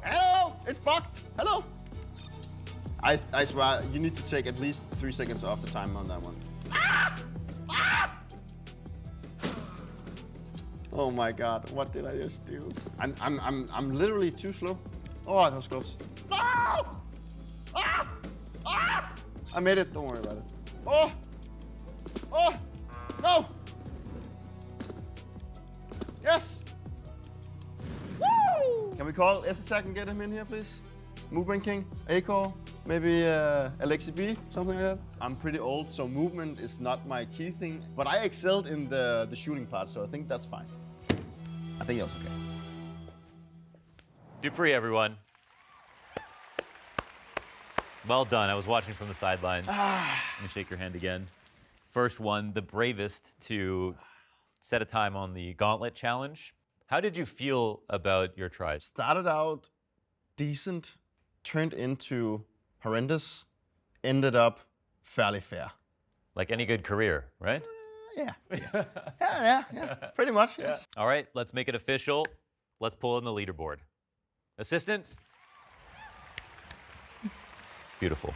Let's go ahead and reveal your time as the first official contestant of the Gauntlet. That's right, they finally gave me my own show. Watch the Launder Show exclusively on Blast TV. Let's go, baby! And as always, it's been a blast.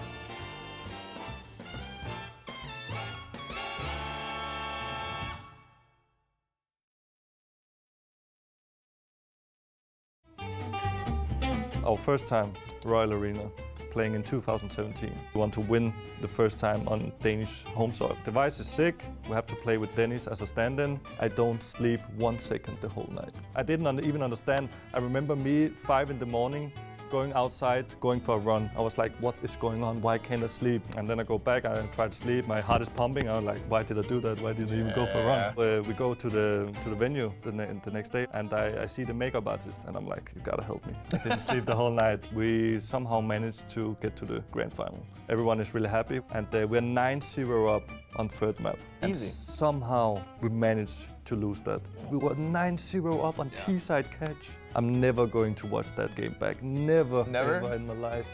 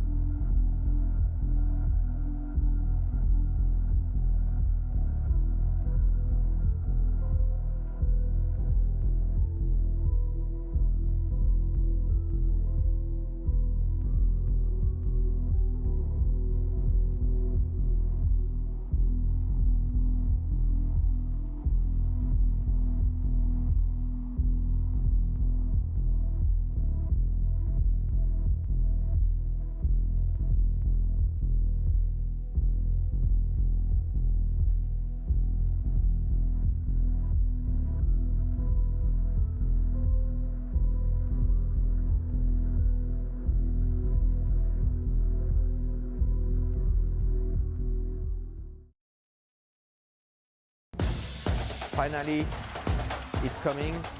For a long time, it's a dream for me to play in front of the home crowd in Paris. The dream is coming true.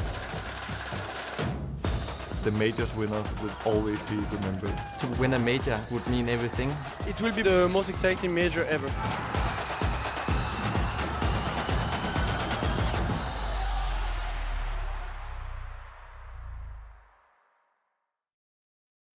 And round 5, what do we get now?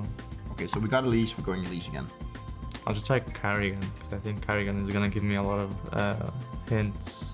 GKS, Justin Savage, Justin Kill Savage. He's older than 24. AK-47, more than 5 majors.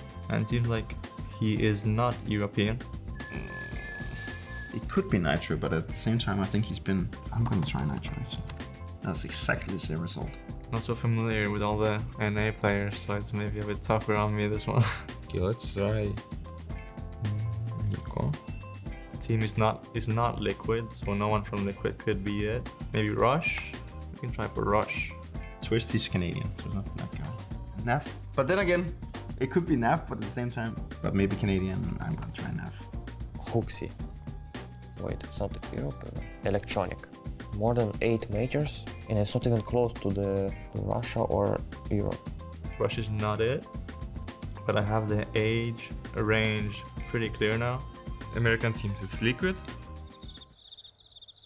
Liquid? Only Liquid. It's not OC. Stop thinking Liquid. I'm only thinking Liquid. Who else is playing in North America? And he's played a lot of majors, it seems like, so it seems to be like an obvious name, to be honest. Stewie 2K. He's from America. He's retired already. And he's younger than 27. Imagine. Maybe he's playing Valorant. Which was the roster that Cloud9 won the Boston major? Was Stewie, Automatic, Rush, Skadoodle maybe? No, it's because the weapon is AK, so that wouldn't fit. Could it be Tarek? Let's try Tarek. Let's go. Why was that one? That one was really hot. Yes, it's Tarek.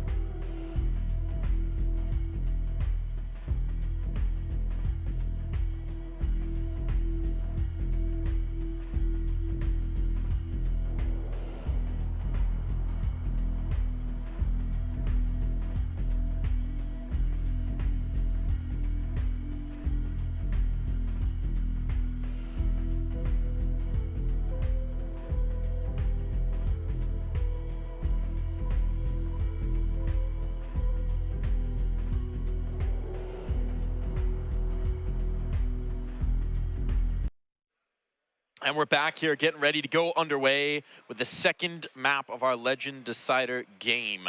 It's going to be Vertigo. And these guys in pain are just one map away from booking their spot in the Legend stage of the final CSGO major. Yeah, which would obviously be super cool, and that'd be a nice culmination of this rise they've had to start 2023. And obviously things feeling really, really good for them. Everyone's feeling really, really positive about this team. So yeah, that'd be a great accomplishment to get yourself off to Paris with that little skip in the challenger stage. It feels like you had said it. FURIA is kind of trending downward, and Pain is kind of trending upward. It's like teams at intersecting points in their trajectories. Yeah, we were talking about this during the break too. Like the map veto is a little bit weird, right? Like Overpass not being played in 3 months for FURIA. Vertigo's been played twice for FURIA in the past 3 months. This almost feels like one of those situations where they're already through to Paris.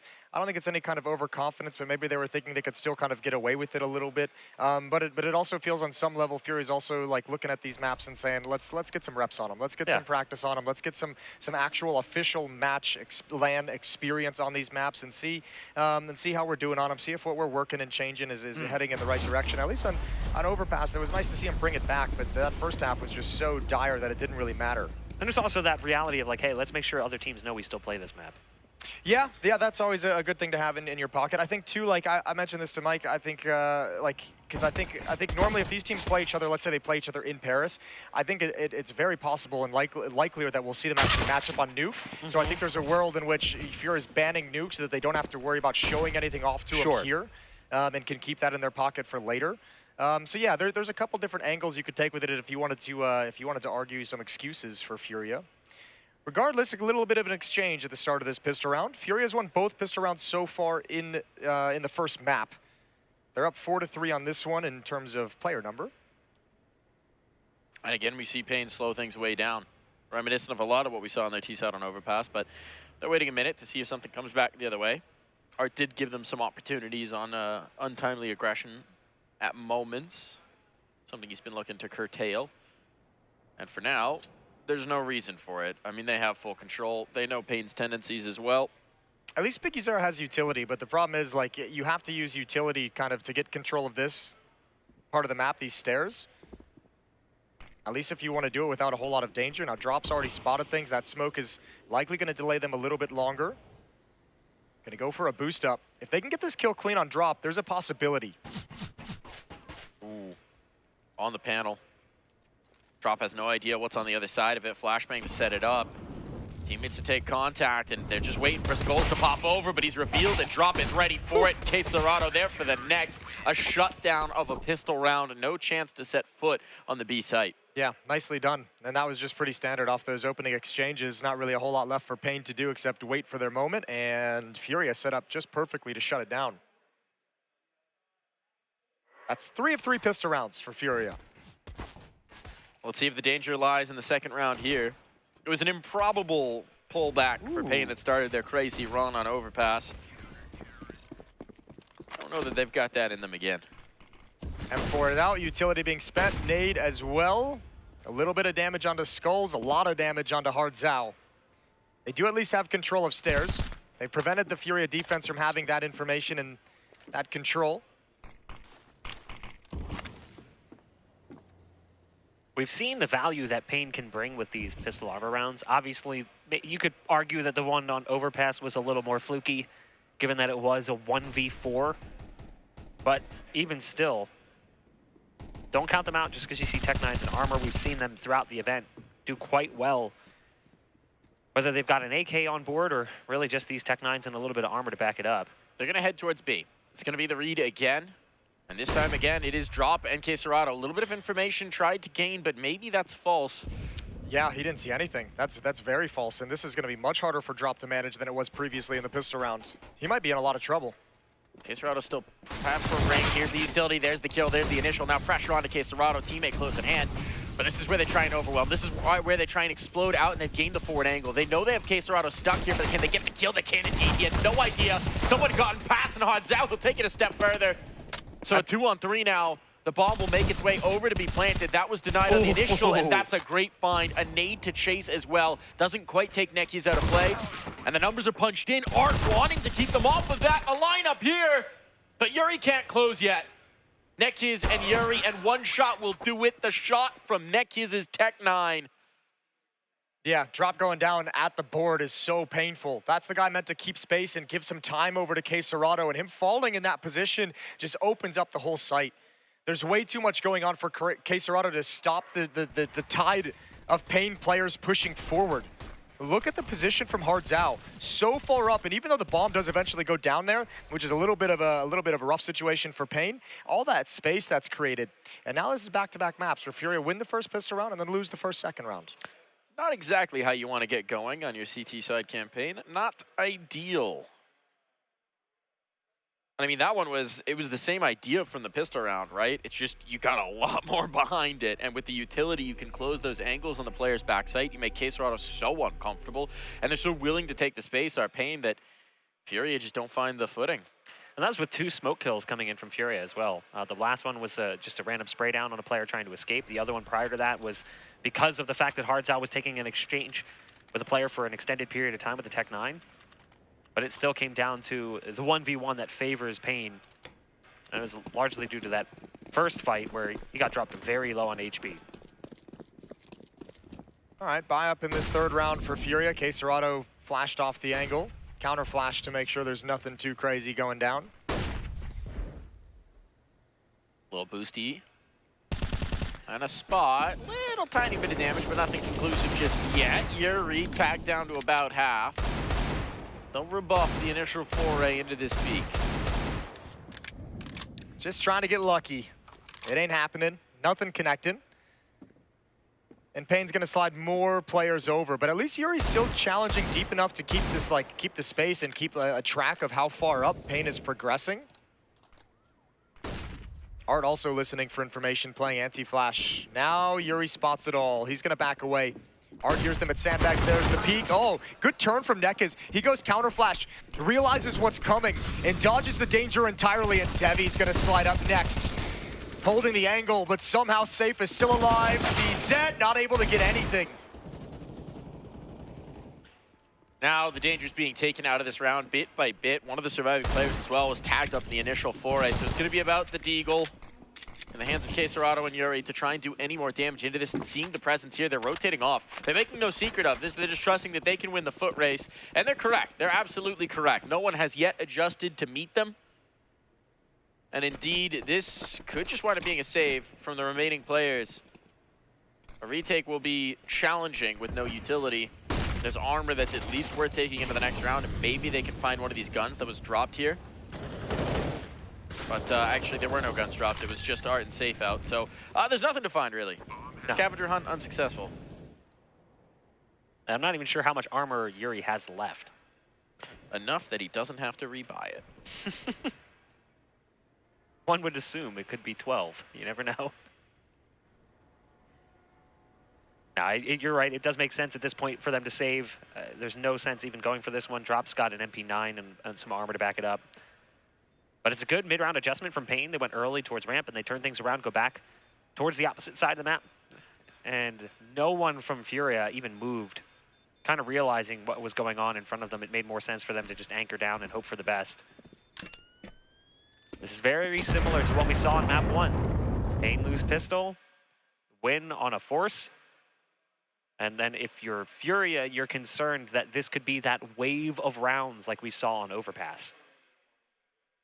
You'd hope not. You would hope not. Yeah. That was pretty rough. And that was also the T side for FURIA, where they were just kind of really starting to break into bomb sites. They should have an easier time of making sure that doesn't spiral completely out of control here on the CT side, but we'll find out. There's only one way to find out as we get into the next gun rounds. But for now, it's pistols and the SMG on drop that was saved. Full stack. Only difference is Art trying to get an aggro position here in towards mid, maybe set up his teammates. There it is. Skull's out of play. That's a gun that's going to be retrievable, perhaps. Hardzao will try and adjust to keep his teammate's rifle in control and might even devote a smoke just to getting this gun further back. That's exactly what he's doing. Oh, mine goes off the building. Time to go reclaim. Oh, a little cheeky Molotov that he finds on the ground as well. Meanwhile, A-ramp control firmly in the favor of Pain, starting their set piece, starting their execute into the A-bomb site. Deagle spam coming through the smoke. There's no defense close up. They're all stuck behind the smoke wall, so it should be a pretty easy plant. And time left in the smokes to get away as well. They're gonna go for this FURIA, but it's gonna be tough. They need the kills quick. No kits whatsoever. Giving it a look. Players trying to close the distance. That's a catch. Caserado gets the initial, and that's a dink onto Zevi. This is getting a little out of whack because Zera's position towards cement. This is going to be critical. Without the utility, they need the kills. They're too exposed to the defuse, but that's an early tag on. Time is getting short. That's the issue here, and suddenly for Pain, well, it's all recovered. For a moment there, it was almost looking like Pain were going to have to commit their bodies just to keep them off the defuse, but just in that same moment, everything comes back into control. Yeah, that retake went about as well as you could have hoped for if you were FURIA. That first kill onto Nekaz and actually a couple dinks and pushing forward, but I mean, you could still see just the advantage of the weaponry and the safety of that ramp and not enough utility for FURIA to force them out into the open.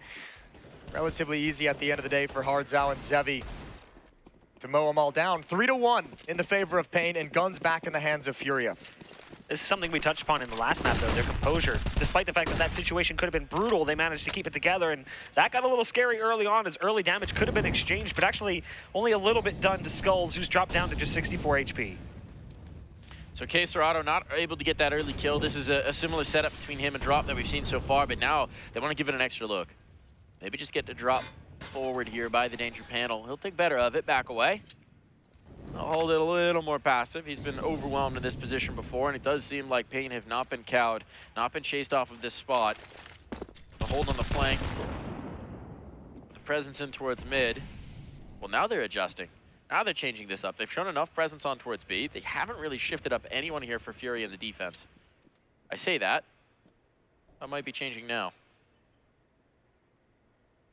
Yeah, ceding control as the utility clears. They don't have the nades and the counter flashes and the smokes to want to stick around. A little bit of a run boost. Not necessary, but still fun to watch. You had mentioned the potential to back off, but they have held their ground for the most part here towards this A site. Where's Art want to put the smoke? Whoop. That's a good question. And here we go, starting to slide in. Big Uzera gonna lead the way forward. The in-game leader spamming the smoke, making sure nobody's up on the boost. Neck is with a double. Yuri and Art got caught in no man's land. No commitment towards the site, no commitment towards the lane. And now a plants. And a man advantage of 4-on-3, and there's no nades. No utility, no kit for Furia. And this might be them having to concede a fourth round. KSerrato's not even really considering it. And indeed, they're gonna back off. And look at Hardzao. This is where he gets activated. He's been patient this entire time, but this is what for. He was keeping the options open for his teammates, and now he gets to have a little bit of fun. Time to see if he can't hunt. Deliver some of these guns away from the hands of Furia. But Furia knows it too. Look at the way they're walking around. They're not taking this for granted. They're not assuming that this area of the map is even safe. Both players walking with weapons out, they know that someone could be here. In that last round, you see one of the quintessential things about Vertigo. You just have to save nades for that A post plant if you're not going to play forward on towards the ramp. Because once that bomb is down, it's impossible to get past the choke points if they have any kind of numbers. Yeah, they seemed like caught in two different ideas of what they wanted to do on that defense. Especially over towards scaffolding. I think Art actually dropped his smoke at the default plant spot just so they could have safety, but they felt so much pressure when Big Uzera started spamming that Neka's had just a nice spray down. 4 straight and a 3-round lead. Furia buy back up into it. Another chance. Starting to smell a little like overpass. But this round is where we get a little bit more of the proof of what Furia is trying to show here. That's a nice find. Art getting aggressive, and he's able to get away. That's good wherewithal to not stick into the corner. Oh, KSerrato's in trouble. KSerrato's in a lot of trouble. Yeah, he goes down to Skulls. Skulls somehow got past his vision, his crosshair that he was holding. Flashbang is out. But this is where the patience shows, right? Skulls just needs to wait for his teammates to group. Yes, there's been the adjustment, but they can't get back into that no-hold. Here's a flashbang to set him up. He's got one looking for more damage onto safe. And they've got the site, they've got the bomb plant, and with what's available to Furia, they might just be pulling the plug. Skulls slipped 2 defenders. First, KSerrato, I don't know how he got there without KSerrato seeing, who was peering down at the top of the stairs. There must have been just some awkward timing.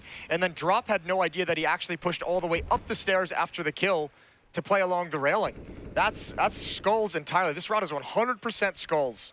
What's incredible too is Furia had full ramp control, so they knew that the rotate was effectively coming through. Once that kill comes in from Skulls, they know that that other site is vulnerable, but they just can't get there in time. They can't capitalize on the opportunity. And because this awkward situation they found themselves in with their money, they can't really even do anything about it. They sort of just have to let this one slide yet again.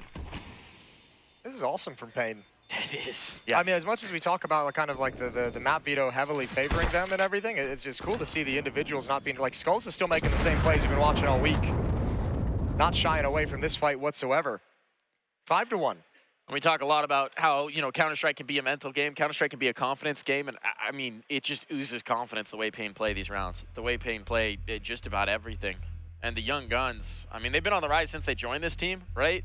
So you'd imagine that just continues to build and build and build, and clearly whatever they've done to build up this roster has worked wonders. It's a validation of performance, because I think coming up until this point, everyone's going, okay, yeah, they beat Paquetá, whatever, who cares? They beat Fluxo, big deal. Now, if they have that one game against Complexity, maybe people would add a little bit more value to that. It was a 16-10 victory. So I think coming into today, this was a chance for them to prove, like, hey, this wasn't a fluke. We didn't get a soft run. We didn't catch teams playing on a bad map. We played our own game, and we did it well. It's justification for all the praise they've been receiving from us on the desk. Yeah. Yeah, I mean, they keep backing it up, don't they? I keep waiting for them to like slip.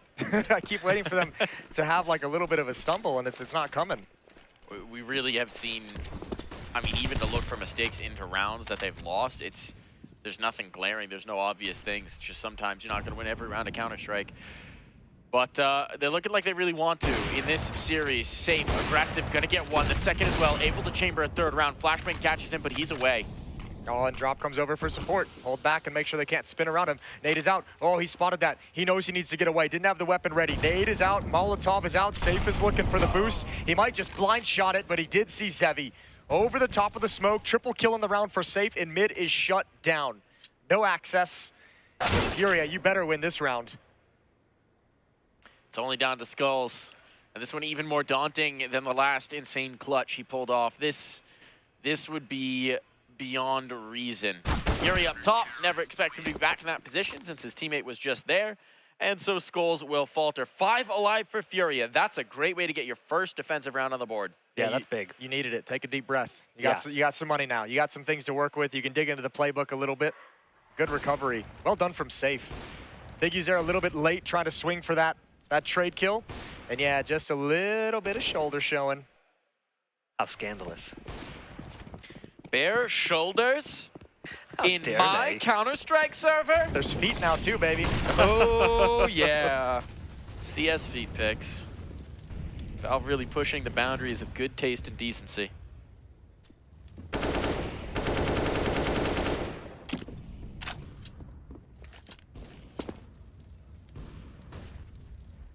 Yuri taking a ton of damage early in the round. He's dropped down to 17. Got Zevi sitting on 56 himself. The AWP will come into play here for the T side of Pain. We saw the effectiveness of that AWP from Safe in just the previous round. They're not getting the fight on ramp either. No, so they're going to not. start to take this control. They're going to start to take this space. That's where it happened, right? Yuri found, I don't know whether it was spam or a nade, but either way, he's not feeling healthy. So it's going to be left to Art to be the tip of the spear here. Dumping his utility back in case he falters, giving that availability to Yuri. And Big Uzera on this smoke fade might have an opportunity here. This is the challenge. This is the check. If somebody's here on the crane, Big Uzera wants to catch this. That's exactly what he's looking for, but Art spots the pixel first. The clear is a little sloppy, and now Safe can capitalize elsewhere as well, so this has been rebuffed.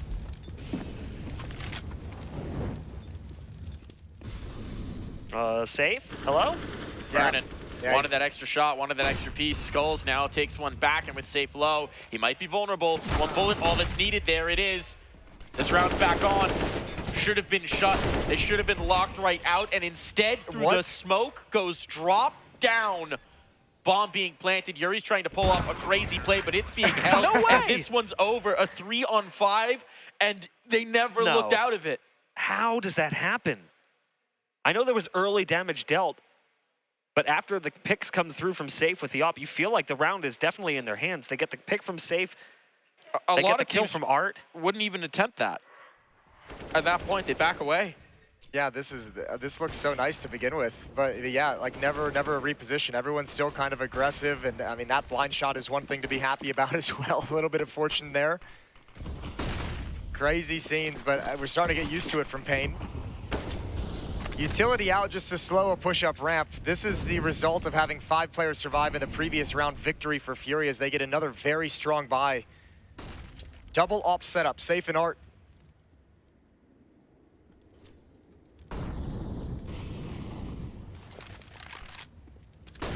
Mid control is going to be the object here. We haven't seen this nearly as much. The last time they did it, there was a boost up over the box. It all kind of fell apart and unraveled, but this time no one's watching for Furia. They'll adjust for that. Drop trying to come back in to support this with 2 players committed towards either site. Could get a little hairy, and they're past the util. Drop gets it on the span. That's a huge kill to find, and it tips them off that indeed it's coming this way. Big Uzera, though, he's in towards spawn. He's gained all of this space, all this vision. And Drop wants to make a play around the smoke. Yeah, but congratulations. You have mid. You've lost every fight other than that. So where the hell are you going to go? Oh, maybe not. Zevi and Neck is 3 quick kills, almost a 4th. Oh, they want to attack the op. And now the op becomes a problem for Safe. Or does it? Miss shot, finds some safety. Oh, that's beautiful. Well done from Safe. So well managed. And Zevi's left alone 1v2. Safe slides out, this time with an AK. A little bit of cover of the smoke to give Zevi some options. And Safe doesn't want to give away his positioning. So Zevi's got time to back away. Some space to back away, a headshot, and Art is not activated yet. Zevi about to complete it, and he gets into the safety, and now he can toy with Art. Now he's got options. Smoke maybe forces his hand. Zevi doesn't believe it initially. There's the spam, he's off the mark. Art is sticking it, it's full 10 seconds. Oh, he's gonna get it. Zevi, no, yes! Right, oh no, no, Furia got it. A fraction of a second the difference. But Art holds his nerve, and Zevi never would have believed it. A full 10 second in a 1v1 just out in the open under cover of smoke. That is cojones. Now let's be fair. The definition of it. The fact that it even gets to that point is crazy, because they tried to go mid. They lost multiple fights before getting mid control, but then you had said it, Jason. What are you going to do with it? Yeah, well, you get 3 kills really quickly. And then quickly. somehow, like, you just snap your fingers and it turns. Peek in, aggression, 1 kill found, the second, okay, even exchange, but it does mean the B side is soft. Oh, that's so worth, though. That's so worth. Look at the way it's going to spread the map, spread the defense. Defense on A has to get passive. It has to back away. So now whenever you want to rotate back towards A ramp, you can slide right up. And you know there's no op recovered in the previous round, so you can feel pretty confident that you're not going to have to deal with that weapon at any of the deep angles. Neka's still waiting, looking for a push to come down those B stairs. This is a lot of time to make Furia sweat. They had the double op last round, too. Very expensive round. It's a Punisher. This is where the bank runs out. This duel in mid could be everything. Zevi catches it, never mind. A site clean. They left the responsibility on Safe shoulders, and there's no one else who could do anything about this. Nekas hasn't moved. Molotov in. This is bold, and now Nekas will activate. He's going to try and catch the rotation. If it comes through mid, he will have this for sure. There's no world where Drop expects him to come in this late. And this is what they were guaranteeing. Big Uzera has to stay alive to let his teammate work, but Nekas, they advance forward. There's going to be the catch. There's going to be the kill. And now Yuri alone, he gets 1, but fighting into the next, that's going to be the challenge. He's got a nade, but it's desperation. A Molotov down, seals the deal. No, it spreads. It did. It spreads. It's fine. Yuri ticked. He can't come off this. And he's got the kit. Does he have time? I think he's got time. He's got plenty. Yeah. Well done from Yuri. Oh, that's 2 really tight clutches. For Zevi to lose both of them, Yuri and Art both getting a defuse against him. If that Molotov is a little bit deeper, I think he's confident. I think he realized it might have missed its mark. I think Yuri might have even been able to defuse that off to the side of the Molotov. I don't think it actually fully would have killed him. It was just slightly off where it needed to be. But I mean, again, a situation where Pain, and that one, they definitely should have won. You get that kill at the A bomb site, you get the post plant, and like that should be a victory. A 3-on-2, or then they have to rotate so far away. Some painful losses, and they're back to pistols mostly. 2 AK-47s. I'm actually surprised they don't chase this by harder, right? Because the opportunity here, Furia, again, surviving with 1 in that, no one in the last, the money is on the breaking point. Yeah, it's a tough conversation, but I think this is kind of the difference in what we see with Fluxo on some of their T-sides we've mentioned. They kind of chase that dream of breaking the economy, and Pain's like, we got a 2-round lead. We can chill here. Let's just keep the economy low. Maybe the AKs do something for us, but if you full invest and lose, then you give Furia like a huge avenue back into the game. If you do this kind of a light investment with some danger elements, you can still full buy in the next round for Pain. Interesting mix-up. Caserato's the close player now. Drop's gotten caught here a couple times. Oh, there's the spot. There's the spot. Zevi knows he's seen it. Just on the edge of the smoke. He's got vision. Does the Molotov spread to cover this boost? No. Yeah, but when the smoke clears. Oh, big kill. But yeah, I was going to say, when the smoke clears, Caserato's got the perfect angle to eliminate that. Big Uzera wants to challenge the 1v1. He's there with Skulls. And that should give away the positioning of Caserato. They know he's deep. But how do they get past this choke point without util? So Headshots. tough to get up the stairs. That's the way. That's the skeleton key to every side. If you could just rip heads, who needs util, who needs nades? Big Uzera, well, that's why you might need some of it, because you might not get the chance to shoot back. I think that was from the Book of Darf, right? The coach Who strategy needs of Darf? nades if you can headshot? Yeah, Yes. just click heads, win game. Go next. That is the secret. A little bit of extra sauce, a little bit of extra spice. God, Skulls is just unreasonable sometimes. Yeah, he's got some snappy aim. It's Zevi who's having the series of the day so far, though. Remember, he topped on Overpass, and here, 11 and 5, had some really impactful kills. Unfortunately, just lost 2 clutches, which kind of sours the experience. Deep nade is going to do good damage. Oh my goodness. Great damage, especially adding in the tags from Yuri. Molotov to force that portion of the defense back. 2 Molotovs to force Yuri back. He'll be fine with that.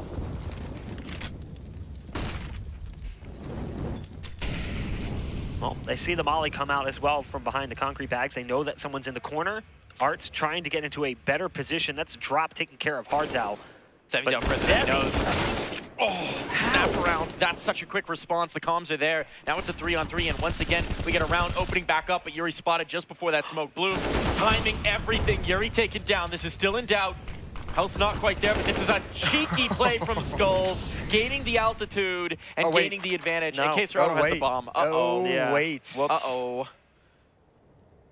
Well, now they got to clear back. They have 2 flashes. Waiting for it. I feel like with this much time, though, I think you pull them both back to deal with the situation. But now Skulls, he realizes where K Serrato is. However, he's going to have to wait out that smoke. So K Serrato can be mobile from... Okay, no, he doesn't. No, he doesn't. Okay. All right. Maybe overconfidence there. He had 2 flashes, so he's just rolling off that first one, hoping for the best. Yeah, whoops. Making the unexpected play, perhaps. It got him the sight in the first place.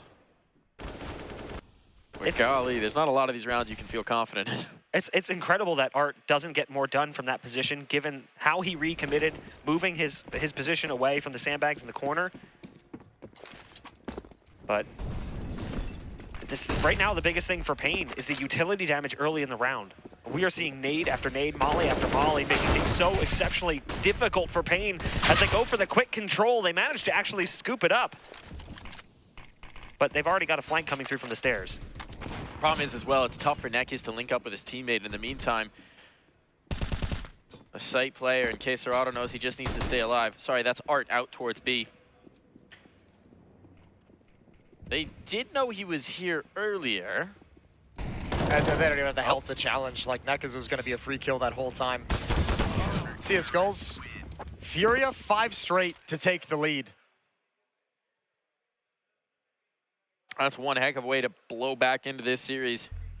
We were ready to commit doom and gloom after what we saw on Overpass, but Furia, seems like there might be a bit more to the Vertigo.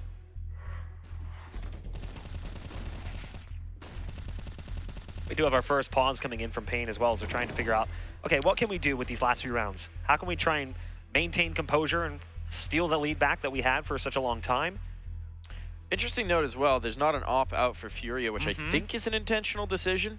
I believe they had the opportunity to pick up the big green if they wanted to, but these have been very snappy, responsive rounds, so maybe a little bit more mobility working in their favor.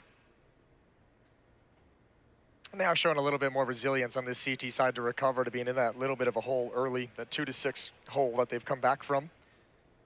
Unlike Overpass on T side, they never managed to climb out in any meaningful way. 5 straight, 6 of the last 7.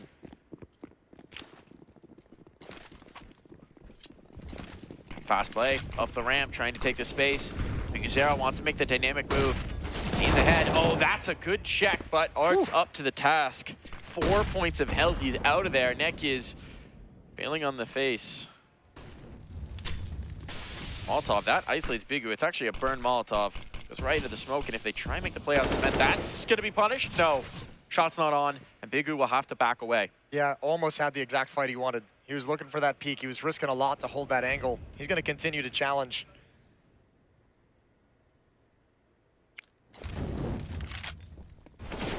Oh, they bait the Molotov. They made that fake. Yeah, but Safe gets lucky. Zevi just misses the opportunity. But that was a cool idea. It almost worked.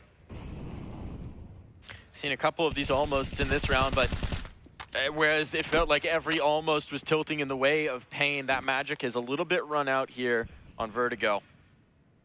Let's not say this round's over yet. We have seen many rounds just like this where Pain seemed to be out of it and somehow spun it back around. But losing Skulls is definitely going to make things a whole lot harder. And now it's down to just one last player. It's the in-game leader of Big Uzera. A strong round coming in from FURIA, and you can finally hear some noise coming in.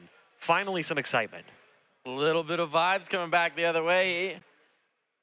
They're heating up. They're catching fire here, our FURIA, and that's what we like to see. Energy injected into the server, and, well, they're at least going to be taking a lead out of this half. The question is, what do we get out of this last round? Everything in the kitchen sink is going to get thrown at them from Pain, but that's going to include decoys and Galils. Fast into it, fast play, down the B steps, aggression coming through from FURIA. We haven't seen this much, but this time, oh, it's going to be checked. Art hanging on, utility to chase, and Big Uzera is claimed by the nade. That's an important trade, and also it's a little bit probably weird for Pain looking at this because you just killed Art, who's been over at the A bomb site for most of this round, so now you're kind of scratching your head wondering what's what on the map. Yuri hiding behind sandbags. Or Molotovs to take care of the position when they come back into this.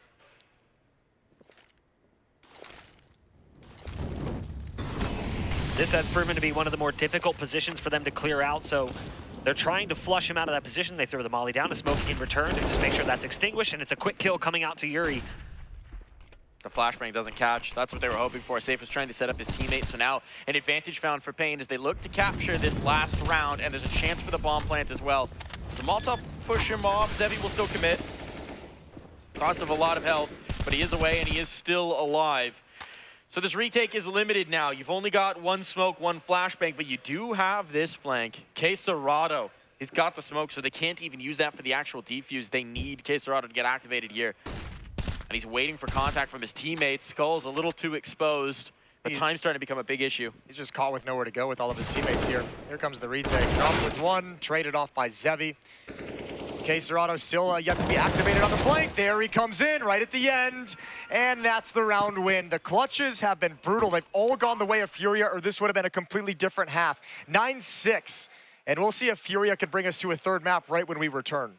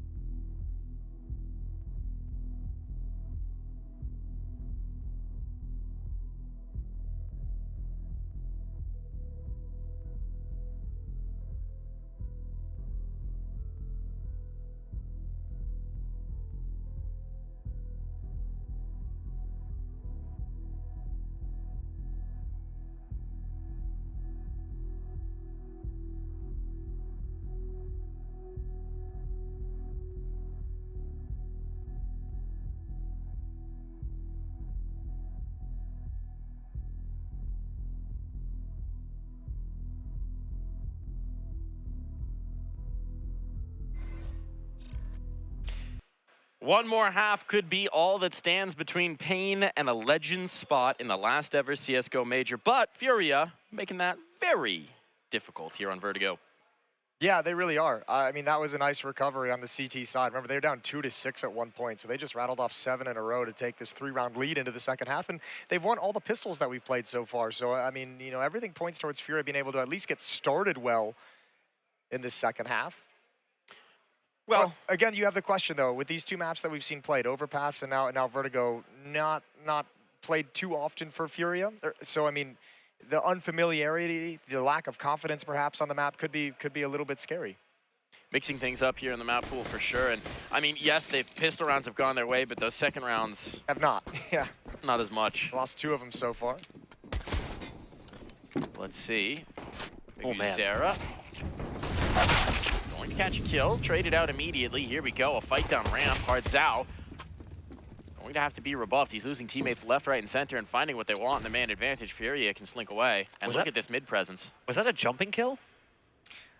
Yeah, I'm not sure where he got that. I thought he just peeked off scaffolding and got a quick one tap, but I guess it could have been a jumping kill. It seemed like with the way it came through, with the sound effect and the kill feed, it could have been a jumping kill, but I thought it was just a quick jiggle. Sounded like just like a 1-bullet Glock headshot. But regardless, I mean, Pain wanted to fight at ramp, and FURIA went towards scaffolding, so like the whole strategy is kind of negated, and now no chance to really get back into the round. Skulls is going to have the unfortunate job of calling out to his teammates that they've gone to the B bomb site. There's a missed piece of utility that flies off the map. Hey, you need to blind those cars down there. Make sure that no one can see up the highway. The first line of approach back into this site. If you don't get a kill quick, you might just save. Or if like the first kill goes in the other direction, there's the opportunity. You might, if you're Pain, just want to preserve this armor. But they're looking for it. Just no one from FURIA showing anything whatsoever. Here it comes. First kill for Hardzao.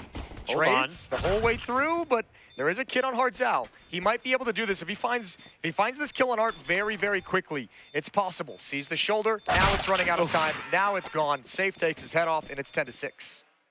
Based on what we've seen so far, the temptation is to never count Pain out of a round, but that one was FURIA's, and so they continue this ridiculous run of pistols. 4 of 4. Yeah. Just got to avoid this next round. And you start getting into the conversation. I mean, we'll see if it actually goes to a third map. But I mean, you know, if they keep winning pistols, like it's low percentage chance to win a series if you don't win a single pistol across it. But that's a conversation for map 3. If we get there. A lot rides on this round. 3 SMGs are out. There's a fair amount. Utility's a bit limited. Couple D, well, no, just the one. 5.7 kit, not available. So what do we got into this? What do we got into the face? Neki is trying to get boosted up here, looking for an initial pick. There are players here, but between the smoke and their positioning, he will not have the chance for a little bit of vision. Oh, the check comes out. Zevi spots. He wants to capitalize. He's got the kill as well and is able to get away. No trade. Advantage again for Pain. These limited buys have been massively effective, especially on the CT side, and they're looking to do it again. What do they decide to do off that, too? Because you still have this player boosted up. Is he actually going to get value out of this? Yes, he does. These are those second rounds that have been so punishing from Pain. FURIA has been winning pistols, but it's the round that follows. And then a string of rounds after that is their kryptonite. Drop, 1 for 1. Not what you're looking for here. They don't realize the others are up already. So this position for Safe, this could be huge if the rotation's a little foolhardy. And Quesorado taking down that kill. They don't know that Safe is so far forward. But now the smoke will reveal it still. They're back into the 2-on-2. This affords the chance at the bomb plant. And there's no utility from Pain to get back. So all of this control, all of these big moments, Quesorado has wiped them off the board. And this retake is a thing of nightmares. An extra smoke up to deny even that extra bit of a vision or information. Yeah, this feels hopeless, especially without a kit. They have to get aggressive, but you're playing right into the hands of the AK-47. Good spray control for Quesorado, and it's all done. 11 for FURIA, and they avert another second round disaster. I'm sure there's a few sighs of relief being breathed on that side. Oh, for sure. They don't do it again. So what do you do with Hardzao's 1 MP9 in this round? How are you going to get cheeky around that? They can actually invest a bit. Zevi and Nekias have a bit of cash. Probably want to keep some money on Zevi to get towards that op, but there's a bit they can put around this. Not much. Mid push? Yeah, maybe. Maybe a flashbang. Maybe just like a little HE nade, double nade. Skulls has a Zeus. Ooh. We've already seen some fun Zeus play. An attempt.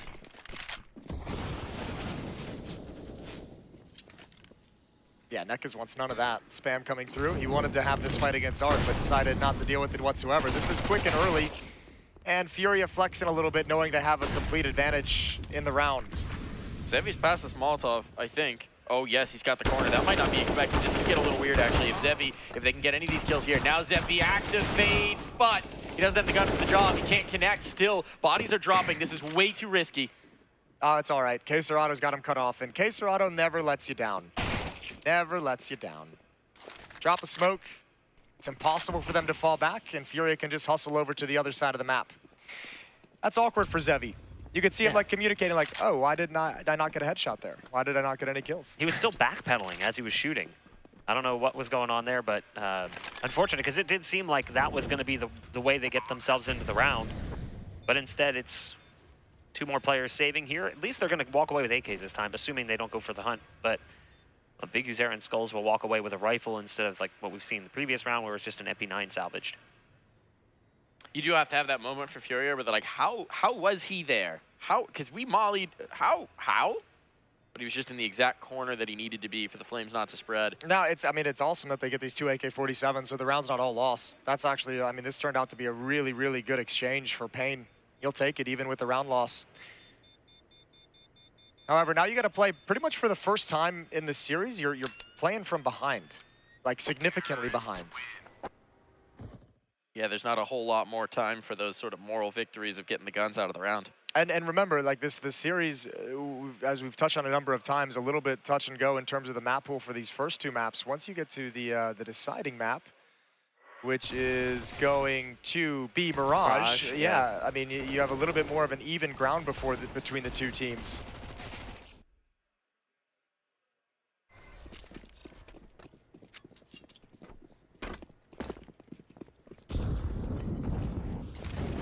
Nice bit of early nade damage on the drop, but it is just a bit.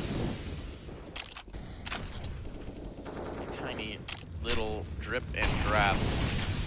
Utility exchange, trying to keep pressure on towards FURIA, but it does mean there's not going to be that many nades already off the rip. We're a minute 30 still on the clock, and there's 1 nade on each player. Smoke, molly, well, even those are starting to get expended. This is going to be very bad for Pain. It's going to be all about the guns. And there's still plenty for an execute here. Drop with the opener, 1-for-1 trade on Skulls, just not going to be good enough. The op has to ring true if they're going to have a chance this round, and the flashbang is brutal to push them off. There's still a mid-lurk as well. Zevi afforded the opportunity for another look. So this isn't done just yet, and a flank is developing here for Big Uzera. And Zevi seems to have an idea that this mid play might come through. I don't know whether he got an audio cue. I think part of it is, look, you're going to expect the play, right? It's frequent. That's the same reason why K-Serato backed off so deep. And while that smoke is up, you can't really retake the bomb site. You're also waiting for Big Uzera, so why not use that time to go clear out mid before you begin the retake? Unfortunately, didn't get what he wanted at all. No. Player back quad. Nekaz flying in. That's a great kill from Zevi. Now they just need to clear 1 more. K-Serato needs the insurance. What the turn! Unreasonable. The kill comes in. Is there time? No. There is not time. They'll have to back away. A last-second defuse. Is there enough on the clock? Oh my goodness. Pain. Zevi, you absolute menace. I did not think there was time at all. That second shot from Zevi is disgusting. I want to see that from his POV. That was like a 270-degree turn. Yeah, and I imagine Yuri's a little bit frustrated. He actually jumped up onto that box to peek over because that was the kill that allowed them to have the confidence to stick around. What a freakish retake. And finally, one of the clutches go in the way of Pain. Lost 3 of them in the first half. This one at least gives him the lifeline. He is just having a series, isn't he, Zevi? Exchange in the smoke. Neki is not going to come along. Upgrade afforded to Art, though can't get his hands on it. Can't stick around forever because it's Zevi here on the other side. Molotov push him back. Actually, I don't know where that molly went or who it was from, but a little pixels of flames will make Zevi nervous. They will keep Art off the gun, at least for the moment. Meanwhile, FURIA rotating back around to pressure B. That's so much utility used by the B defenders, though. That's so much utility used by the B defenders. It's a gutsy call from them, too, to send Nekaz for that aggressive play in scaffolds. Look how nervous they are with A. Even after spending all that, even after hearing nothing, volume's been cut. FURIA has gone back to the other side of the map, and poor Skulls, playing passively, is like, oh god, they're actually here. And I'm the only one. Teammates have arrived, but they're going to be stuck behind utility. And again, because they use so many nades, slowing down that hit at the A bomb site, those are all nades they don't have to execute a retake. They get more of a cushion. They might be backing out, and Art might make that decision for them. 1 kill found off the SMG. It's so good, even if he's traded. Getting back through this is a nightmare. Unless they're gifted something, Pain are going to back away, and indeed they're already making that decision. There's not time for it this time, even if Zivy could pull back the kills. Yeah, it's not going to happen twice. And this time you got no flank coming in from Big Uzera. Yeah, Big Uzera never even seemed to move off the B site. They lost that so quickly. It all started with that aggressive peek from Scaffolds, and Zevy was even playing that one super ballsy, like right around the corner with an op, trying to deny the pickup of the AK, but it'll be the round for FURIA, and they're getting closer and closer to a third map of the series. To say Zevy is feeling it is, I think, an understatement of epic proportions. This guy is... He's on one. This guy is ridiculous right now. Just think of how he'd be feeling if he won those clutches in the first half. Those rounds that were so close. Game might be over. Yeah, seriously, it would have completely turned the tide. Second time out for Pain. Under a little bit of pressure here on map 2. Don't look too stressed.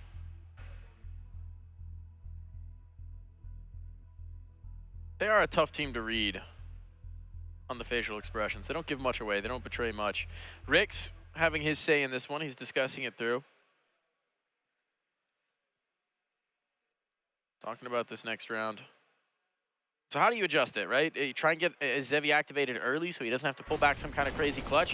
What do? A ramp's usually the move for an opper. He tried it on the side hull the last time, but didn't have the opportunity. I think you got to lean on like what worked for you on overpass, right? Like they did a really good job of getting some early kills in some of those rounds on the CT side, and if they can like stop some of these kinds of faster plays, that's great damage. Chunks down 2 players. I think you also look at what worked against you, which is that right there.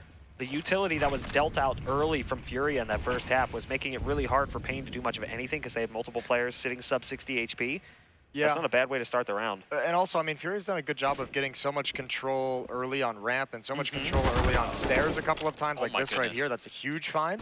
But that's what's kind of forcing Pain to maybe like use some of this utility a little bit early in the round. It's a lot of time that Pain have to play with like being very, very nervous about where FURIA can actually attack into. So at least now they have some information, but everyone's fallen elsewhere. So, here you go. Zevy gone. Skull's gone. 2 biggest threats into the round, eliminated. The other casters sound way too intense for my liking in this Liquid Nouns game. I was just thinking the same thing. I want to go check and see what's going on with that game. It's tied up at 12-12. Wow, map number 2, yeah? Map number 2. That's getting spicy. Nouns, a punishing team at times. Neck is a punishing player. 2 kills found. He's not going to give up the kill in turn either. He's out of here. And now the health actually swings in their favor. Pain get out of that scot-free. And an extra kill found. Wow. Neck will do it all. So the young players, they're out, they're gone, but it's gonna fall on the shoulders of the veterans, and they will deliver. Neck is taking command, and Art, he's found the spot, he's found the back lines, but with no other teammates available, it just doesn't matter. Ooh, wow. Okay, yep. That is a huge step-up performance from Nekiz when it matters most. Yeah, that's going to be frustrating from FURIA, though. I mean, a 5-on-3, you have the advantage, and you let a quad kill come out from Nekiz. I mean, you got to say, it's a well-executed little trap play for Pain. Not willing to kind of give up the round, not willing to give up that ramp whatsoever, just finding a timing to peek with a flashbang down ramp. That's a bold play, but I like the aggression rather than falling back and being passive about it. Third timeout used by FURIA. I feel like 5-on-3 is the most unwinnable advantage in this series. For whatever reason, it seems like those 3 are really able to turn it around. Is that box law? Yeah, I guess so. We've seen, yeah. I mean, you're right. We have seen like an uncanny number of them like spun in the favor of the three players. This is an interesting one. It's kind of a buy-in, but there's a little bit of money being saved through. The money was a little awkward for a couple of players, so you'll have some rifles up. But it's not going to be perfect. That's what they're discussing coming out of this round because, well, FURIA still have a buffer of rounds to play with, but this is where you're starting to see that Pain Gaming defense we got on Overpass where things just start to look so dang good. Molotov down early, they'll brave it. Tiny bit of damage, but space is taken. And off the back of that, Skulls has to back away. He'll group up with his teammate Hardzao, and this is where you drag those nades out of the B defenders. We've seen a good job from FURIA of taking out the utility early. The trick is capitalizing once the nades are gone, and well, that nade back, it's just a little softener.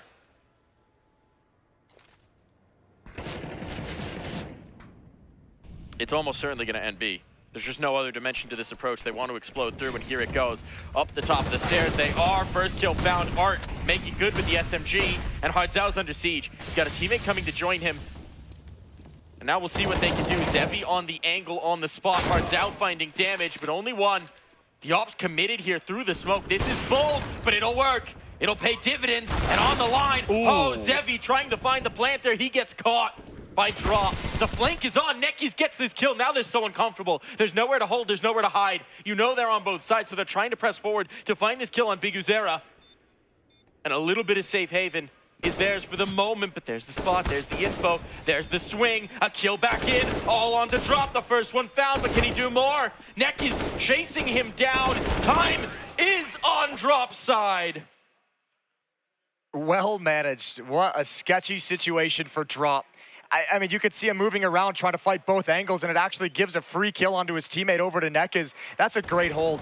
Great recovery. But again, it felt like FURIA, for most of this round, actually had all the advantages. And this is the second time we've seen this B hit from FURIA. They're using that defensive smoke at top stairs from Pain to actually, like, they're actually using it to execute because it gives them some space to get behind it. And all the nades are coming through as Art pushes forward. And now fast towards stairs. Hardzao with 2.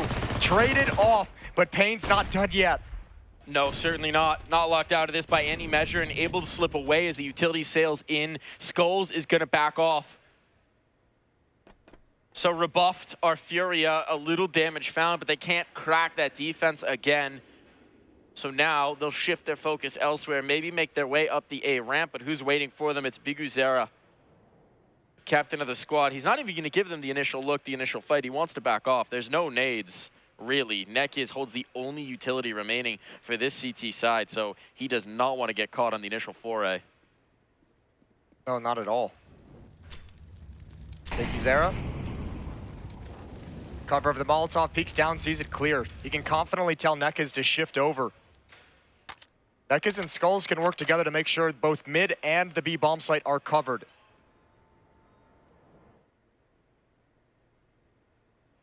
I feel like this board's position can betray you so easily. I mean, we've seen Zevi die to the spam here, too. You're not going to get spammed at this stage in the round, right? But, I mean, even just turning the corner, sometimes it feels like it's such an awkward fight. And there's a little bit of spray. Skulls doing a little bit of baiting. K-Serrato, he's going to hard clear it. That's what I'm talking about.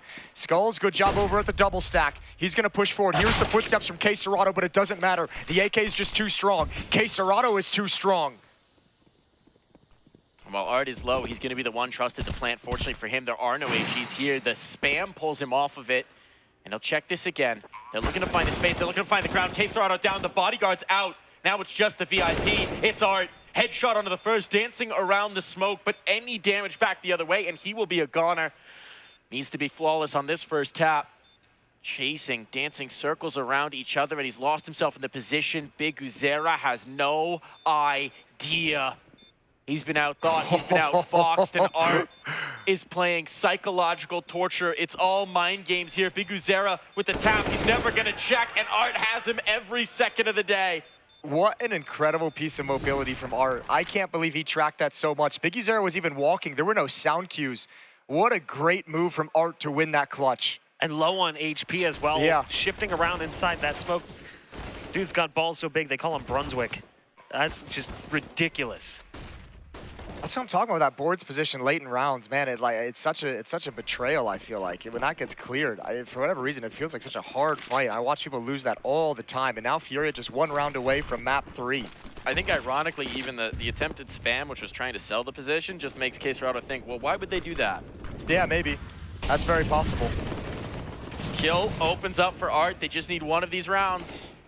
And that's the heck of a way to start it. The guy who clutched the last gets it going here. The bodies are dropping bit by bit. FURIA, they're not ready to declare themselves challengers and not legends. They want a third map. They want more Counter-Strike. And at this point, who's going to deny them? Not Skulls. Biguzera remains. He's flanked out. The position held by Yuri, and a one-tap will bring us through. We're going the distance. We're going beyond. Vertigo is not the end here, and we have yet to determine who will be our legendary representative in the last CSGO major. Yeah, this is a great second map victory for FURIA, especially when you consider they started this down 2-6, right? They had to really bounce back into this game, and it might have been easy to just kind of fall into that hole and not be able to get out, kind of like Overpass, but wonderful job. I think Art did a great job on entries. Case Serrato is obviously always going to be a good guy that you can talk about, nice and easy, safe with the op, had some good rounds, and I think, unfortunately, this one felt like it's one of those weird games where you almost want to say it's closer than the scoreline suggested due to those 3 clutches lost in the first half, because those were rounds I think Payne desperately needed. One of the biggest problems they had, though, was the openers. They were taking a ton of utility damage and losing bodies early. I think by the end of the game, they only had 7 first kills. That's really hard for you to convert rounds. And that's when you say, like, oh, yeah, they almost won so many clutches. The fact that they could have had control of the scoreboard despite that fact is kind of crazy. They were just really good in the mid-round. They really leaned on individual players, but they were just having a hard time, and at that point, FURIA is controlling the pace. This is also one of the few times I think we've even seen Paquetá Gaming down at a deficit at half. They've consistently been in the lead at halftime. Yeah, they have been mostly. I mean, they haven't really been challenged a whole lot throughout this tournament as well, even just to get to this point. So, I mean, this might have only been one of the first times you kind of feel that emotion. Yeah, down 2-6, and then you go on a 14-2 run to close out the map. I mean, that's also one of those things where FURIA just kind of hit critical mass. I'll tell you another thing, too. I think Yuri did a great job early on of kind of being the guy, like, leading the way for FURIA while the rest of the team kind of got into the swing of things. He bought a lot of time, I think, for FURIA in the first half. He certainly did. He certainly did, but I think one of the things as well for FURIA is that everyone was firing. We don't always get the consistent performance from everybody in the server, and I mean, even Drop, who's technically bottom of the board in defensive B there, had some big rounds in that first half, delivered as well when he was called upon in the second, so the pieces are hitting now. We've got everybody truly warmed up, and it does feel like we've got a heck of a game on our hands, and we're headed to Mirage as the third. This is good neutral territory. Both teams like to play it. They play it a lot, and they're pretty dang good at it. Yeah, we finally got to like a legit map in this series, it feels like, you know, and not in the sense that any map is, you know, better than the others. Who knows? But just in the sense that both these teams have got plenty of reps on this map. So like while you have the asterisks about Overpass and then Vertigo could have been touch and go, nice to see, even despite not playing it a whole lot in the last 3 months, FURIA is still able to manage the map pretty well. But Mirages, I think, is going to be a lot of fun. Should be an explosive game. I'm looking for the explosion. I'm looking for the fireworks. We're going to find out who's going through as our legend. Wait, how's Liquid doing? Oh, checking in. It was 14-12 in favor of Nouns. The noise get up. That's a little It's exciting. 15-14. Let's get out of here. Let's go watch that one. We're going to go watch that one during our break. We'll be right back with map number 3.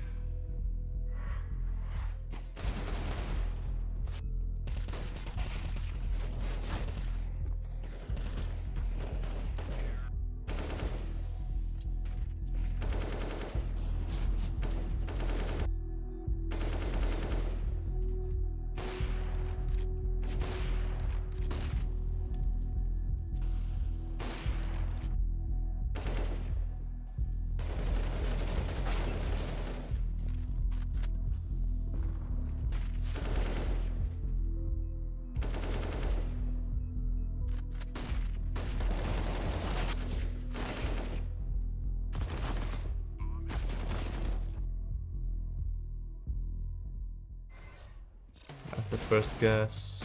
I'll do one of my teammates. Let's do Brokey. See what we get. Nico. Alright, now I'm going Leash. Let's try. He's older than 31. Another European player. He's been at more than 10 majors. Cold Sarah, let's go Cold Sarah. We got this one. Nope. I guess from my team, like Rain, Carrigan fit that narrative. I'll try for Rain. See what happens. Has Cold Sarah only been at 9 majors? Carrigan. So he's from Europe. He's older than 32. Guys, we're going for Swedish legends or Polish legends now. I think it might be Taz. Nope, but it's one of the guys. Yeah. I'm trying my best. Freiburg. No, he's 30. I think Neo is playing with Taz, so it will be Pasha in that case. Okay, let's try. Pasha beats us. Yes, easy. Let's go. I knew it, I don't know. I had a feeling. That's so clever. Pasha beats us was on point. Lost us.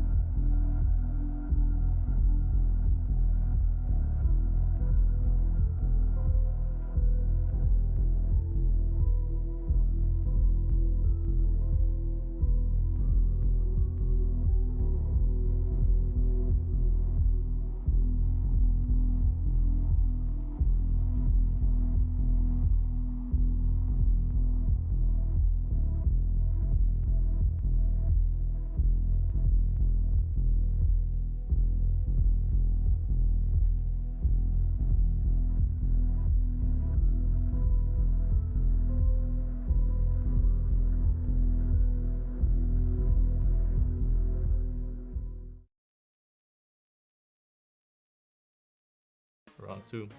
Let's go for a rival, I guess. So we got one for Europe. So now I'm beating the game, and I think we're going to North America. So I am going to say Elish. Okay, never mind. Let's type bit. He's AK-47. Older than 25.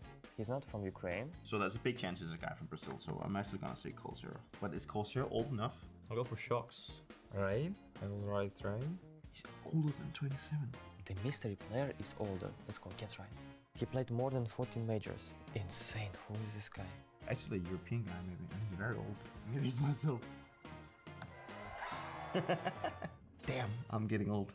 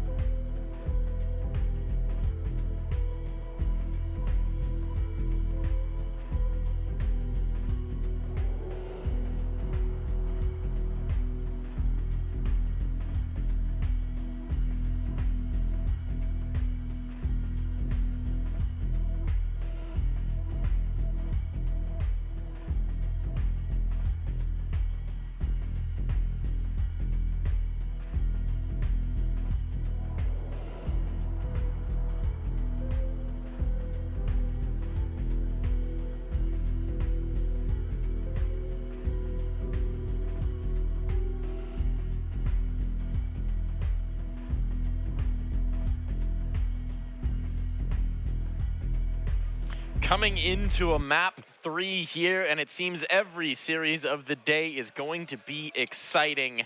And Hell now yeah. we still have one map to go before we find out who our legends are. And who's getting eliminated on the other stream. Oh my goodness. We got a whole lot of crazy stuff going on. Nouns just forces a map 3 against Liquid on the other stream. That's for elimination. FURIA forces a map 3 here on this stream, and obviously this is for the only legend spot that the Americas are going to get at the Paris Major, the Blast TV Paris Major, coming up in just around a month's time. But let's get it on. FURIA T-side Mirage.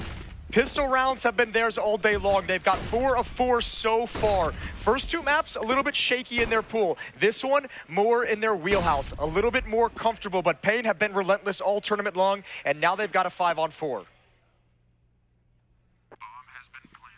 Oh, baby. Oh, baby. Oh, baby. The excitement in the air right now is huge just because both games are going to this third map, and look at what they're doing here in the post plan. The pistol rounds have eluded them entirely. They're encircling now. Time's going to be the issue, but that's the first kill. Zevi's found it, and now he's looking to chime on through. Yuri with a little bit of an answer, but they don't know. Oh, they don't know that Art's still here, and he's going to activate. Drops the diffuser, but they need to get on this quickly. They have a It's kit. done. It's done. They've got time. They got the defuse. Nothing Yuri can do about this. So the first pistol round of this series goes the way of Pain. Nicely done. Yeah, that, I mean, look, that's just great kills. Like when you have a setup like that, a defense like that, we've touched on a number of times over the years. Like if you're going to play retake on that 8 bomb site, 5v5 is so difficult. So to grab a kill like that through the smoke, I think there was one more that came in before it as well. Like to put yourself in a position where you thin things out before you actually have to retake, it makes it so much easier, and it's almost like kind of required that you get at least one before that bomb gets planted and FURIA can find some post-plant positions. AK's on the board though. Ooh, one player caught in window. It's Zevi, and of course he's gonna take one with them. He's been good all day long, continuing here with an opening kill. It's been the star for them right now, that's shining brightest. Neki is traded out 1 for 1, but look at the health that's remaining. Safe, barely a whisper of life. Drop's gonna have to do it all if they're gonna have a chance at anything. A bomb plant would frankly be a miracle here. They do have 2 players, though, on the other side, both very low. 70 combined health for Biguzera and for Zevi. This deep spot for Skulls is going to be so punishing if they want to take it towards A, though. So he's going to have all the information here, right? You can see Bigu's entirely focused on towards mid because he knows. Don't have to respect the A push. Oh, and they're going there. Oh, they're coming back. They're coming back. But they're going to go Palace. So they avoid Skulls at the very least for the moment. This is honestly the best place they could probably go. It is. The problem is if they find the kill on Biguzera, if they don't for some reason read that there's a player ramp, Skulls can just come in and shut this down, and with the time, they may not have a second attempt. Actually, I almost feel like, I don't know. I was going to say, I almost feel like Biguzera might be misplaying this, but now he's slotting into a new position, to get some safety from Palace, because you could see like everyone else was passive for a moment. No, certainly not. No, I think it's a save. It might be. Wow. Interesting. I mean, I guess in isolation it makes sense. You'll have better buy into the next round, but it kind of puts you in a really weird place with the economy. Just the way they were positioned, both watching both sides of the angles, the bomb on the back end of the play. It feels weird too, because like Safe doesn't have armor. At least Drop has armor. Like Safe is gonna have to pass that AK-47 over to somebody that can buy armor, and that starts to chip away at your money. But I mean, FURIA obviously putting some importance on limiting economic growth early on. Oh, he's going to challenge Skulls. For sure, he's got one. All right. So that's even worse. Yeah, Only that's one saved through. That's way worse. Not ideal. So what are you going to put around this one rifle? I don't know, but I also know you're going to have to pay that Viper, and it's going to get a little weird for a while.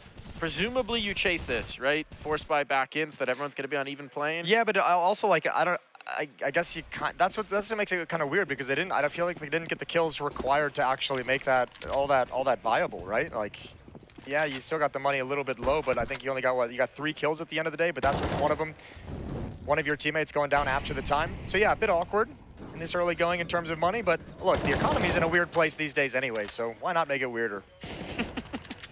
That's my motto. Double down on the weirdness. And yet somehow you didn't enjoy watching Nouns. Yeah, well, I didn't get the games where they beat Liquid, did I? I got the games where there were psychopaths running around Mirage.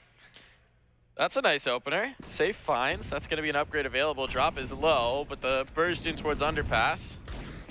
Not going to net them around. Okay. See, this is the thing. Yeah. Double down on the weirdness. Yeah. They've got it 5-on-3. Oh.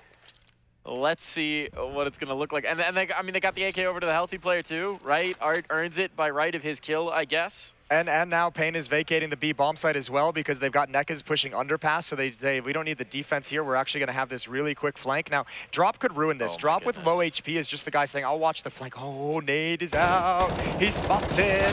Double kill for Nekas, and there's Drop. And they're going to continue moving forward, although they also back to get the bomb, which actually buys a lot of time for the rotation. So FURIA once again have to move around the map. 30 seconds now. They're going to risk the rotate with no information, assuming that they've drawn the 2 CTs overs, which is correct, but not having seen this yet. Skulls is going to say, well, let's find out. Yeah, Hardzal's already got the information. He's slid out of mark, and he's like, nobody's here, dude. Nobody's here at all. So Skulls, you got a chance to save the entire run. Oh, and they're coming out Palace. This is perfect for you. If you drop the bomb, it's over. There's just not enough time to regain, to figure it out. They're going to drop down. Now you hear it. There's the lineup. He's pushed them off. He just has to live. He just has to live. The bomb plan, I think, may have gone down in the nick of time. No, it came in too late. That is going to be the round for Pain. Sketchy, though. Real sketchy, but that's a good recovery. Nice job from Skulls and Hardzal, and I mean, calling him off as well, telling Skulls to go back to the A bomb site. I think, I mean, it starts all with that push through underpass from Nekas as well that disrupts everything. I think the other mistake for FURIA there, and I mean, this is one of those things that I don't even really know if you can theory craft or have a plan for, but with that kind of a push, if the two players keep moving forward off their execute and leave Drop, who gets the kill, to pick up the bomb and follow up, that still works. But the fact that the front players actually fell back to get the bomb is what costed them those like extra 5 seconds. 3-0 for Pain. You know, you say that round was sketchy, but honestly, when have rounds like that not been sketchy? True. Yeah, you mentioned in the last map, like 5v3 seems to be the worst thing in the world. Yeah. Oh, speaking of the catch, okay, even exchange here. This one's going to get a little wild too. We're staying with the exciting rounds early on in this game, and that kill on the Skulls opens up a bomb plant, but Queserado reloading has no chance to further his control of the site, but the bomb's on to B, and no one is home. That's a heck of a read for Drop, recognizing that they will have shifted off, and so a retake will be required of Pain, and now there's nothing guaranteed in this one. Art's going to come in to support. He'll have the position in towards the apartments. There is a smoke for this defuse, but look at that tag. Zevy's down to 1.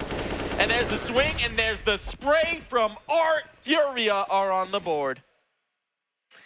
Money means nothing. Regardless of what you bring to the round, it's winnable. That's what it feels like is the general theme when it comes to this series. Well, I mean, Pain's going to hope that holds true in this. Yeah. Well, I mean, we've seen them win their fair share of pistol armor rounds. It's how the series really got started. It's how we got introduced to what Pain is capable of against an opponent like FURIA. I mean, it's, look, at this point you can question the decisions from FURIA to buy all you want, and I had some questions for sure. But I mean, the fact that they actually win that round is fantastic because it actually pays off for them down the stretch. So props to FURIA for keeping the pressure on.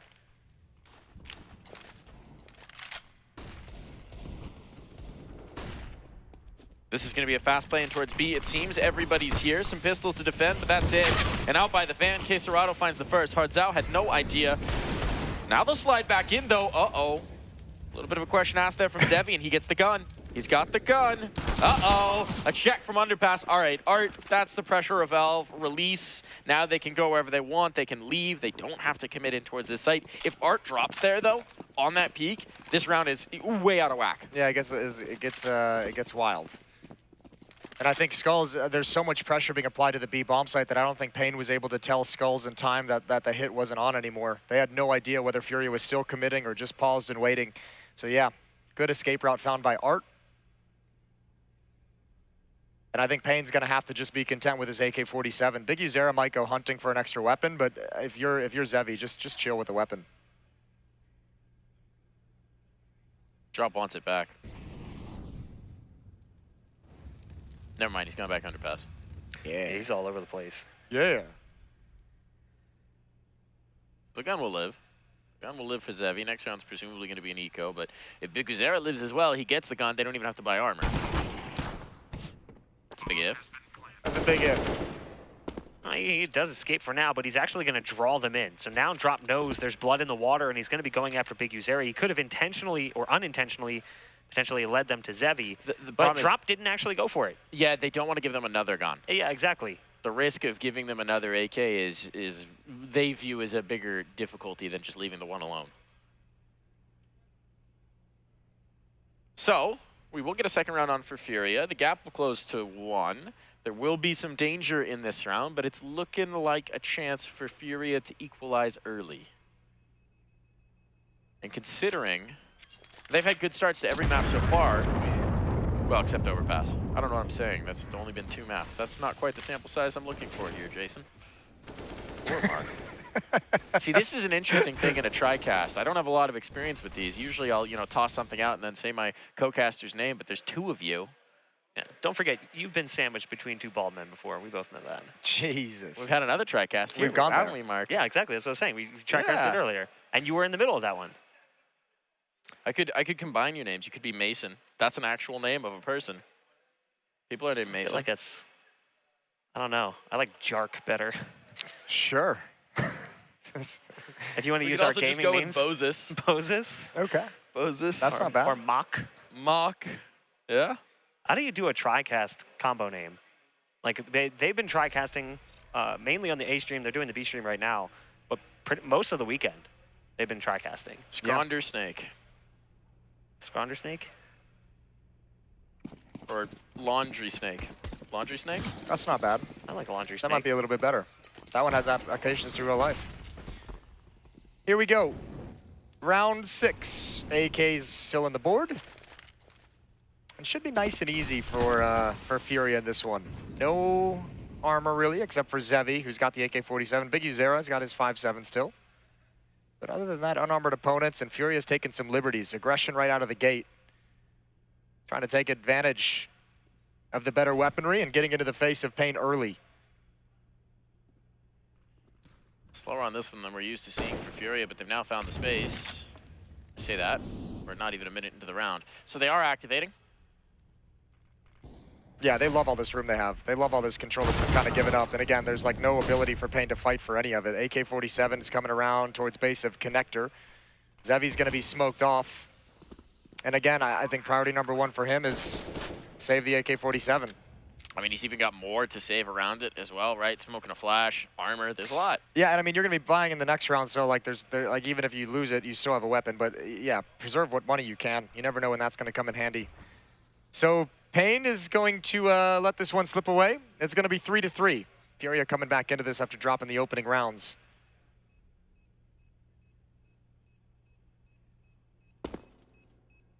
Five surviving as well for FURIA is huge. We talk about economic implications for Zevi should he fall and have to rebuy. On the flip side of that, you've got FURIA, who's really able to make the most out of these rounds. And even in the final exchange, FURIA will come out on top, despite the fact that NECA's had position. It's just USP anyway, so very difficult to do anything with that. This will be a big point in this first half. Be a strong buy coming in from Pain. And if they struggle here at all, I mean, FURIA is going to start hitting some serious speed. Their money's going to grow out of control. There are some caveats here, though. I mean, there's no op, which obviously you'd like to have on Zevi, especially with the impact he's been able to find. Rifle, though, pretty dang good still. See if the young gun can fry with the AK in hand. It looks like we might have some early posturing towards B. There's no presence outside of A main.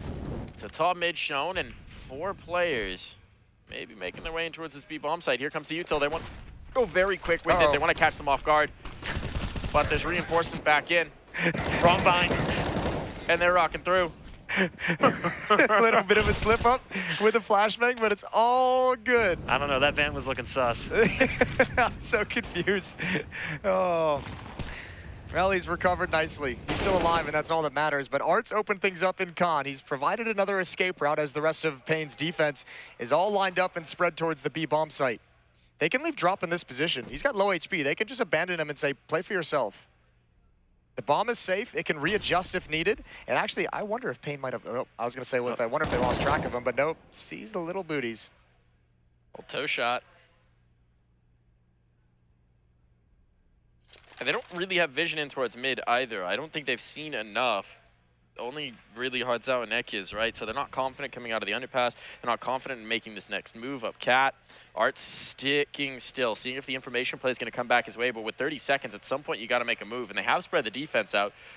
So re-aggression back into B could be viable. It's like they're just pausing. They want Pain to consider the other options, right? Because they can't re-aggress into this bomb site when there's 3 defenders. So they wanted to say, yeah, Art got a kill in middle. We have the opportunity to fall back if we wanted, and let the clock run down to make it feel like they're walking to the other side of the map. Pain's just waiting. Footstep is made. Now they're gonna know. Oh, missed opportunity, but Art can't complete it anyways. At least the bomb plant is nice. Hardzao uses the entire magazine, but his teammates are right there to pick up the pieces, and Pain preserves their lead.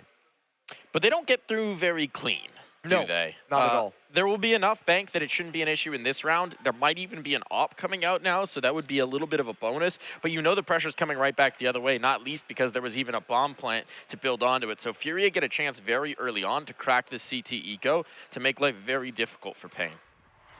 But there is an op. That's nice to see. Zevi, I mean, I just want to see Zevi do things. I just want to see Zevi do things. Anything, really. Bet he makes a wicked cappuccino.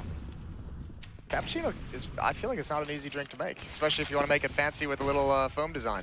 All I'm saying is he's got the precision. The finesse. It's a nice nade early into Big User. They heaved that one over into connector, and ooh, that felt like that should have hit. Just somehow dodges a little bit. I think it went right under the elbow. I think. Might have been also a bit of movement in there. Whatever it was, that's not exactly the finesse we were hoping for. That latte foam art has not succeeded.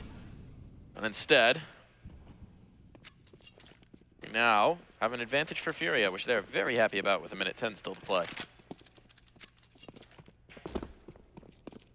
Seems like they want to finish on towards A. They've spotted the op here, but they might trust that it's moved around and shifted, and well, it has. On towards Cat. And again, some space to work with if they do end up at the A-bomb site, right? You have Yuri in a strong lurk position over in middle. He can play that any which way. He's on his own, play off his teammates, but you've got a defender back at Ticket, you've got a defender over in jungle. Site is actually clear. Big Uzera now slides into position to do something, to be some kind of harassment. Flashbang into the sky. Skulls goes 1 for 1, but Big Uzera is there for all of the trades. And now Yuri has to make his move probably a little bit earlier than he would have liked. He knows there's an operant window. He wants that kill. Now his position's revealed. And Safe has to step up and provide something for his team. Big Uzera is given time to slide back. Safe just narrowly misses the timing. This actually works out nicely for them. It does, but Hardzao is still in this angle, and I don't know if they're quite aware. They will be able to plant Safe. That's a huge tag on, but now they're both battling through from this same side. They line up for Yuri. All onto Zevi now. All onto Zevi now. We've seen clutch after clutch for this man, but can he pull this one through? In towards the sandwich. That's such a tough angle to check with this AWP, especially with Yuri's position. This is going to be desperate, and as he tries to clear, he will be checked at the gate. That molly, with the player getting into window, they know there's 2 players window now. So effectively, the only position they could be coming from is either connector or spawn. Yeah. So they have an isolated 1-on-2 with the spawn player. That's why things get so uncomfortable there. And he gets a little bit lucky. I think he spams him through the ticket booth while shooting at the other target. It kind of just is the way it happens. Well, it's also, I think Pain got a little eager once they spammed the planter down a little bit, and they didn't want to let them get away into post-plant positions. They wanted to be able to say, we have these guys out in the open, let's take this fight now, which I can't even really fault them for. It's just a great, little bit of luck for Yuri, and obviously a great swing when they're trying to make their move. Didn't really have information on that second player. All tied up at 4. A lot of space being allowed towards the A side of the map as well. It's just going to be Skulls who can do anything about this. They'll go for the stack. Can't blame them on armored pistols. But it does mean, well, okay, I was going to say this could be easy, but anything but against Pain Gaming. They're going to make you work for it, and the AK has now been picked up. But no one's come in to reinforce. Skulls did not see enough to really tip them off, and at this point, they might just try and take the gun out. He might actually be able to call that over. He threw a flashbang to give himself some safety to cross jungle, and it baits out some shots from Drop, who thinks maybe it's setting up for a push. So Skulls can tell his teammates, one's in Palace. And now they definitely know. Ooh, this is cheeky. Palace player could be under threat. There's no reason for Drop to peek. If he peeks, it's a massive mistake. He gives a little shoulder jiggle. There's an op out there in the open. Good shot from Skulls. AK is recovered. And now this is going to draw the pistols through. This is the blood in the waters. They are circling right now. Tag on to Zevi, but that's not catastrophic. He was already unarmored. And This is a bit of an exchange. Bodies dropping. It's getting very chaotic. And from nowhere, again, a round's pulled out by Zevi. He couldn't make it happen in the last, but this time, with even less to work with, but the numbers in their favor, it's enough. We're seeing the pressure get to a lot of these more experienced teams. Liquid struggling over versus Nouns. FURIA now dropping around to essentially just pistols, just basically nothing. And yeah, timeout is called. I can't imagine Gary's too happy with, it's got to be like communication is off. Maybe he's just not happy with the energy within the team at the moment. But man, that's really dropping the ball when you're in a situation to start taking control of this third map. And for a team that needs to have a good result in Paris, skipping to the legend stages would be so nice.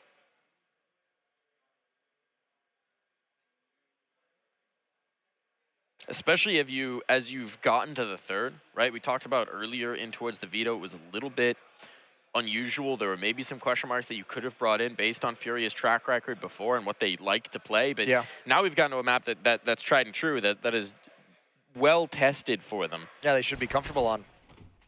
And you remove those question marks. They've done the hard part. They've gotten through the slightly odder maneuver. Now they need to prove it on Mirage. And, well, this next round could be telling.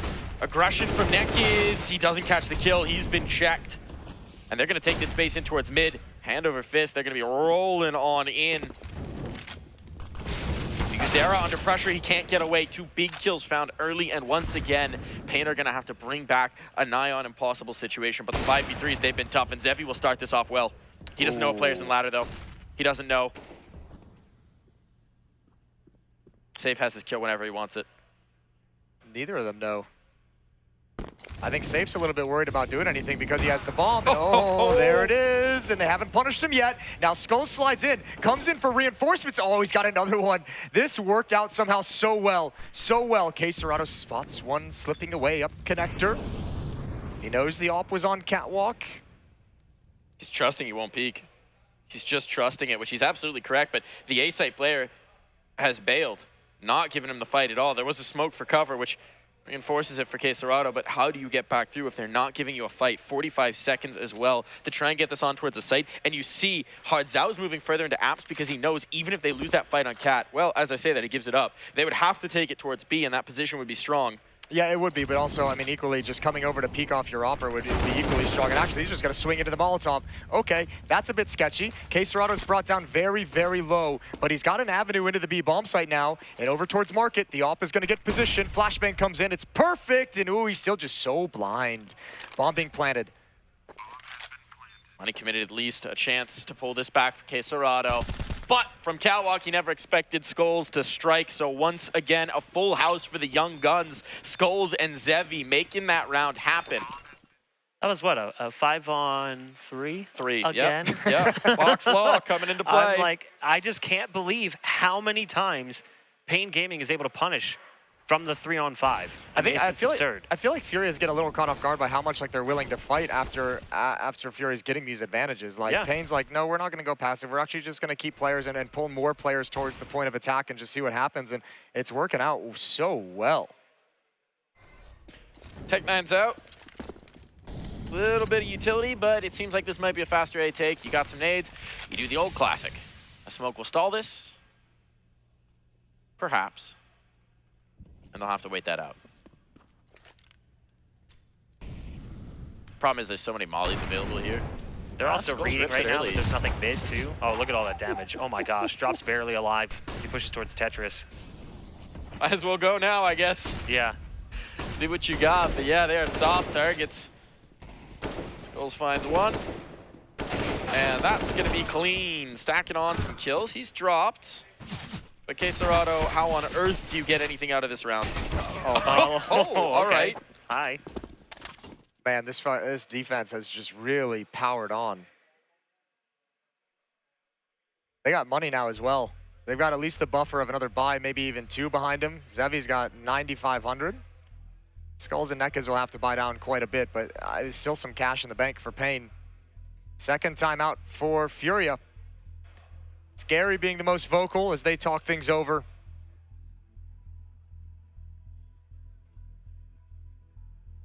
and they're not finding a whole lot of success in middle anymore in these past rounds, which is something they obviously would love to have. And I like the way that Pain has like just kind of gotten aggressive enough to deny some space, because there were a few rounds that Fury was able to just kind of march into bomb sites, whether it's due to a man advantage in the defense spreading out, or whether it's just the fact they have so much mid control, so much room to work with. Pain's not giving that to him anymore. They're not letting anything be easy.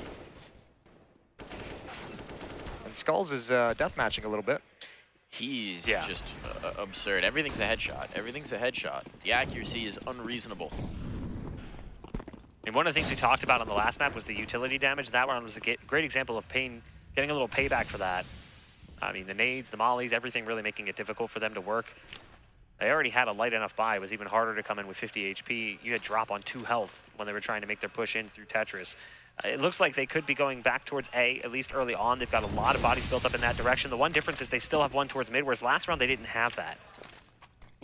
See what they're out past the lip. They're actually pretty far in. This might catch them off guard. In towards Sandwich, they've bunched up. The flashbang is lethal, but Skulls takes a little bit too long, and that's too many bullets to get those kills as well. 3, a cacophony of frags coming in, and now the question becomes, how much do you want to commit? Hardzao, or rather Biguzera, is trying to play around the smoke, but now that it's fading, he's got to get the heck out of Dodge. Their money's not that built up yet. Looking for a mistake while he's sticking around, although Yuri just spotted him, and I think he realizes it's not worth the fight anymore. They're going for this? I think, no? Okay, Biguzera's got 1. That's the nade. He's brought down very low as Hardzao, though, and I think this is just too far out of reach. I admire the attempt. You try and flush him out into the open. You only get the 1 kill, but now, yeah, it's time to back away. All that money that I just mentioned in the previous round it really disappears if they lose these weapons. So at this stage, with a 3-round lead, preserving economy is the name of the game for Pain. What they didn't know in that situation is effectively that was a 3-on-2 on site, as they had a player sitting back pretty far in mid. FURIA, I think, assuming, again, you talked about it previously, Jason, saying, like, FURIA is not expecting some of these fights. Yeah. So they assumed that they were going to catch him on an exit, trying to run away and save, maybe even trying to catch FURIA on the exit and spawn. But instead, they actually did significant damage there. Yeah, I mean, I like the idea from Pain, or I like the reaction from Pain at the very least as they're entering into the bomb site, kind of execute that repeak, and you had it exactly dead on. It's just too much ammunition used. You couldn't double up, and for Skulls, for someone who's been so precise, you get that first kill clean, you've got a very nice opportunity at least a double. You got Darf cursed. Talked about his accuracy, only headshots. Happens. Happens.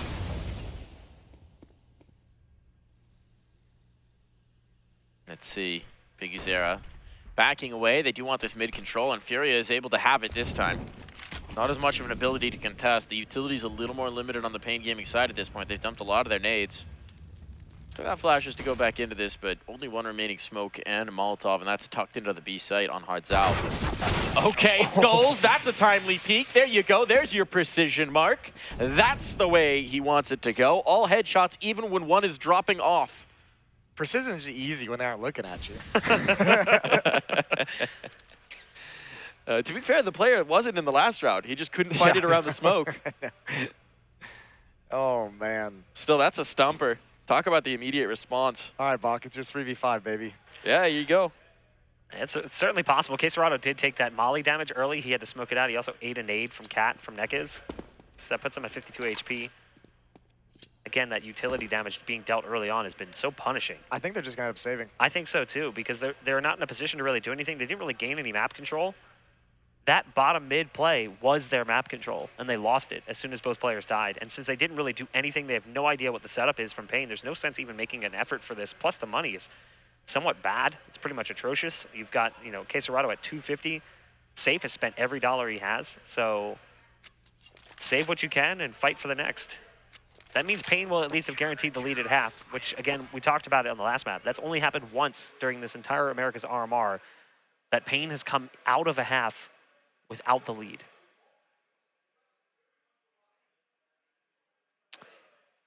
That's kind of absurd to think about. Isn't it? And Skulls is powering on in this one. It's been the Zevi show, but... Oh boy, Skulls. Yeah, he's doing a really good job over at that A-bomb site. Well, I mean, he's doing a really good job middle as well. 15-9 for Skulls so far in this game.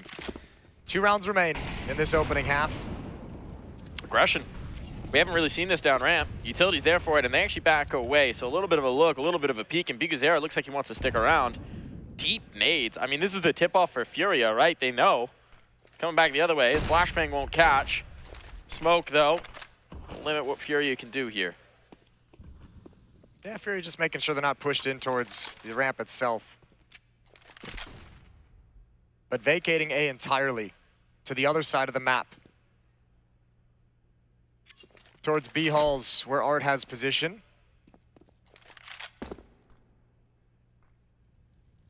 Minute left on the clock, and it almost looks like FURIA want to get some mid control, or at least force back any kind of mid presence that might be there before committing to anything.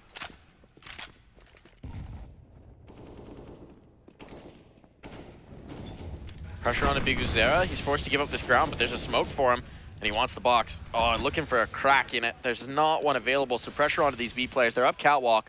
That's uncontested, and Nekis isn't looking for it. He's not aware. The comms aren't there. He doesn't know that they could get up. But here's Zevi coming back into the angle. The shot goes wide. The bomb's now crossed, and Safe takes Zevi out of the market. This one's looking all FURIA all day. Big Uzera is even pushed off, looks for that fight, but there's nothing he can do about it. Yuri already ready for the fight, ready for the hunt. Well, Skulls will not be allowing that. Yeah, he's ready too. He's really ready. He's pinned down now by the op of Safe though, but he slides back towards CT spawn, and there's not enough money to go for this hunt. I think FURIA really need to be careful here to make sure that the last round of this half, they have everything they could want. Yuri was fine to lose. Anything after that is really hurts. That round shows the rare crack in the composure for Pain, where the comms didn't come in clearly. Neck is, or either that or he didn't hear it, but he leaves himself completely open to Cat. Yeah, he didn't even consider the possibility. That's what, that was weird about it. He wasn't even like glancing in the direction whatsoever. So lost himself a bit in that round with Nekiz, and it opens up the opportunity that FURIA take advantage of.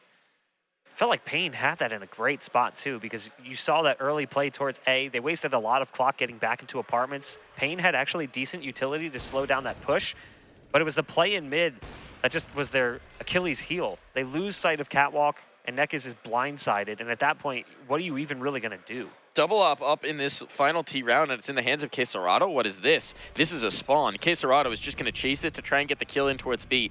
This is wild, and they're leaving him alone to do so? Does he have a teammate with him? No. I think he's got a read here. He's alone. Oh, and he's got it. They like to do that. The final round, he catches off Zevi. That is a read and a half, and now a 5v4 for FURIA. What can they do with it? Well, Art's ready in middle. Nekiz is back on Catwalk. He wants to go investigating. There's the mid-control. Skulls goes down quick. Big Uzera, though, challenging. And once again, the fight's all coming into focus on middle. Even when FURIA have control and Pain battle themselves out of another tough situation. Another 3v5. I was going to say they got to die. Somebody has to die before they kill the next player. Quesorado, though, it's swapped to the AK. It's impressive work from top mid. It puts everything on Hardzau's plate. Now, here's the weird thing. The bomb is in mid. Hardzau does not know that, but it's an interesting set of circumstances, and now he knows. He should have spotted that on that initial fight. So what does he decide to do? He hears the flash coming over, and he's just going to hold the line. Thinking about leaving it. Oh, if he comes this way, Drop might not expect it. The bomb can be his. He can retrieve it, but it's at such risk. He never knows when this peak might be coming back, and Hardzau chooses to change up the positioning. Use the element of surprise in his favor, readjust the fight because he's anticipating that Drop might come in to clear him. Drop, meanwhile, is giving him the slip entirely. Wants to take this bomb towards B, so it's likely going to be about the post plant unless somehow Hardzau gets tipped off. Plenty of time to get this C4 down. He knows. Ooh, oh, this is the worst thing in the world for Drop. This is the worst thing in the world. Hardzau's going to hear the plant. He'll be there so much quicker. Actually, Hardzau's second guessing. Oh, he doesn't hear it. He still thinks it's the A bomb site because the time is so late. How long does it take for him to figure this out? He's looking for the planter to exit the bomb site. Now he realizes, but Drop's had plenty of time to push into market. He's got the right idea. It's all about this face. It's all about this jack, and it's going to be there for Drop. So one round, the only gap we have between these two teams when we come back from the half.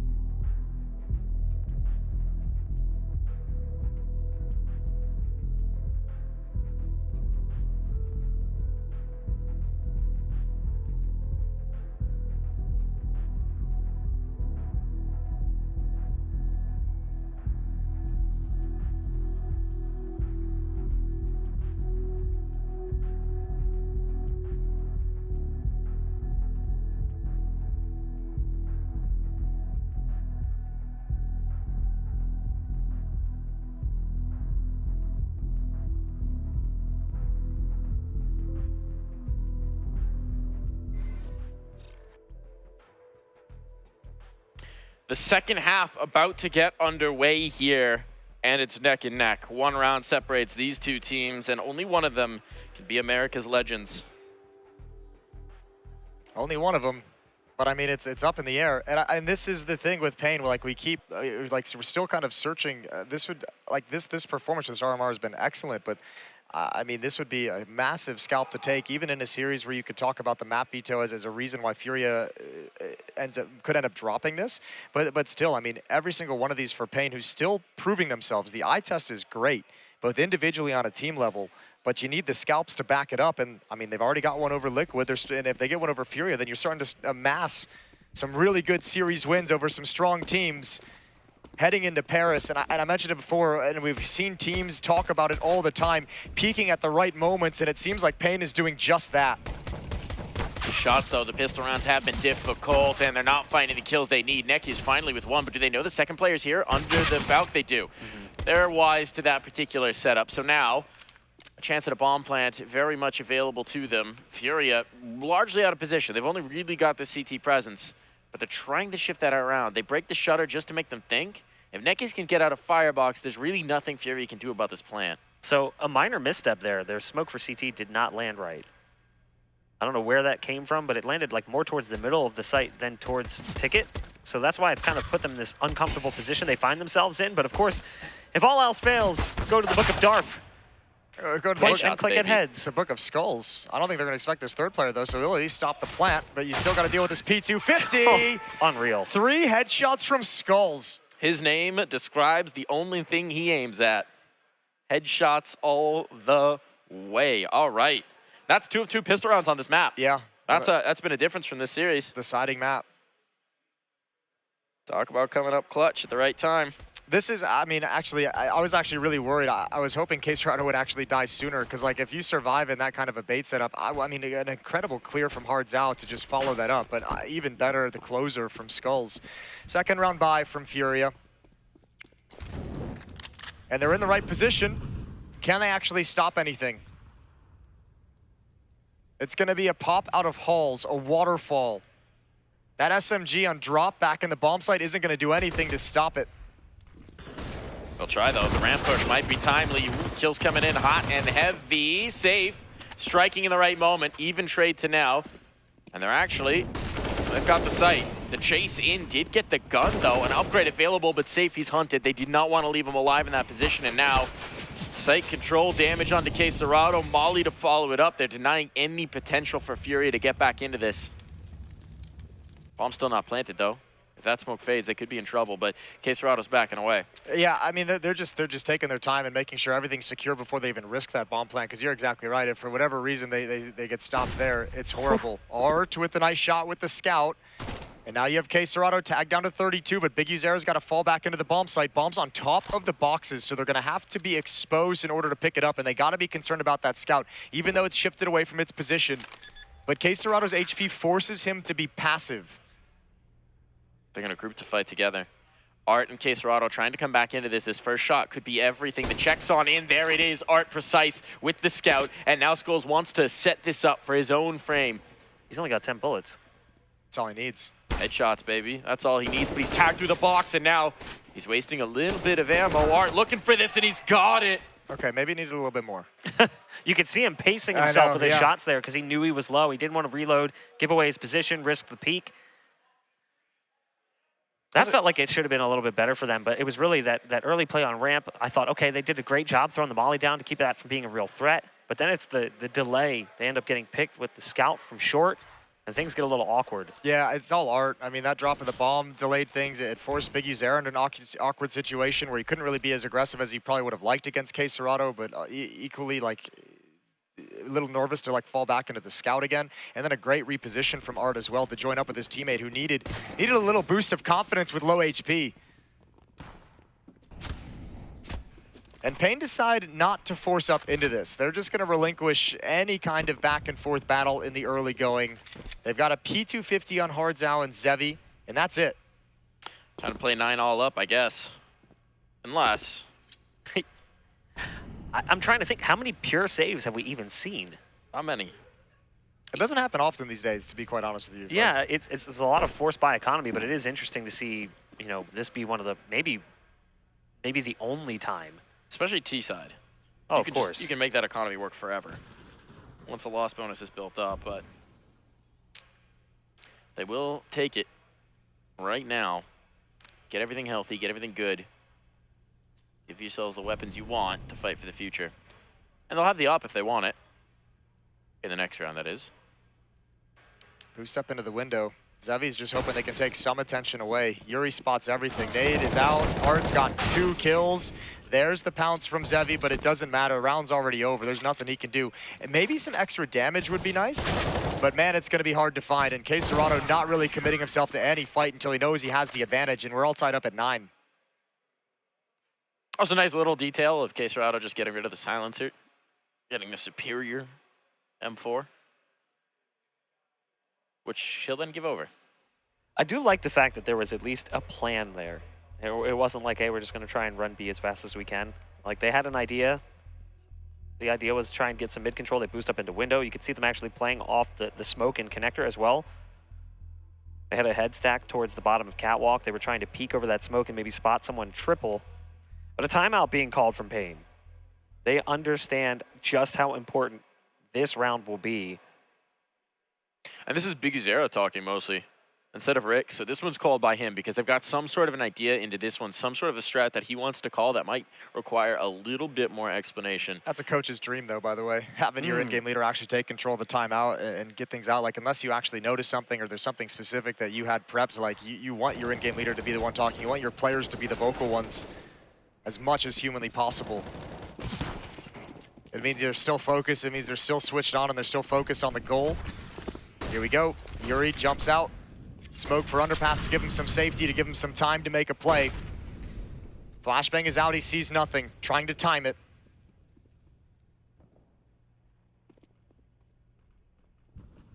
Guzero's got this spot. Got this cheeky angle, and Yuri may not realize he's gotten over. He's looking towards the mid boxes, but he'll back away. So there's no opportunity to punish. Mid control is relinquished. Yuri just with a little bit of a look in from the connector. Good timing for Yuri to get out, but that's some resources they don't get to use down the road, right? That's a smoke that he used, 2 flashes to set up those peaks towards middle, and he spots nothing, so not even information gained off of it. And they're going to take the space. They're going to fill it immediately. So if there's any sort of lackadaisicalness, any sort of exposure here in towards mid, this could be bad. Yuri's tucked in the jungle and safe. The timing on that is perfection. The smoke blooms, but not in time. Now, Yuri has the chance to control this. It's a 3-on-5, but not for long. Yuri doubles it up. No issues here. Just onto Zevi, and this one's looking oh so very clean. Yeah, Pain didn't get anything they wanted. They would have loved to have had some kind of exchange in connector. But man, they just get stopped stone cold. Good job from Yuri. Doesn't even let them get started in the tactic. It's just kind of a set piece in the utility thrown out, but no progress from there. Look at where the X's are. All at top con. Caserado eventually goes down. I don't think Yuri's going to risk that peak with 24 health. He's just trying to bait. Yeah, they have Molotov. They got 2 Molotovs. Yeah, there you go. No matter where he was going down. 10-9 for Furia. And that's a clean win early in the CT half, which is going to feel good. It was interesting, too, the way that half started. You had mentioned it. He's playing with that smoke at the bottom of underpass. Bottom of mid, I should say. Yeah. And nothing really comes of that. He just sort of has that position locked down for a while, and then he just runs away because he can't do anything with it. But his reposition into jungle is what actually ended up being the most valuable part of the round. I love that initial peek from Safe as well. He's up on top of Ticket. He just does a little hop over, so it's almost entirely unpunishable. Cheeky Spots hopski. the player. Cheeky hopski indeed. And that's nice. A little bit of pistol work. Ooh, that's a good dink to find right at the end. That'll be upsetting if you're drop. Might prompt Pain to try and finish towards the B bomb site with the call out that one's dinked and one's low. They've got no utility to activate anything. They only have a deagle on Zevi that can provide an opening pick of any kind. Other than that, it's like Tech 9s and P250s that at least need to get within range. So it might be another relatively clean round for Furia.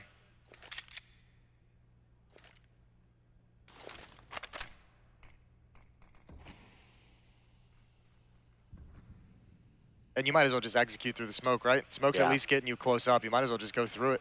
Let's see what this Deagle can do, because I don't think they're prepared for this. That's a Deagle, if I'm not mistaken, coming up from Catwalk. Is he going to turn in time? No, Quesarado has no idea. This B player is also low. This is actually a little bit of a problem now. Zevi's coming in with the M4 and takes some spam.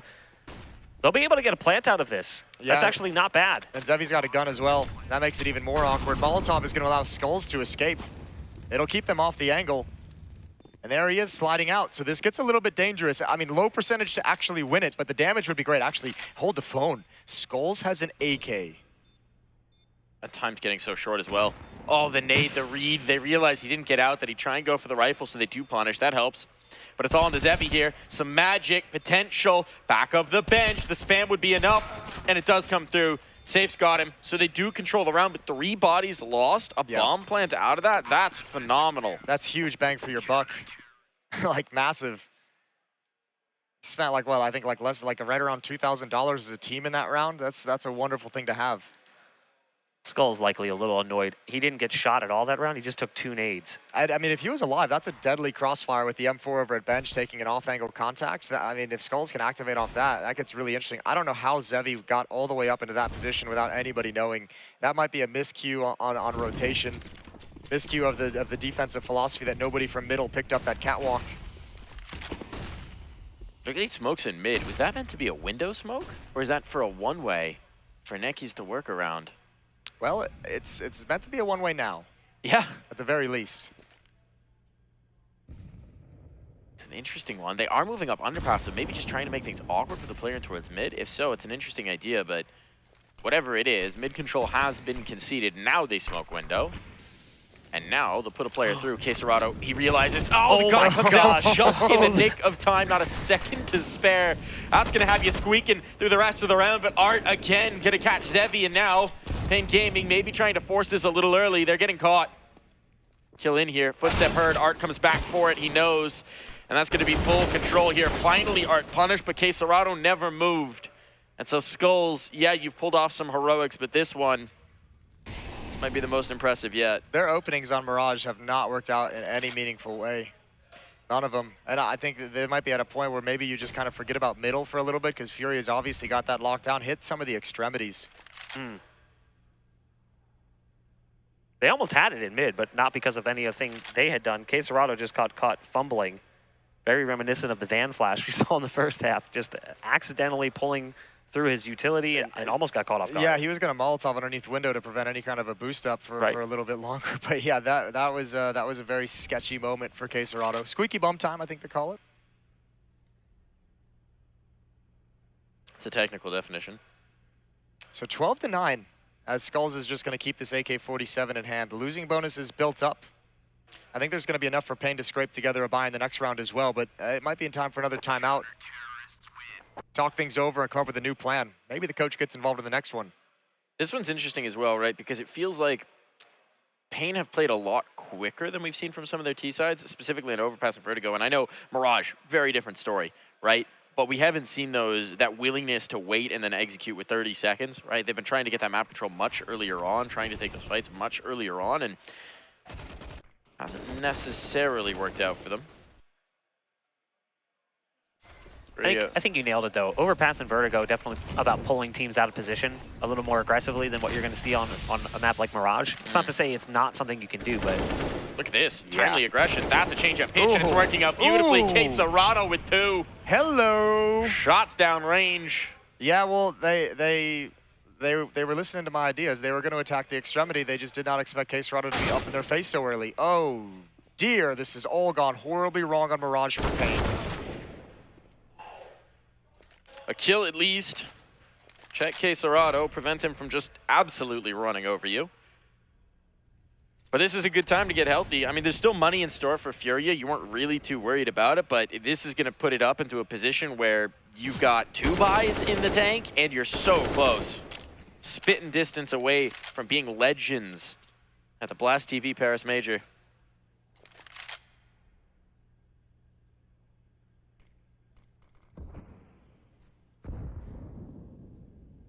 What's Biggie Zera got for us? 1v3. 40 seconds. Bit of time. He's got the full losing bonus, so I mean, he can obviously go for this one. Plenty of utility as well, but he just needs to find himself into the bomb site. And actually, I think unfortunately, the winning play has been made by Safe, putting himself up in Palace. That pretty much prevents anything at the A bomb site. Although hold the phone, because I think Big User is making the winning play right now too. Oh, hold the trigger for a little bit, as long as you can. Slide behind him.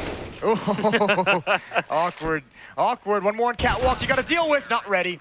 Arts Og has another good round with the final kill, 13-9.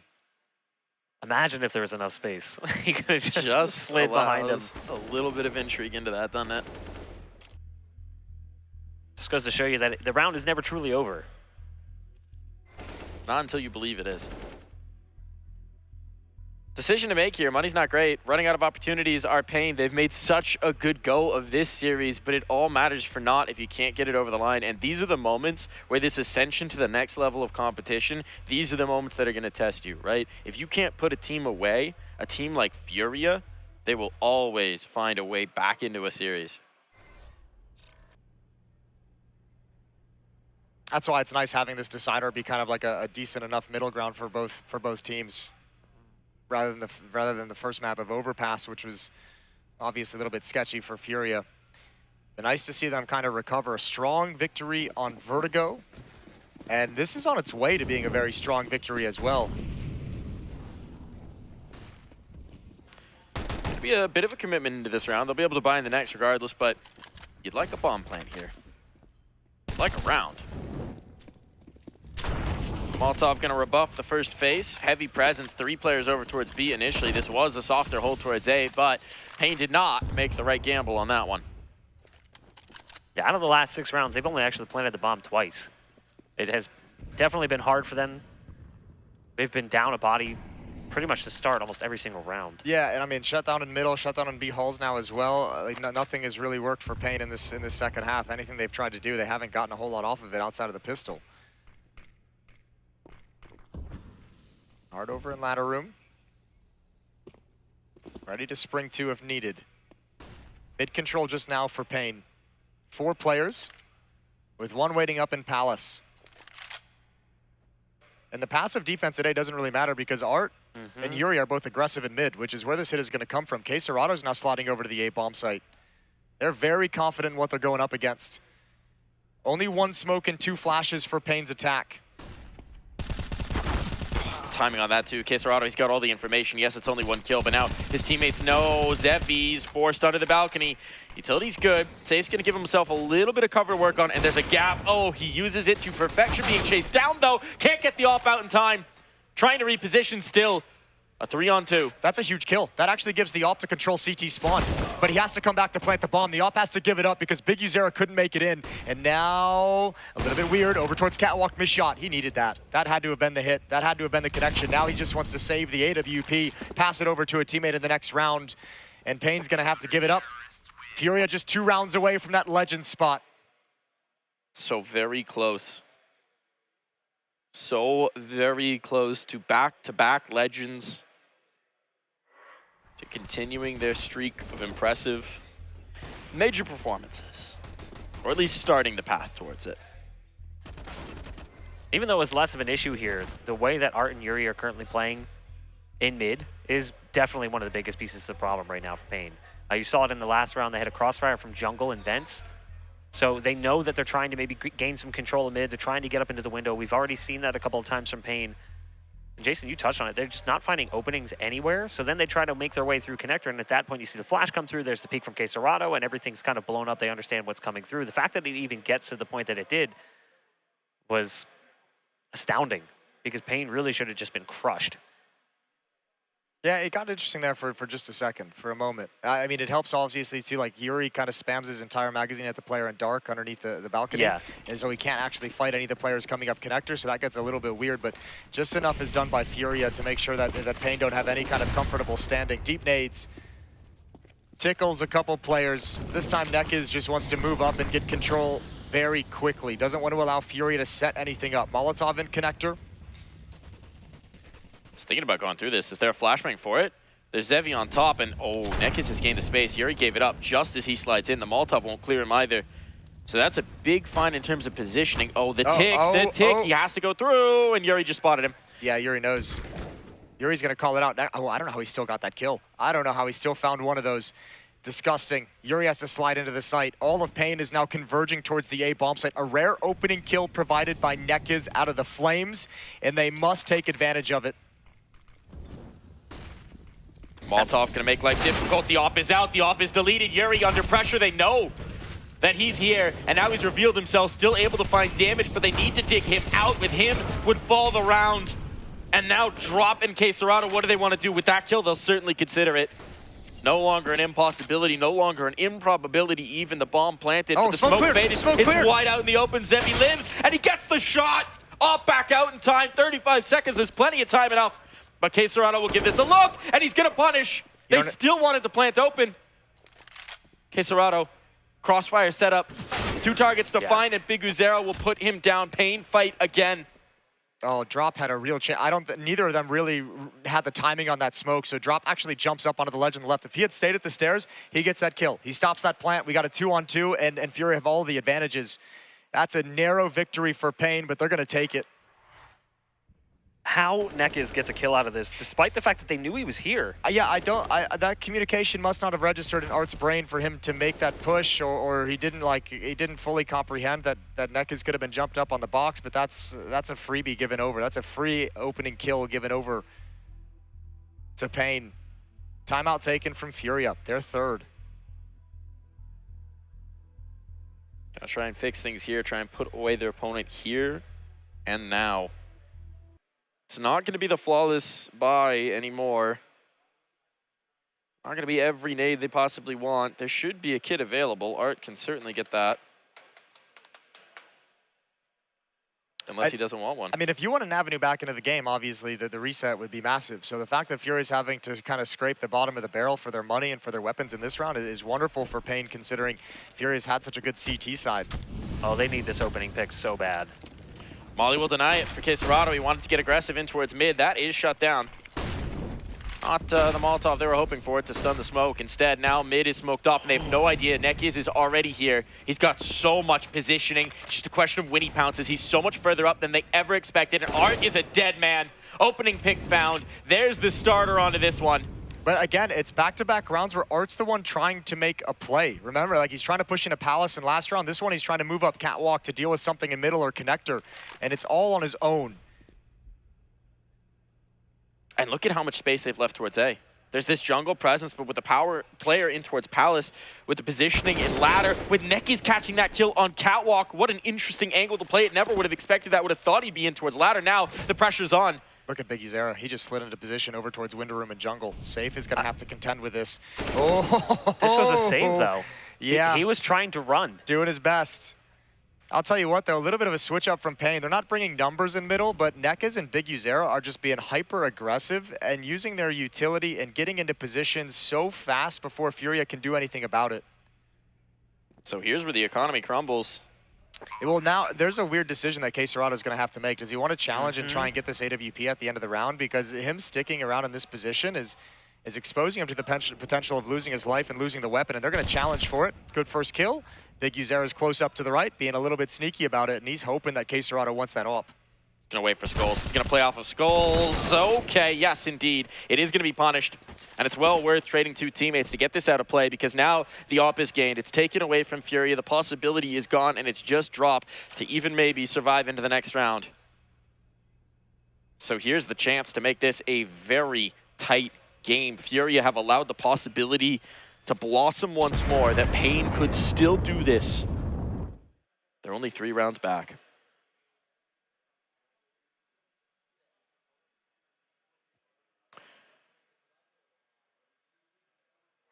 Can't put anything else into this round. It's time to just have Art put some lead boots on him. Yeah, no more aggressive play. Yeah, don't let him move. This was something that you know, was present in the series against Liquid. Was he was a lot more cautious than he's normally been, but it seems like as this game's gone long, I don't think he's doing anything necessarily that wild. It's no, just like he's trying to. It feels like making a play before it's really necessary to make that kind of an aggressive stance. Or not. Yeah. I mean, also you got to give credit over to Pain. Again, the switch up to have these 2 players being so hyper aggressive is throwing off a lot of the timings for Art and for FURIA in general. Set piece towards the A bomb site. The rifle's here. Rifle on stairs. There's going to be the swing, and it's gone.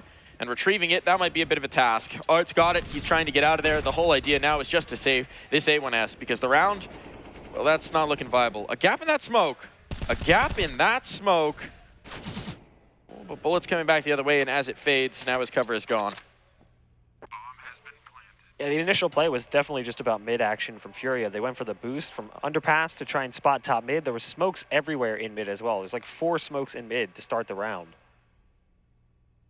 But it's just that pick onto the rifle as it goes stairs. I mean, that actually was, that could have been so much worse. They could have not gotten away with that M4. And you can see now the M4 is again running, trying to find safe ground. And he's going to get caught. Yeah, he's running right into Nekis. Nekis has this every day of the week, so no rifle taken through. The buy won't afford them an op, I don't think. Maybe barely. They're not going to be anywhere near an op unless they want a glass cannon. It would have to be on Queserado as well, not our erstwhile opper. Actually, because Queserado, he didn't have armor, so scratch that, yeah. Ooh, nice shot from Zevi. Last time out taken here for FURIA. They're going to try and stop it here, or at least discuss what they want to do, how they want to approach this round. But if Pain cracked through now, there will be no more chances to take a breather. So they've slowed it right down in these last couple of rounds. FURIA want to put this away now. And something's going to happen with Nekis in this round. Because he just pointed to himself. I'm the man. I'm making the play. Big U said, Nekis, go kill. He said, oh, me? Liquid 1 round from averting disaster. 1 round away from qualifying for the Paris Major, the Challenger stage. Meanwhile, these 2 teams duking it out. They're both in Paris, duking it out for Legends position.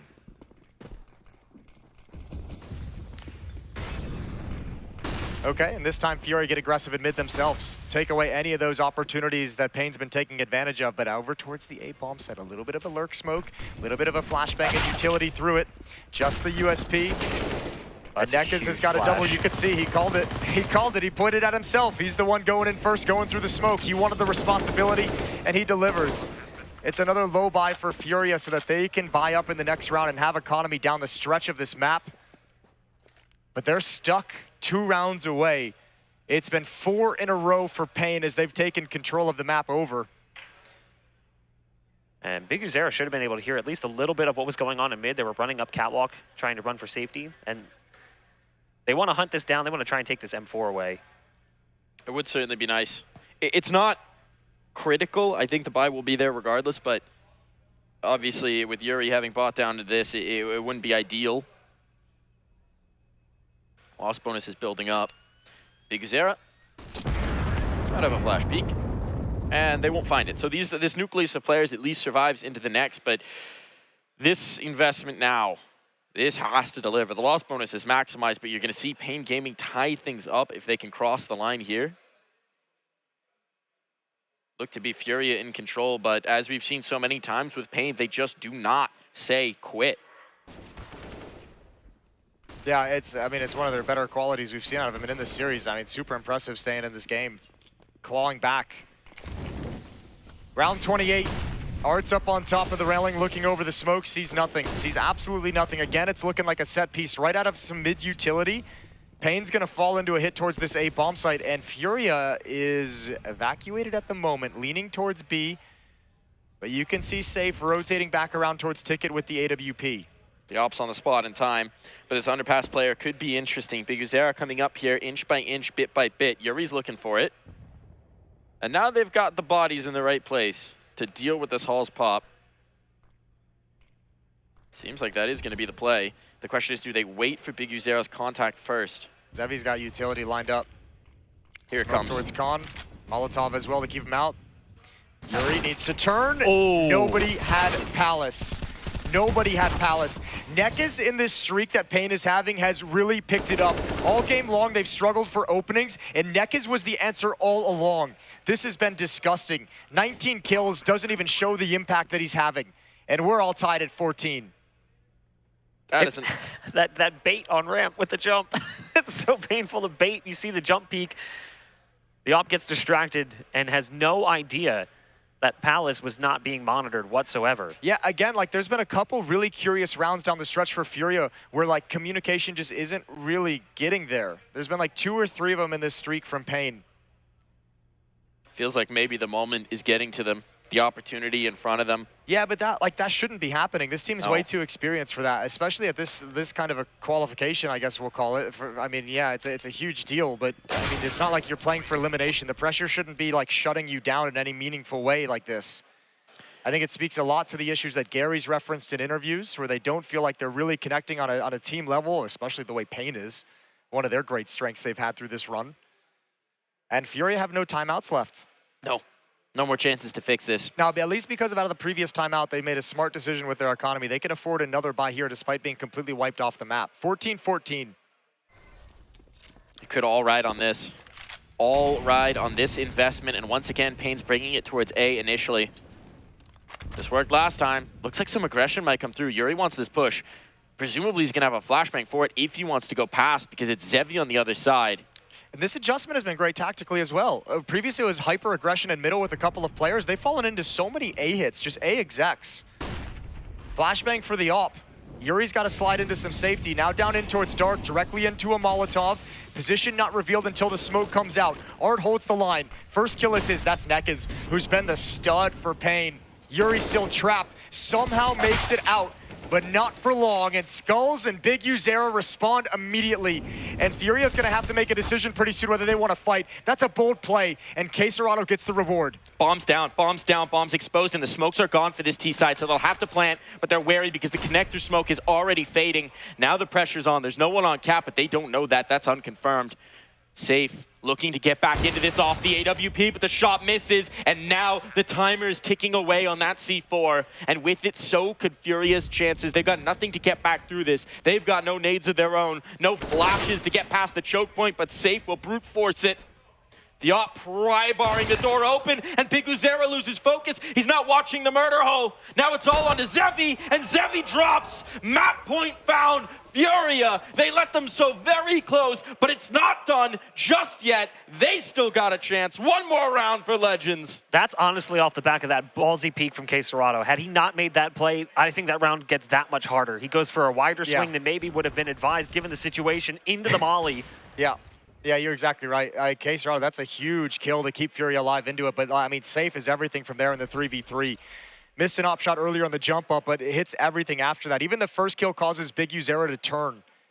Quad ops, 2 ops on each side. Zevi and Hardzao are going to be breaking those out. We've got Art with it as well. So this is a round we have not seen from either side.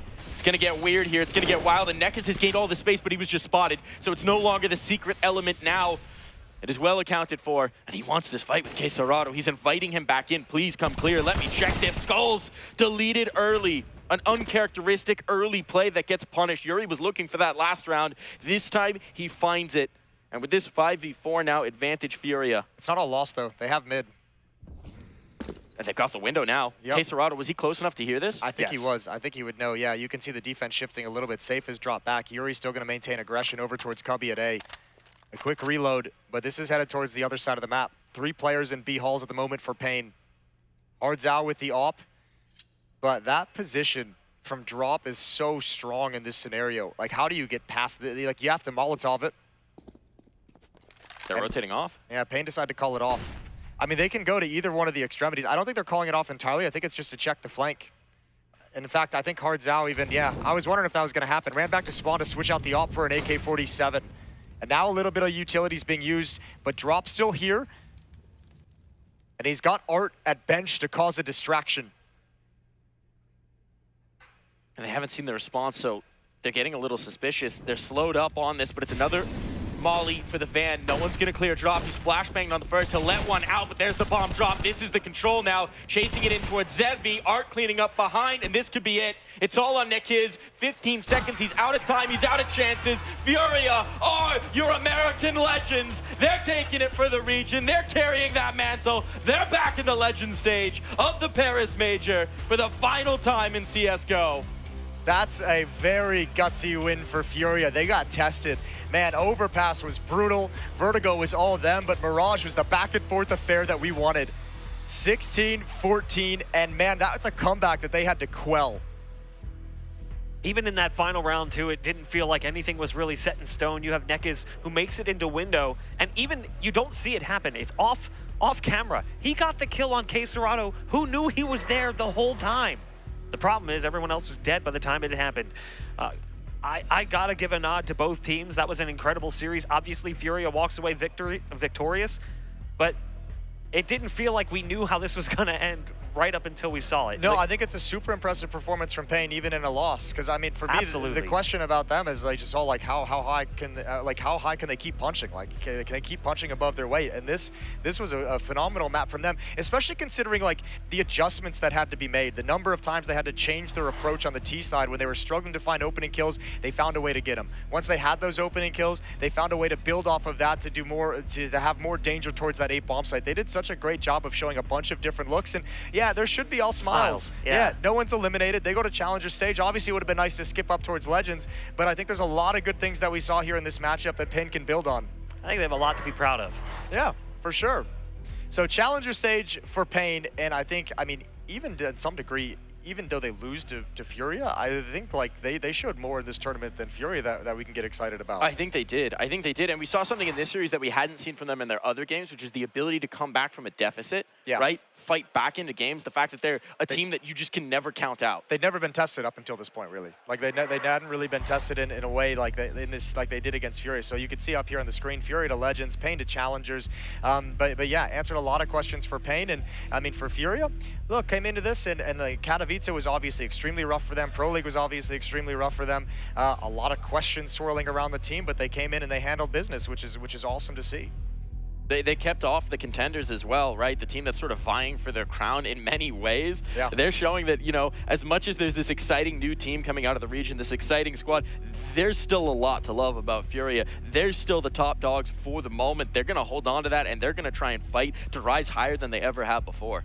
Yeah, the question is just still going to be like this doesn't answer anything for FURIA, right? The questions around them swirl when they get into like the higher levels of competition. So that's going to be, you remember, they're like semi-finalists at the previous major. Like, where are they at now when they're this kind of sketchy? So that's what we want to see in Paris. But I mean, equally for Pain, it's like, it's going to be cool to see them fight through the Challenger stage because there's so many good teams that are going to be in there coming from Europe and coming from Asia as well. So, I mean, they're going to have, it's going to be a good test for them as well. I also feel like there's almost a small benefit to that for them because of the fact that they don't really have that level of experience yet. They get to kind of test themselves out during the earlier stages of the major instead of just being thrust into a later part of the major where maybe they wouldn't feel as comfortable. So, impressive things from both teams. It comes down to the bitter end, but it is FURIA who walks away victorious. And we've got Art here joining us on the desk for the post-game interview. Congratulations, Legends. Yeah, thank you very much. Awesome stuff. Looking at that map in general, that final map, when you headed over to Mirage, you came in off of maybe a bumpy map 1, map 2 is all yours. What was the vibe like on the team coming into Mirage? Oh, we knew we were very strong, but we were kind of afraid because we are too shaky. Aim-wise and decision-wise, that was very tough for us in a lot of mid-round situations. We are just losing a lot, and it even happened on Mirage. But we know that our city is very strong, so we are kind of just trying to do the best T-side as possible. Tell us about that veto, because it's a little bit, shall we say, less typical for you guys to be playing the overpass and the vertigo. It's not what you've been doing a whole lot of, so what was the thinking there? On screens, we are very good on overpass, so we are trying to play that as a wild card. It kind of really backfired, but we knew that Vertigo is a very strong map for ours and Mirage as well, so we are comfortable taking those risks. You mentioned some of the mid-round situations. One of the things we noticed in that series is a lot of 3v5s, actually for both teams. You guys won a few, they've won quite a few as well. What was going on when you guys were in those situations where you had the advantages, but they were able to come back and claw a round away? To be honest, I don't quite remember those situations exactly. I remember usually the bad ones. They stick to my mind way more than the good ones. I don't know why, but I don't really know. We are just trying to make the best as possible on the games. Now, you had a huge individual performance on that last map, right? Numbers stacking up there in a big way. How's the individual form? How's the team form feeling now that we're headed to the Legend stage of Paris? We are slowly building confidence. I don't think that was a very strong map of mine, even though I killed some guys, but I took a lot of bad decisions mid-rounds. I did like 2 bad calls, and I took a very bad decision on Aiko against them. And I don't think I was on point, but thankfully for my team, they're playing very well and could manage to finish out. Now, talking about Pain, talking about your opponent, right? This is kind of one of the team on the rise, right? Coming from the region, following a similar track that you guys are in terms of playing in North America most of the time, being on the road all the time as well. Do you see some of your own team in their journey? Yeah, definitely. Yeah, I see how they vibrate when they win the rounds and how they when they won the spot for the major. I see the happiness. I remember us when we got there for the first time. So it's very nice to see a Brazilian team this confident and this good on the rise. So what's next for you guys in preparation for the major? Like, what are you guys going to do to get yourselves ready for Paris? Oh, there's a lot of stuff to do, a lot of work. We have some boot camp from Brazil, gonna play some screens there, and just prepare for Rio. That's gonna be the next one. So there's gonna be tournaments to prep for the major too. Well, congratulations, man. I mean, with the two of us here, right, it's a long way from Global Challenge. Another spot in the Legends stage, another major Legends stage made, another chance to put yourself in history for the last time in CSGO. What does that last major mean to you? It's going to be awesome. I'm really excited for this major because it's going to be like, this last thing is going to be fun to play, but I'm very excited to see CS2 on the rise too, and very excited to see it going to happen very soon. Well, thank you so much for joining us. Congratulations again. And Thank you very much, Legends, man. Thank you very much. Good job. All right. Well, that was one heck of a showing. We've got our final qualified teams. We finished it out here. We know who our representatives are going to be in the final major ever in CSGO. FURIA, our Legends, Pain, Complexity, Fluxo, and Liquid, the remaining 4 representatives from the Americas to try and write their names in the history books, to try and hold that final trophy in CSGO. I mean, this was an incredible day of CS. FURIA walking away as the top team from NA, or from the Americas, I should say. Pain was right there. Pain was definitely one of the teams that was in the top 3 we expected to see come out of the Americas RMR, and it's no surprise that they give FURIA such a run for their money. Liquid did best Nouns in their series all the way on map 3. Complexity and Fluxo also picking up wins today to guarantee their trip to Paris. I don't think that everyone had Complexity and Fluxo picked, but the other 3, I think everyone expected those 3 to be making it to Paris. I mean, it's good to have, right? These are 4 representatives who are competing in North America, right? Even with FURIA and Pain as Brazilian teams, they compete up top. So Fluxo is that representative from the domestic scene of Brazil who've been talked about, who've been dominant in domestic competition, who've done so much and carried on so far. And now they also get a chance to represent themselves on the international stage. And that's awesome to see. They haven't had so many opportunities so far. This is the biggest one yet for sure. And it's all going to come to a close at the Blast TV Major in Paris in just a month's time. That is so exciting here, Mark. We are going to go ahead and talk about our Blast picks. Oh, we've got to crown a victor. We've got to crown a champion. I know it's not me. Yeah, it wasn't me either. Unfortunately, I did have Pain. I was alone in that regard. I picked Pain to walk away today, and honestly, I was not that far off. That was a close series. Guess who won? Get back on the desk here, Jason. Gloat. You know what? I'll take a bald pick in solidarity. I actually noticed this morning you hedged your bets. You could not be surpassed. Oh, I didn't even know about the scores, but I wasn't going to come back here. I was going to let you guys close the show, but goddamn, I look good as a champion. Wear it with pride. Yeah, I don't even know where I thought all our predictions would be pretty similar. I don't know how I have this. I don't know where I actually won. Apparently, you got 1 or 2 over on the rest of us. It's tight. It's a tight race. There wasn't a lot of difference. I probably had a little too much faith in NA. Listen, I know my own I homered a little hard. Doesn't matter how close it is, as long as you win at the end of the day, and that's what I'm most proud of. And that's what FURIA thinks after that last map as well. Same with Liquid. Same with Liquid. Yeah. Everyone today is like, doesn't matter. We're through. It's it. It's over. And it is over. It is over here at the Blast TV Americas RMR. It's been a real pleasure. I know it's been a great time for everyone in production and on the broadcast. Real pleasure to bring it through. All the production is staring at you as like, no, this was no fun at all. And hopefully we'll get another one here. So thank you. On behalf of us from Monterrey, good night, everybody.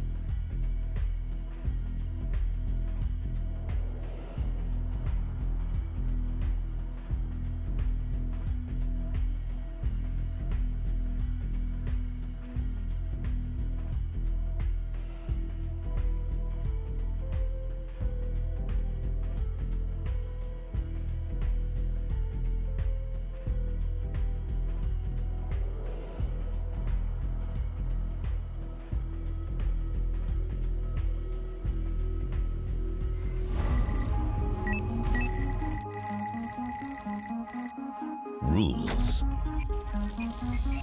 are meant to be broken.